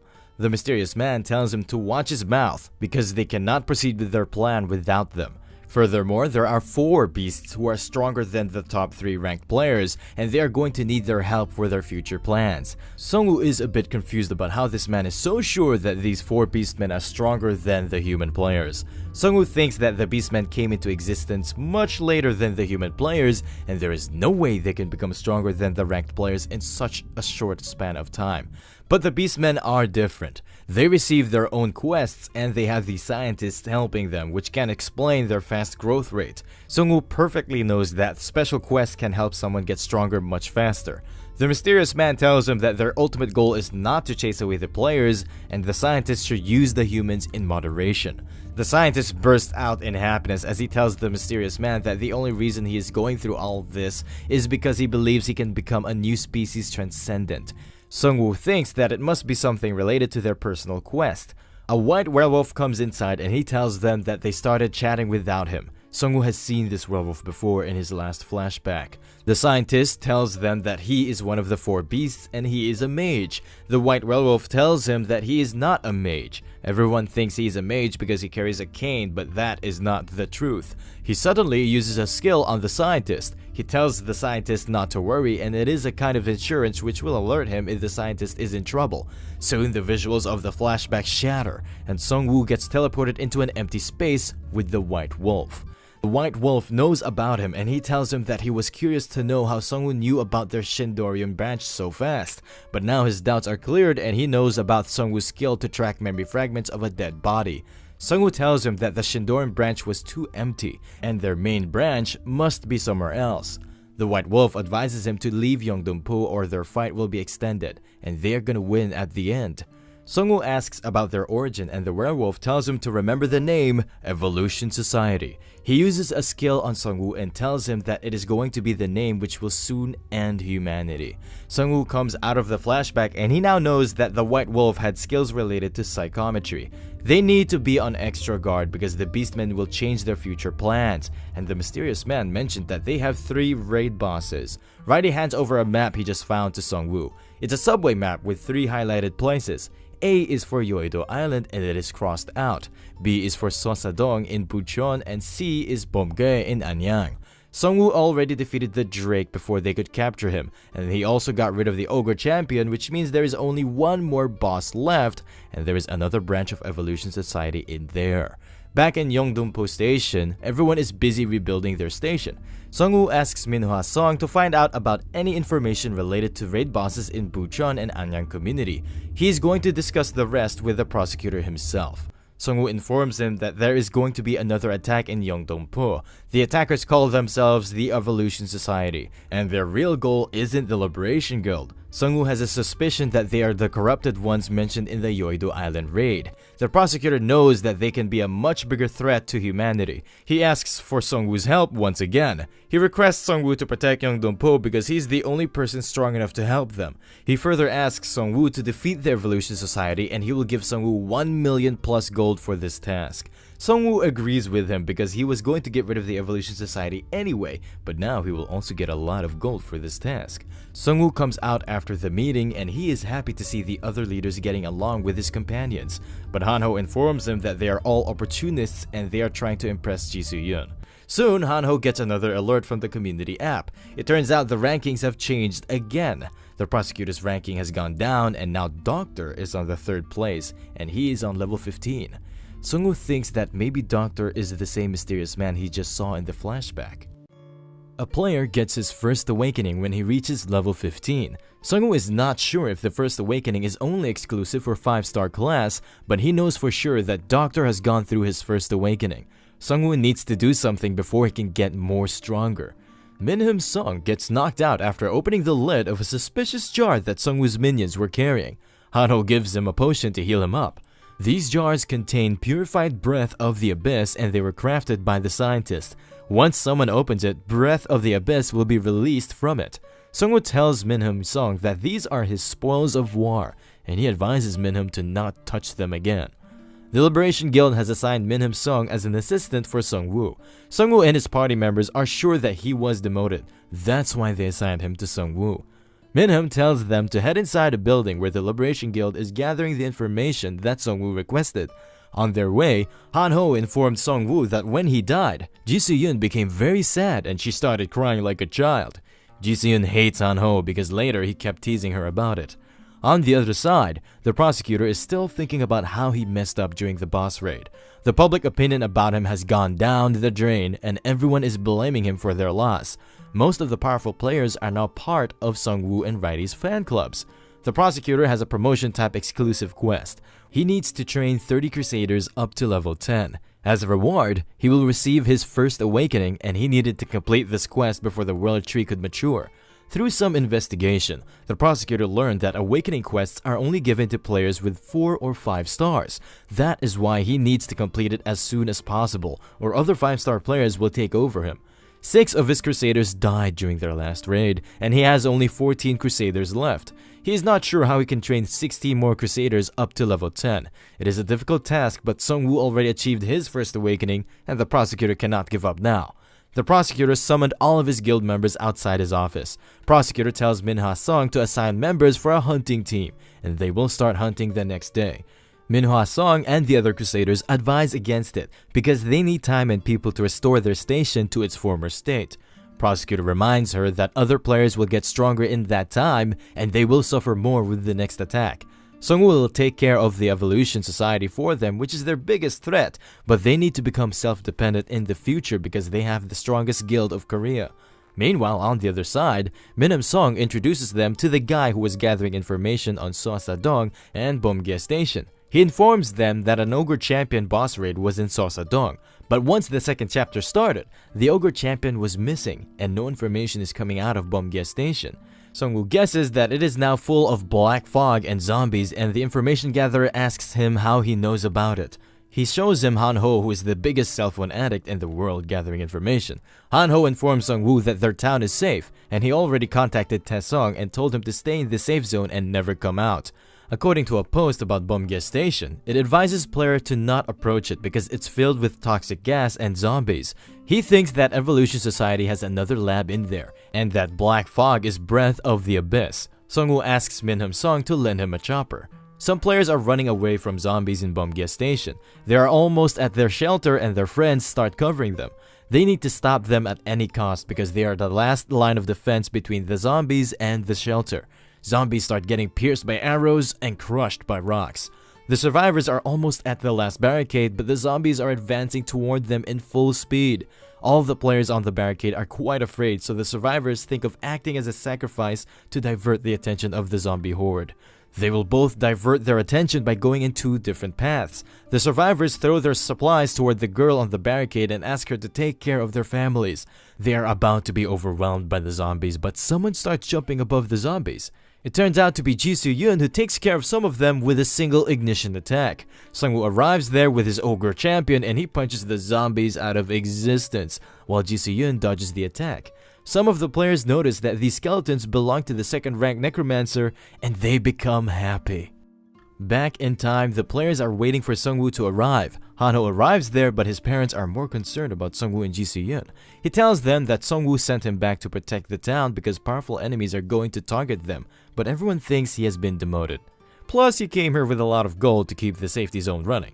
He tells them that he knows they think he was left out by Sung-woo, but he is about to show them something dear to Sung-woo. He brings out a kidnapped Righty out of the bag. They think that Righty will be quite useful, but as soon as he is released, he starts disappearing. Outside a door, some kids are saying that the Necromancer, who is the symbol of justice and truth, is inside the room. Ji Soo-yeon has some blood on her face, so Sung-woo tells her to clean it. They have been both through life and death situation, but there has never been anything to talk about between them. Sung-woo asks her if her home is in Jeju Island and she replies with a yes. Sung-woo asks her when she is planning to go back to Jeju Island, but she thinks nothing will change even if she goes back. She tells him that her family members are all terrible people, so she wants to stay away from them. She finally managed to get away from them, but the world changed like this. The leader of the survivors comes in and he introduces himself as An Min-seok. Sung-woo introduces himself, but Min-seok already knows about both of them. He tells Ji Soo-yeon that kids in the shelter call her Red Demon Nim. Min-seok apologizes on behalf of the kids. They all watch their Yeouido Island boss raid and they are like heroes for their children. Min-seok thanks them for the help, but he requests them to leave. Both Ji Se-yoon and Sung-woo become shocked after hearing it. He tells them that the zombies started to gather there 4 days ago and they are at their limit. Ji Se-yoon asks him why they are not leaving that area or asking for help from others. He informs them that everyone in their area got a regional quest. If they leave the building, they will be chased by a horde of zombies, and half of their population consists of children and elderly. There were some outsiders who tried to help them, but they become discouraged after hearing about their situation. Min-seok asks them to leave before midnight or they will be tangled up in their quest. Sung-woo can tell at one glance that deep inside, Min-seok wants them to be saved. Sung-woo tells him that he will still save them. Min-seok and his wife thank him for this favor. Min-seok asks them if they need a single room for the night, and Jisoo bursts with anger. They ask Min-seok to give them separate rooms. The children knock at the door and they ask if they can come inside. Ji Se-yoon lets them come in and a little girl tells Ji Se-yoon that she is a red demon and she looks cool. A kid asks Sung-woo to show his skeletons and he summons Righty for them. The kids start pestering Righty and Sung-woo leaves him to them for the torment and suffering. During nighttime, Sung-woo is wondering that the kids were too much lively. Suddenly, a regional quest called The City Where Death Has Arrived pops up. They can either escape or subjugate the zombies. The reward will depend upon the goal they achieve. Zombies will chase survivors outdoors, and once noticed, they will even chase them indoors. He gets another warning message that the difficulty of the quest is going to be adjusted because there is a player with higher level than 15 in this region. Ji Se-yoon bursts in his room and she informs him that the atmosphere of the town is becoming ominous. She can also feel vibration of a lot of steps outside their building. A notification pops up that the zombies will now chase the survivors inside, and the kids become afraid after hearing it. Min-seok comes up to Sung-woo and he informs him that normally zombies don't chase them indoors, but the difficulty has changed. Sung-woo tells them that he knows the difficulty has increased and he thinks the system is toying with them, but they are gonna survive through this. Min-seok tells the other players to send the non-combatants to the rooftop because they can take care of zombies, but if ghouls arrive, they will not be able to hold them back. Ghouls are known to be the cannibalistic monsters which have a bit higher rank than the normal undead creatures. Min-seok kids come up to him and they think they are going to die this time. Min-seok assures them that nothing like that is going to happen because the necromancer is with them. Both of them wish them best of luck as they head toward the rooftop. One of the players spot the zombies on their doorstep. They all start stacking the main entrance with as many barricades as they can. There are a lot of zombies outside and Sung-woo can't even summon his bigger boss skeletons in that narrow space. Sung-woo tells everyone to leave that place and they become shocked. He further elaborates that nothing good will happen by fighting in such a small space and they will become exhausted after fighting for a long time in this narrow passage. Sung-woo can't use corpse explosion on those zombies or their path would have been cleared with ease. Sung-woo summons his werebeast minions and equips them all with a bone shield to achieve a powerful shield synergy. The skeletons manage to easily hold the wave of zombies with their shields. Min-seok uses Pressure of Valor to bash a zombie. He cuts through some other zombies with his Tornado Blade skill. Sung-woo thinks that Min-seok fights well and he must be a 3 or 4 class knight. Sung-woo tells his shield minions to retreat. Sung-woo tries to detonate the dead zombies and he succeeds in causing a big explosion. Sung-woo thinks that he must be careful from now on because the whole building can blow up and there are kids in there too. More zombies start gathering right outside the building. Sung-woo heads outside the building and he summons the Drake along with Righty, which activates Weakened Spirit in their area. They both start clearing the front area of the building. Sung-woo tells Min-seok to evacuate the people from the rooftops, and Min-seok informs him that they have 2 buses prepared in the underground parking lot. One of Sung-woo's minions gets destroyed by the zombies. Sung-woo is saving Call of Death and Grim Reaper's Scythe for later, but if this fight drags on, it will be disastrous for them. Sung-woo tells Ji Se-yoon that it's her turn now. Ji Se-yoon equips a purification mask created by Lieutenant Kim and it is coated with a potion. She immediately starts cutting the zombies with ease. The buses arrive there and they start boarding the survivors inside them. Soon, they get a notification that the ghouls have started moving after smelling the scent of the living. Min-seok informs Sung-woo that ghouls are leagues above the zombies. They are fast and they mostly focus on the children. One time they even broke the window of his car and they took his youngest son with them. Sung-woo tells him to rest assured and he will not let them get the children. After some time, they start moving with buses at the center. The undead will not stop chasing them, so they are moving toward Bomgia Station to clear this quest. Some players feel that it is too quiet around them. Soon they arrive at another refugee camp, which was fine until the last day, but now there are only dead bodies laying around them. Ji Se-yeon senses something sticking close to their vicinity. One of the players' head gets chopped off and all of them become alerted. Ji Se-yeon spots a ghoul which is moving toward the bus filled with children. She cuts it in half with her sword. Ghouls are faster than what Sung-woo predicted, and only Ji Se-yeon could match up to their speed. Soon they spot more ghouls leading hordes of zombies. The players become afraid after watching them. Min-seok asks Sung-woo if the players retain their consciousness after becoming a skeleton, and Sung-woo becomes a bit shocked after hearing this question. Sung-woo can clearly understand what Min-seok is trying to say, but he informs him that as long as he is here, they don't need to go that far. Min-seok asks for a last favor from Sung-woo, and he tells him to take care of the children after his death. Even the wandering Drake can't hit the ghouls because they are too fast for him. Min-seok orders his player to shoot crossbows and fireballs at the ghouls, but they easily manage to dodge all of their attacks mid-air. One of the ghouls reaches the top of the bus, but he gets pushed back by one of Sung-woo's minions. Ghoul tears the minion into two with his bare hands. Min-seok gets rid of the ghoul by using a holy skill on him. A ghoul appears behind him and tries to do a sneak attack on him.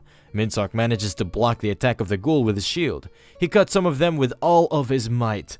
Sung-woo revives the ghouls with his ability and he tells them to calm down because he will take care of everything from now on. Sung-woo has summoned the Grim Reaper Scythe and he can revive the dead minions as many times as he wants until 1 hour. He was saving it for later, but the situation is looking grim right now. A notification pops up which informs Sung-woo that these ghouls were under the control of another master, but after getting revived by him, their link to their previous master has been severed. His ghoul minions keep killing the ghouls and he keeps adding them to his collection. Min-seok is also motivated and he is cutting through the ghouls.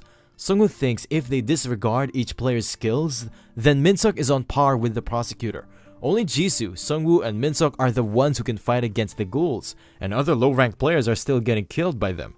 The Drake and the Ogre Champion are taking care of the zombie hordes and they are not even fast enough to fight against the ghouls. These players are determined to fight till their deaths because the lives of their family members are on stake. Sung-woo needs to get more stronger because this game is evolving with each day. A ghoul makes it up to the gates of a bus and a werewolf minion tries to stop him, but he easily gets pushed back. An old man tries to stop him, but he also gets killed by the ghoul. Min-seok tried to use his ranged skill, but it is still on cooldown, so he plunges toward the ghoul with his sword, but both of them get thrown down the bridge. Sung-woo rushes down to save him, but his situation is not looking well. Sung-woo tells him that he will go and grab a potion for him. Min-seok stops him as he knows a mere potion is not enough to save him. Min-seok tells Sung-woo with his last breath to use his body to protect the children. Sung-woo receives a personal quest as certain conditions have been met. He can save or neglect the dead by making the knight into a skeleton. After he can assure the safety of the family of Knight, he will receive his ever-strong loyalty and this choice will affect his destiny. Sung-woo is pissed at the system because it is almost a similar quest to the one he received after the death of the professor in the college campus. Sung-woo has no other choice but to revive Min-seok. After death, Min-seok's consciousness appears in an empty space and he thinks he is in the afterlife. A Grim Reaper appears which informs him that that is not the case. Even if it is not the afterlife, he is still dead, and he can't see his family ever again. Something starts happening to his body, and the Grim Reaper informs him that the Necromancer is turning him into an undead. The Grim Reaper tells him to leave everything to Sung-woo, and he has nothing more to be worried about as his memories will be wiped out. Min-seok starts crying, and he requests the Grim Reaper to not take away his memories. The Reaper tells him to leave those lingering feelings behind because someone stronger than him will protect his family. Min-seok tells him that he is the head of the family, and it is his responsibility to protect them. On the outside world, Sung-woo gets a system message that he has established a contract with the Death Knight. The memories of the Knight will be maintained, and he can be taken into Sung-woo Horde once certain conditions are met. Min-seok talks to Sung-woo, which proves that he has maintained his will. Min-seok is the most unique undead Sung-woo has seen up until this point. They both head back up to finish off the ghouls. Some ghouls try to jump at Ji-seon together. She cuts through them like butter with her ignition sword. A player thanks her for the help, but he informs her that the path near the bus is getting overwhelmed by the ghouls. She tries to save other players who are about to be overwhelmed by the ghouls, but they tell her to leave them and save the people on the bus. Another ghoul makes it into the bus, but he gets chopped into two with a single slash. Death Knight was the one who chopped the ghoul. More ghouls start surrounding him. Death Knight is one of the top-ranked undead, and he can feel the feelings of fear, discomfort, and jealousy toward him. Sung-woo had already equipped him with the Masterless Sword. He starts rampaging through the ghouls with ease, and the time limit for egg hatching also gets lesser and lesser as he cuts through the monsters. The players think of him as a new powerful skeleton, and the ghouls start retreating for some reason. Death Knight uses a skill to bind the ghouls. After that, he cuts them with ease. Sung-woo is a bit relieved as he thinks giving him the Masterless Sword was the best decision. Sung-woo looks through the Death Knight stats. He is a level 12 Undead Knight with both Undead and a Knight attributes. He has two skills. One is called Chains of the Abyss, and the other one is Exploit Life Energy. Ji-seon comes up to Sung-woo and informs him that they have taken care of the ghouls. Ji-seon inquires about the new Death Knight, and Sung-woo tells her that he will explain it to her later. They want to take a break, but they cannot stop until they reach Beomgye Station. Plus, it is now their turn to attack the people who are pulling strings behind the scenes. After some time, they arrive at the Beomgye Station, and the mist is becoming more thicker around them. Sung-woo asks Min-seok if he's not going to tell his family about him. Min-seok tells him that he's not brave enough to face them right now, and they need to take care of something first. Ji-seon starts coughing as the mask has become useless. The more closer humans get to the fog, the more weaker they become. But these rules don't apply to Sung-woo, and he heads inside the station with his minions. There are no guards outside, so Sung-woo thinks maybe they are confident enough that the gas will stop any kind of intruder. But he is still curious to know how they are able to confine the raid boss. Sung-woo is not going to head inside right now. He will wait until midnight so the cooldown on Grim Reaper's Scythe can end. After a day, Sung-woo starts heading inside the station with his minions. They come to a stop when they see the entrance covered with sheets. There is a note written by the government hanging there which says that it is a containment testing facility and unauthorized personnel are restricted from entering it. Sung-woo and the Death Knight start speculating that the members of the Evolution Society can be government officials. They ignore the warning and head inside the room. After entering the room, they get a notification that the raid boss monster Ghoul King has appeared. They are both shocked because Ghoul King's arms and legs are already severed. An abyssal rift is opened in that area where zombies are pouring out non-stop. Soon, someone comes from behind Sung-woo. One of the scientists tells them that they spread the gas since the quest got updated, but they were not thinking of a test subject walking inside on his own. Doctor tells Sung-woo that he is not interested in fighting him and he can offer him a deal. The doctor tells Sung-woo that he picked a class connected to death and he is currently studying death. More specifically, he is studying the energy of the abyss which opposes all life forms. Doctor and his colleagues think that this situation is a test for human evolution. They need to win and pass this test. The method they are going to use to achieve it is by throwing away their existing shell and transcending beyond it. They got a lot of information on this topic by capturing Ghoul King, and now a necromancer related to death has appeared in front of them.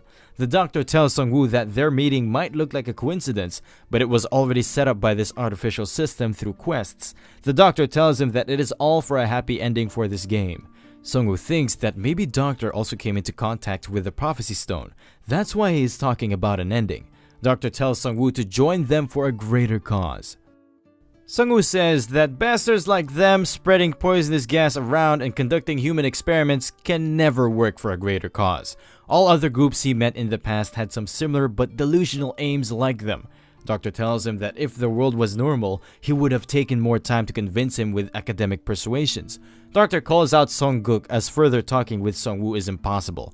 Sung-guk reveals himself and tells them that the restrictions on the Ghoul King will be released for a moment. Sung-woo orders his minions to attack them before they can do anything. Sung-guk uses a divine power called Pose along with others on Sung-woo's minions. After getting affected by the divine skill, the power of Sung-woo's minions has decreased by 60%. Sung-woo realizes that it is the same type of skill that Hanho has and they are all priests. Sung-woo uses his repeating crossbow to deal with them, but all of his arrows stop after getting in contact with an electrical energy. The female player was using this skill and she returns the arrows to Sungwoo. Sungwoo blocks the arrows with a bone shield and he thinks she has psychic powers. Death Knight is almost closer to Sungguk and his fellow players, but he gets thrown away with a skill called Holy Pressure and his shield breaks away right there. Death Knight crashes into a room and Sungwoo is worried about his safety. The female player tells Sungguk and his fellow players to be careful because her precious experimental tanks are in the room where they just threw the Death Knight. Minseok wakes up and he starts observing the experimental tanks in that room. He becomes really angry after watching a child shoe in a tank. They are about to do another pose in order to defeat Sungwoo, but one of the player gets his neck chained. The chained player gets dragged into the room with Death Knight. Death Knight kills him with a unique skill called Exploit Life, and the power of Sungwoo's undead minions increases by 10%.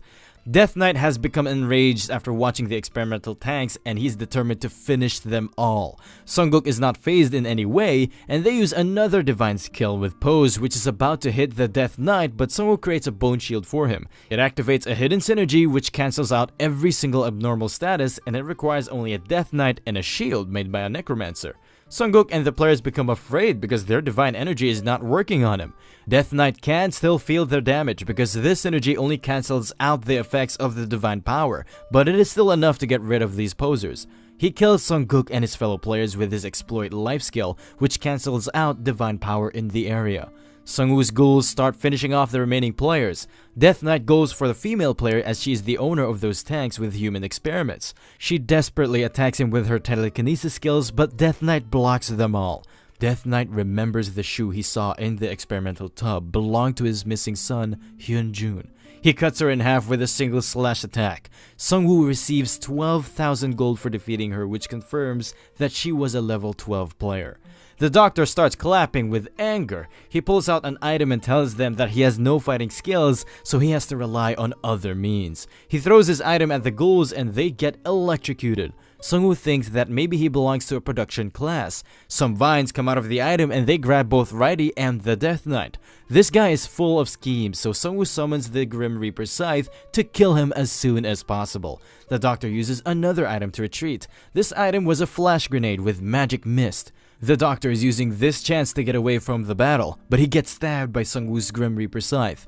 It turns out in Lich mode, one of Sungwoo's eyes becomes hollow and light has no effect on him. They were experimenting on the Ghoul King to see how it can be utilized as a weapon, but now with the divine power holding him back gone, the Ghoul King starts regenerating. The doctor is still cocky as he thinks Sungwoo friends outside will be dead as well because of the monsters lurking outside. Sungwoo orders the Death Knight Minseok to finish him off. They receive 13,000 gold for destroying a player's clone, which means the one they were fighting with was not the real guy. He was actually the 5th ranked player in the server, and the 3rd ranked player with level 15 is still alive. There are 5 players in the top 20 with Doctor's surname, which means they are all one person. That is why their group got so big in such a short span of time. He was using his clones in various places to pursue the same goal. Death Knight informs Sungwoo that the Ghoul King has started moving. On the outside, Ji Se-yoon just got rid of a wave of zombies and ghouls. Both Wandering Drake and the Ogre Champion are assisting her. The players ask if their area is cleared, but Ji Se-yoon informs them that she can sense more monsters approaching them. The players are on edge because they are fighting wave after wave of these monsters. One more wave of undead monsters start approaching them. Ji Se-yoon is determined to stop them at any cost because Sungwoo entrusted the safety of the survivors to her, and he might be getting stronger, but Ji Se-yoon is following behind him without stopping. With that said, she starts rushing toward the center of the horde. The number of skeleton minions is dwindling as well because Sungwoo is not here to revive them again. But suddenly, one of the minions who just died revives. Ji Se-yoon realizes that Sungwoo must have used his Lich transformation skill and she needs to use this chance to push back the undead. Ji Se-yoon is cutting them left and right as she's determined to become stronger. The players start saying that the red demon Jisoo, who is the lover of the necromancer, is quite strong. Ji Se-yoon becomes red after hearing those gossips about her and Sungwoo. Some ghouls jump over and they start going directly for the buses. Ji Se-yoon can't give them backup as she's busy with some other ghouls. They are about to get inside one of the buses, but their necks get chained with the Death Knight skill, and they get cut down by him. Death Knight asks the kids if they are alright. His kids recognize him by his voice and they start crying. They think their dad transformed into skeleton temporarily. He tells them that Sungwoo helped him to transform for a bit. The kids start praising him and they say they want to transform into skeletons too. Sungwoo comes out and he praises Ji Se-yoon for her hard work. Ji Se-yoon tells them that they are the ones who defeated the boss monster. In the past, they were ready to defeat the Ghoul King after he recovered, but he fell down on his own after coughing a lot of blood. They thought the Ghoul King was going to die soon because they experimented on him too much. They finished him off with ease as he was unable to fight back, but Sungwoo tells Ji Se-yoon that it was a very difficult fight and they barely managed to defeat him. Another notification pops up which tells them that second chapter when faced with destiny has came to an end. The notification window informs them that an urgent balance patch is needed. It also commends the survivors of the Korean server for their extraordinary instincts, and they cleared all this within a short time span. A list of raid boss monster kills gets published. Han Kang-seok is on first number with 4 boss kills and Sungwoo is on second with 3 boss kills, while the prosecutor is on third with 2 boss kills and their total boss kills are 15. It is a unique achievement among all the servers, considering the average level of the Korean server is only ranked 4th in the world. Therefore, a hidden chapter will be opened during the remaining time period. They need to prove their overwhelming achievements were not created by chance in the upcoming great battle. An important warning pops up which tells them that large monster armies led by warlord monsters will appear in the Korean server in various locations, and this event will continue until the warlord monster is killed. Sungwoo tells his teammates that they will find out about these warlords as they work through it. The risk of the upcoming battle is going to be higher as well as the rewards for it. Sungwoo is not fazed by this new challenge and he tells his party to get moving and clear the current quest as soon as possible. The next day, some goblins are ganging up on a player. The player turns out to be Han-ho and he easily finishes them off. Suddenly, Han-ho starts running away with other players. They manage to get inside a shield and the goblins get blocked by it. Kyung-soo orders the other players inside the shield to get ready to face the goblins. The goblins are attacking the Pioneer Camp's shield, damaging it slowly in the process. Han-ho shoots down another goblin with his throwing knife, which activates his divine skill. He starts rushing at the goblins with a menacing look. Han-ho keeps pummeling through the goblins with ease. Another group starts approaching him, but this time he is not going to run away like last time. Han-ho starts ripping them all apart into pieces. While he's going through his meaningless rampage, Raidi appears right next to him. Sungwoo and his party makes its appearance, but Han-ho is a bit confused because Death Knight is taking his place in Sungwoo's party.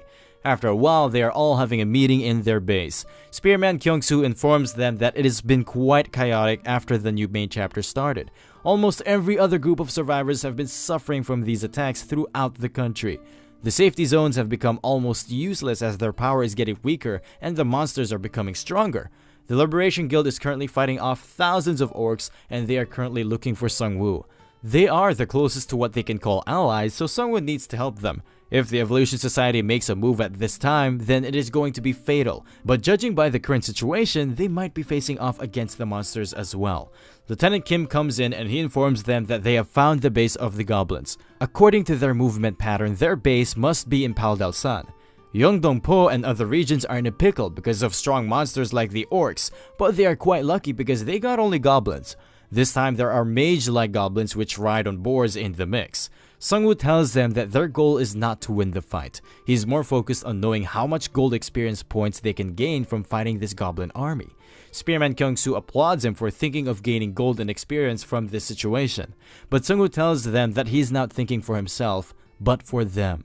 The hunt this time is going to be a good opportunity for the townspeople to gain experience. During nighttime, 2 goblins are guarding a factory in Paldao-san. Sungwoo appears from behind them and he thinks they must be guarding something important. He finishes them off in one go. Even weak goblins are scary when they are commanded by a warlord, and they move systematically. Sungwoo summons the Ogre Champion as he is about to deal with their leader. The Ogre Champion uses his Thunder God Blessing technique on the warehouse. He manages to kill every single goblin commanding Centurion with a single attack. A Goblin Lord is still alive and he makes it out of the rubble. Sungwoo summons the Grim Reaper Scythe and he transforms into a Lich. Death Knight finishes off the Goblin Lord in one strike. Sungwoo revives all the goblins he just killed and they start heading out. The goblins are moving in the form of a big army. The players from Sungwoo's town have formed a barricade along their way. Spearman Kyung-soo tells them to stay calm as the leaders of goblins are already dead and they are fighting a losing battle. The goblins start getting hit by ranged attacks. The players become happy after watching how easy it is, and they will get a lot of experience from hunting these goblins.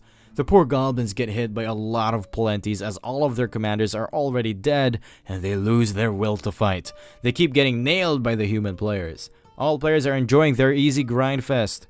No matter what group it is, there will be a weakness in the absolute majority and they will end up becoming a burden for other players. Chefs and pioneers have a role outside of fighters, but now the difficulty is rising and it has become an unavoidable situation. Even those people who are weak by nature or are sick can become stronger. Some players are helping the elderly and the children to level up as well. After shooting a goblin, a kid levels up to 2 and he starts crying with happiness. Finally, they manage to defeat the whole goblin army, and Sungwoo receives a notification that he is the first contributor to defeat a monster army. The players have won a great battle, so all of them will receive extra gold according to their contribution. Sungwoo was watching the whole battle from a rooftop, and he is quite satisfied with the contribution of all the players of his town. The next day, Sungwoo is heading for the Yeongdong Post Station. He informs Spearman Kyung-soo that they will be able to hunt safely from now on, and he wants the average level of every player up to 8 by the time he returns. He cannot stay in town forever, and it is not his obligation to protect the weak. He tells them that everyone needs to work harder because the world is going to become more and more crueler with each passing day. The chopper arrives with Myung-soo and they are pestering them to hurry up. Sungwoo tells them it is time for them to help out their allies of Liberation Guild. The next morning, some buses are moving together with Crusaders. The prosecutor inquires about the situation of all the monster armies that have appeared from his men. One of his men tells him that he will be able to see the northern border in a moment. He is using a mid-ranked magic drone to scout ahead. This magic drone can share the field of vision with the mage. He informs the prosecutor that there are about 200 trolls and they look like they are headed their way. One of the trolls destroys the drone after noticing it. Minhwa Song advises the prosecutor to destroy the bridge because thousands of orcs are heading there from Gimpo and they will be surrounded from both sides. The prosecutor asks for her advice on fighting the trolls first and then going for the orcs. Minhwa Song tells him that the trolls have regeneration abilities and their fight will be dragged to the point that the orcs will surround them from the other side. Prosecutor knows it too, but he needs to level up his Crusaders to 10 as soon as possible for his personal quest. Some of his Crusaders might die in the process, but it is the safest way to bridge the gap between him and Sungwoo. Minhwa Song informs him that she will summon all the guards from the station, leaving only a minimum number behind. Minhwa Song informs them that the chopper that went to pick up Sungwoo is about to arrive. Minhwa Song becomes happy as they will be able to manage this tricky situation somehow. But Minhwa Song informs her that Sungwoo tells them to not worry about the trolls. Suddenly, a chopper moves right above them. Sungwoo summons his minions when the helicopter reaches right above the trolls. Both Minhwa Song and the prosecutor are shocked after watching this scene. Sungwoo's boss monsters start rampaging through the trolls with ease. Sungwoo revives the dead trolls to add them into his army. Some players from a different faction are watching Sungwoo in action from a distance, and they start posting about it on the online forum. Sungwoo's party got another achievement after having more than 20 plus giant type members in his party. This synergy increases their damage against small and medium opponents by 30%. Finally, they arrive at the location of the main troll unit. The warlord troll chief makes his appearance. The troll chief starts hitting the ground. The spectators are a bit shocked after watching this random behavior of the chief. Suddenly, vines start popping out of the places where Troll Chief was attacking, and these vines start binding Sungwoo's skeletons. The spectators start thinking that it will be a hard battle for Sungwoo, but attack hits the hand of the chief and his axe falls out of his hand. The ogre champion punches his face with his fist. Wandering Drake takes a hold of him from behind, and the two bosses start rushing at him. The poor troll chief gets pummeled with their punches. Finally, the Death Knight finishes him off with the masterless sword. Sungwoo revives the troll chief and they start heading toward the Liberation Guild. The prosecutor thanks Sungwoo for coming to their rescue. The prosecutor tells him that a huge army of orcs is heading this way and they can only cross through this bridge. The prosecutor already blocked all other paths, so they can only move through here. The prosecutor is still hanging on to his competitive nature and he wants to prove himself by taking the lead in this upcoming battle. Suddenly, they start getting a lot of posts on the public forums about people wanting to join Sungwoo in this raid. It's becoming hard for the Liberation Guild to maintain their reputation because of smaller guilds releasing information about Sungwoo's fights. They got many messages from different small groups of survivors who are moving toward their location to help them. Minhwa Song thinks that they should welcome them and slowly convince them to joining their guild. The number of units in the Orcs army is too large, so they need as much help as they could. Minhwa Song heads inside the meeting room where the heads of different groups are gathered. Minhwa Song starts the briefing. Their guild has blocked most of the bridge, but all of their guards are deployed there and they are monitoring their enemies through magic drones. All group leaders are piercing Sungwoo with their gazes. A crusader bursts inside the room and he informs them that a survivor flew over from the west and the thing she rode was quite unusual. Sungwoo thinks that even the Liberation Guild has limits when it comes to helicopters, but now something unusual has appeared. Since everyone is curious, Prosecutor tells them that they can all come along to meet her. Sungwoo becomes shocked after watching this unusual ride with their very own eyes. This unusual ride is a tamed griffin monster and it is a bit agitated. A female player closes its beak and she tells them that this griffin is a good kid and it won't attack anyone. The griffin rider asks the prosecutor to help her. She informs them that a few hours ago, a large number of Chinese players landed in Ganghwa and Sungwoo becomes shocked after hearing it.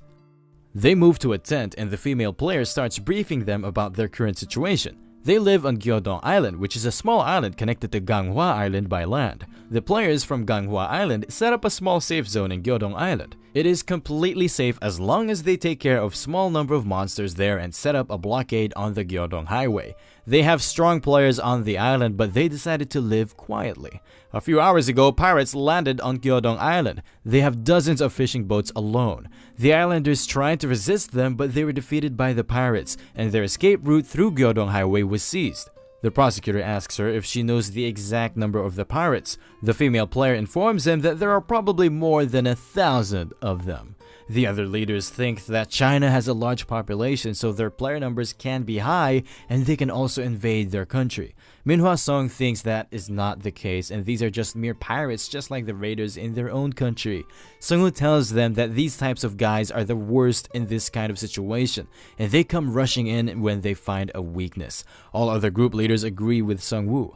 Minhwa Song tells them that they already have their hands full with the Orcs invasion. An Sok-gu asks her what will they do if the pirates ride up the Han River and attack them from behind while they are dealing with the Orcs. The prosecutor informs them that they will be dealing with the Orcs only for now. They will set up a reconnaissance unit for observing the Han River and they will know right away if the pirates decide to attack them.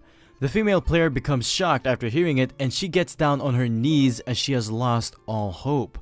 Sungwoo tells them that he has another option for this situation.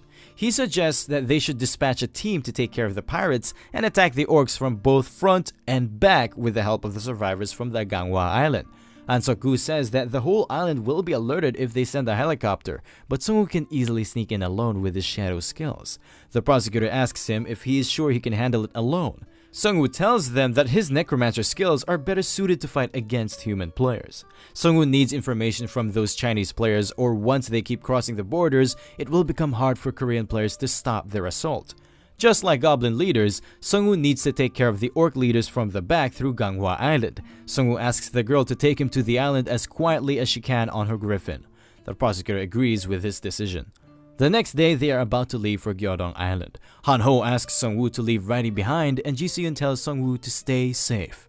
More than 2 people can't ride the griffin. That's why he can't take them with him. With that said, they start moving toward their new destination. The female player informs Sungwoo that they need to wait until dark before they can enter the island so the pirates will not know about their arrival. The pirates have huge bird monsters who fly around and monitor the island. During nighttime, in the docks of Gyeodong Island, inside a boat, some pirates are talking about the prisoners they took. Their leader tells them that they will have a lot of gold and women when they reach the Korean mainland. One of the pirates tells them that they would not even have survived if they had not got the poison liquor made from the eggs of the monster centipede caught in Hangzhou. One of the pirates tells the other that he feels more at ease with being chased out of the country, and it is better being a pirate against a weak country than fighting against the strong players of their own country. One of them is about to say something about their general, but the other one stops him. This pirate has a bounty hunter class and he can feel a presence in the shadows. Sung-woo appears from behind them and he cuts 2 of them in one strike. The third one gets chained by the Death Knight and Sung-woo tells the Death Knight to keep him alive so he can interrogate him later on. After a while, the pirate wakes up with the Griffin scaring him. The female player tells Griffin to calm down and she will feed him the pirate after the investigation is over. They can freely talk with each other thanks to the system without knowing each other's language, and Sung-woo tells him if he is not cooperative enough, he will just kill him and read his memories. Sung-woo tells him to choose whether he will stay alive and tell him everything, or Sung-woo can read his memories after finishing him. Inside another ship, a pirate leader is angry because 90 people just disappeared in just a few hours. He tells his henchmen to unanchor the boats and check if there are any prisoners missing. He orders the monster birds to find the intruder and bring him in. The leader of the pirates is sharing his vision with the monster birds, but he can't find anyone. He is pissed because the one responsible for this mayhem is hiding well. One of the pirate lackey tells him that they found the missing people and the leader is surprised his henchmen found them before him. They are all dead, and they were laying side by side when he found them. The pirate leader is confused because the killer could have just thrown the bodies into the ocean to get rid of them, but he loaded them into enemy ships. Another lackey tells him that they found more dead bodies in other ships. They are closer to another boat with dead bodies, but suddenly all ships start getting destroyed one after another. They are confused after watching it as they have no clue how the boats exploded. The screams of other pirates start coming out of a nearby building. One of the windows opens up and a gas starts pouring out. One of the pirates knows that this gas is breath of the abyss used by mages and he suggests them moving away from it. The pirates start moving away on their cars. The birds are sending signals to the pirate leader from all over the island and he thinks there are a lot of enemies on the island. They can only get away through the bridge because their boats are already destroyed. The pirate leader is angry because if they become isolated here, their expedition will be doomed to fail before the reinforcements arrive. They need to get out of there and secure a new area where their main fleet can land so they can welcome their general. They arrive at the bridge and their leader orders them to go faster. Suddenly, Wandering Drake along with Sung-woo crashes in front of them. The pirates become scared after witnessing it. Sung-woo knows there are 3 Chinese servers and these hooligans came from the second server. Plus, these pirates are just the advance party and they plan to create a base for their main force to land. The pirate leader comes out of the car and he orders his men to prepare for battle, but Sung-woo has no plans on wasting his time, so he will not let them play around anymore. Sung-woo activates Call of Death and Weaken Spirit in their area. Sung-woo's minions surround the pirates from all sides. The massive horde of Sung-woo's minions is about to approach them, and the pirate leader summons his monster birds to fight back. The birds start finishing off the zombies with ease. This gives courage to the other pirates and they start fighting back. The ghouls start catching and smashing the monster birds into pieces. After a while, the whole monster bird army is annihilated by the ghouls alone. The pirate leader is in shock as those birds were his only trump card. Sung-woo revives the birds and they become a part of his horde. The pirate leader tries to fly away with his last monster bird. Sung-woo's bird minions start chasing the leader. After a few seconds, they manage to catch up to the monster bird and kill it. The pirate leader falls to the ground, breaking his back in the process. The pirate can't speak from the last shock, so Sung-woo finishes him off to read his memory fragments and he levels up to 17 as well. After reviving the pirate leader, Sung-woo starts checking his memory fragments. Inside the memory fragment, he can see a huge ship. The ship crew seems to be well disciplined with everyone wearing proper uniforms. Their leader asks them where they should head next. It turns out they yielded the second server to a spiritualist player, and a self-proclaimed emperor is growing in power in the first server. Even the third server has succumbed to the emperor, so they can't go back to China. One of his assistants suggests they should ask for assistance from an outside power, and the general cuts his head off. The general tells them that they are floating out in the open ocean because they lack in power and violence. They will soon make up for the power they lack after they conquer another land, and they will return to their mainland to swallow it too, just like a starving ghost. Now, Sung-woo knows that another insane person is aiming for their country, and he needs to stop this psycho as well. The general tells his men that the main problem they face is that there is no occupied land they can take. One of his men is quite afraid, but he musters up his strength to recommend that they should attack the nearby islands. They can blockade the sea with the islands and march back to the continent through the Korean peninsula. The general pats his man for his idea, and the man thanks the general. The general orders his general Crimson Earth to take over all the islands near the mainland. They need to take control of the seas while strong Korean players are busy taking care of monsters in the mainland. General Crimson Earth was tasked with leading a small fleet and establishing an outpost on the Korean peninsula. General further refrains him from provoking the main forces of Korean peninsula, and General Crimson Earth only needs to prepare for the arrival of their general. General further tells them to use the pirate synergies as much as possible. They also need to collect as much gold as they can while they're at it. The pirates have a rank 3 pirate synergy called I Will Become King of Pirates. It's a group synergy and it requires more than 10,000 pirates in the group. Its effects can double the amount of gold when killing a player, and they can also loot 20% of the gold a player has. Sungwoo now knows why these pirates were capturing live humans so they can later kill them with their main group and receive a lot of gold in the process. The general tells them that they also need to take care of the main quest they received, which says that a nobleman will be born at the end of this chaos. General motivates his men by saying that they are not walking the path of noblemen but one of Asura. They need to show no mercy and loot everything. With that said, the memory fragment is over and Sungwoo returns back to the real world. Sungwoo has leveled up as well and he got 5 card choices. Sungwoo chooses Call of Death skill card, which increased his Call of Death skill rank. He can now summon 25 masterless zombies from the abyss. Sungwoo is quite happy because the size of his horde has increased drastically. The female player asks Sungwoo what he's going to do next. Sungwoo informs her that he is done here and he will now head toward Gimpo to fight in the real war. While on the other battlefield, both human players and the Red Orcs are in front of each other. The Red Orcs are looking quite pissed as usual. Jisoo-yun informs them that there are many orcs in the mix, which are stronger than the normal orcs, and Han-ho becomes afraid after hearing it. An Seok-gu informs them that this is only one of their advance parties, but their numbers are still too much. Plus, they somehow managed to make the trolls their slaves who are now fighting for them. Myung-soo and some other players can't believe it because trolls are more powerful than the orcs. Raidi and Jisoo-yun start advancing and cutting the trolls on their way. They both jump toward the center of the Red Orcs formation.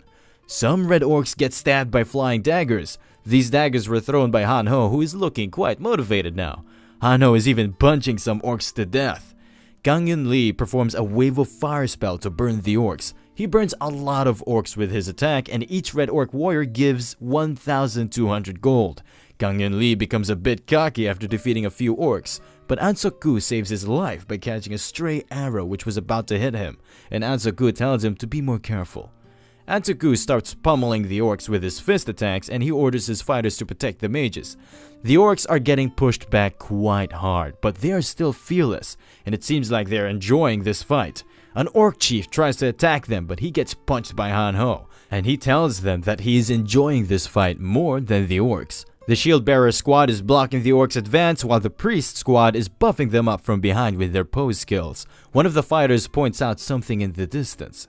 These are orc shamans who are being carried by trolls. The orc shamans throw their magic spells toward the players and the shield bearers ask their magicians to cast magic barriers on their shields. But the magic spells hit them before they can cast any kind of protection barriers. The players who got hit by the spell are not looking well, and some specialized orc cavalry starts heading toward them. The Crusader team arrives there at the same time. The Crusaders make their breakthrough formation which stops the assault of the Red Orcs cavalry. Min Him-sung orders the crossbowmen to target the orc shamans. The arrows of crossbowmen successfully manage to neutralize the orc shamans. The other players become motivated after watching the Crusaders in action. The prosecutor is getting rid of the orcs one after another, and if things keep on going smoothly, he can clear his personal quest very soon.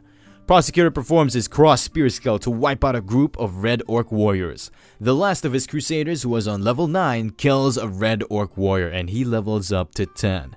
A system notification pops up which informs the prosecutor that his personal promotion quest has been completed. He received his first stage awakening as a reward and his fate has changed slightly. The orcs come to a stop as the prosecutor starts bursting with light. Even the human players can't keep their eyes open as something shining is falling from the sky. A light spear appears up in the sky. The current area has become the temple's domain for 1 hour. The healing effect in the area will increase by 2% and all Crusaders' strats will increase by 5 points. The prosecutor takes a hold of the spear and he orders his men to charge forward. The human players are slowly getting healed and they start praising the prosecutor, and the prosecutor can feel his self-esteem being revived.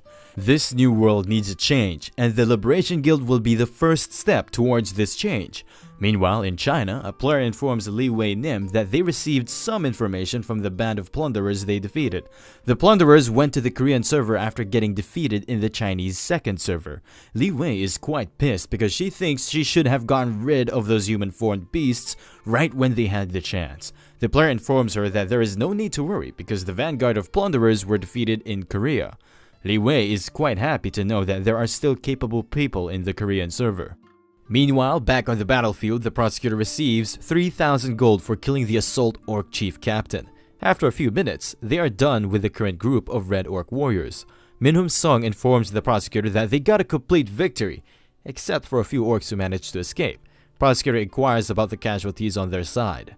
Minhum Song informs him that 3 crusaders and 100 players have died in the last battle, but it is a lot less than what they expected.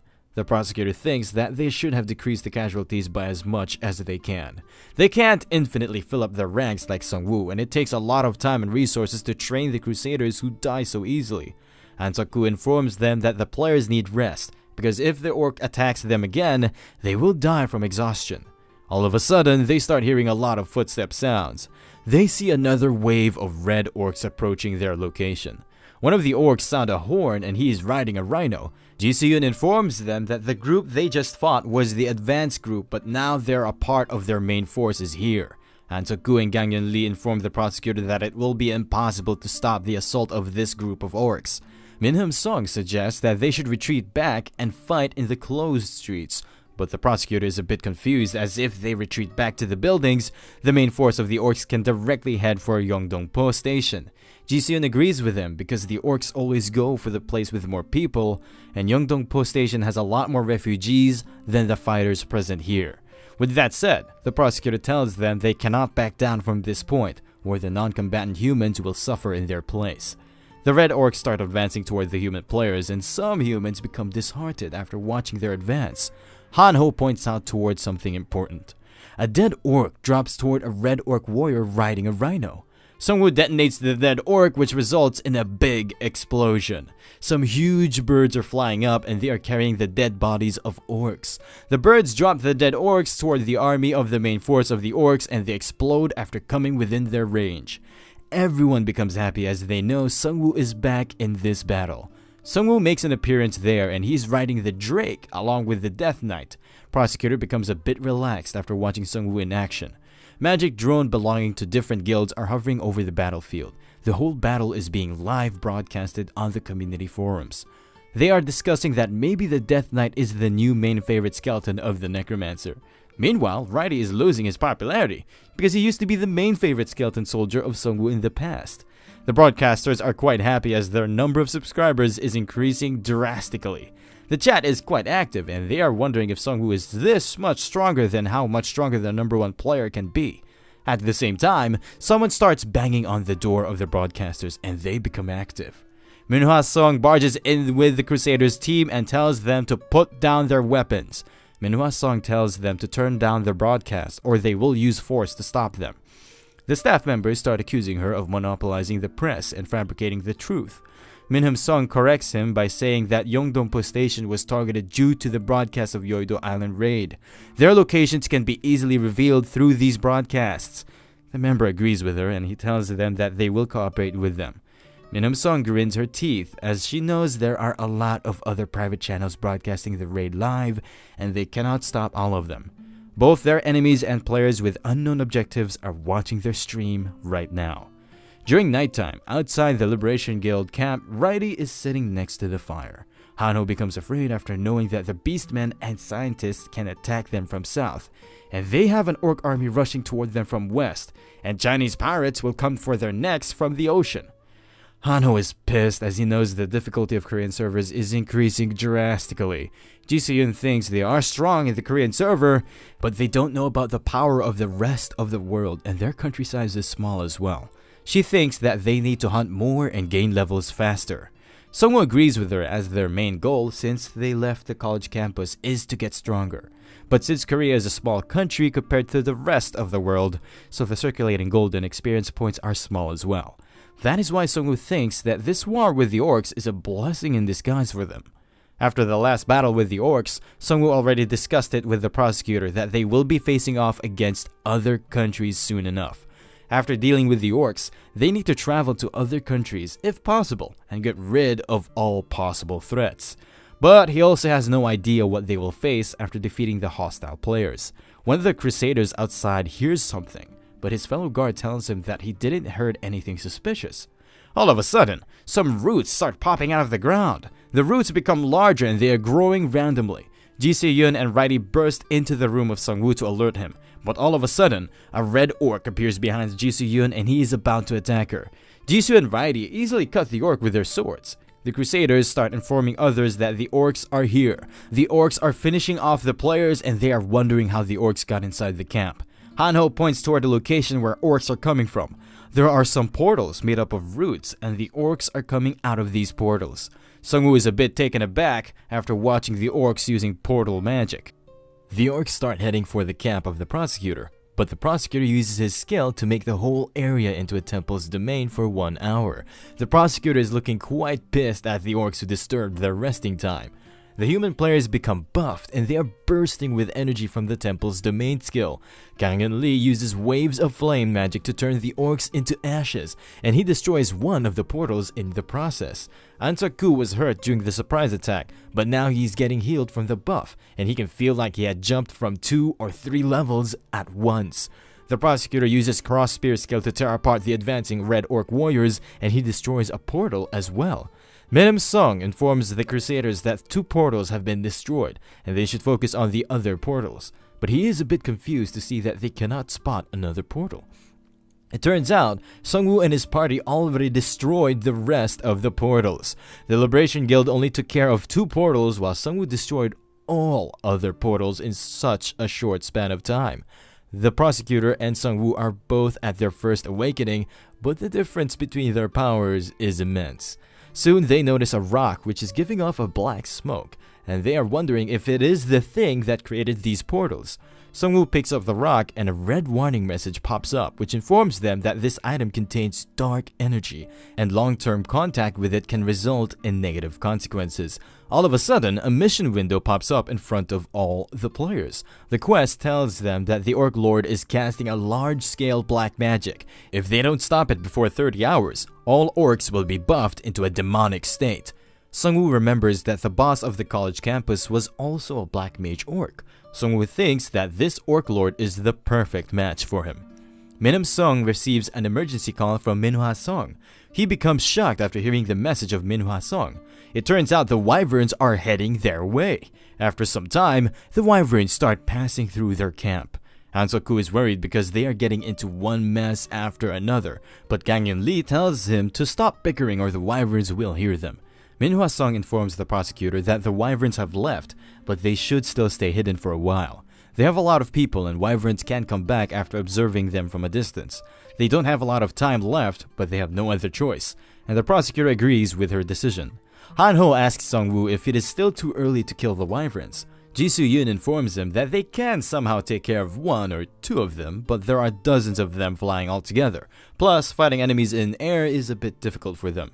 The Alpha Wyvern male and the wyverns under its command are the true rulers of Korean skies right now. Everything comes to a halt when they pass through. Sungwoo wants to hunt them badly, but he can't think of a way to do so.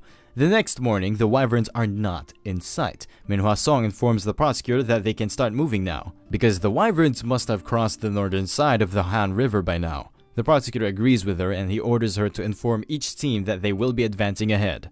Hanho got a useful information that the Gimpo Plains, where the Orc army have been appearing from, has started to turn into a wasteland, just like how the Uido Island turned into a wetland during the raid on the Wandering Drake. This whole place was a grassy, fertile area and it turned into a wasteland in a single night. Minhwa Song informs Song-woo that according to the report of the reconnaissance team, the orcs are gathering at the Gimpo International Airport. The prosecutor tells them that it will be a great battle where two powerful forces will clash. Sung-woo tells them that they need to make wise decisions because the orcs can be planning something behind the scenes. The prosecutor knows that it can be the case, but they don't have enough time, and they need to get rid of the orcs in this battle before the timer runs out.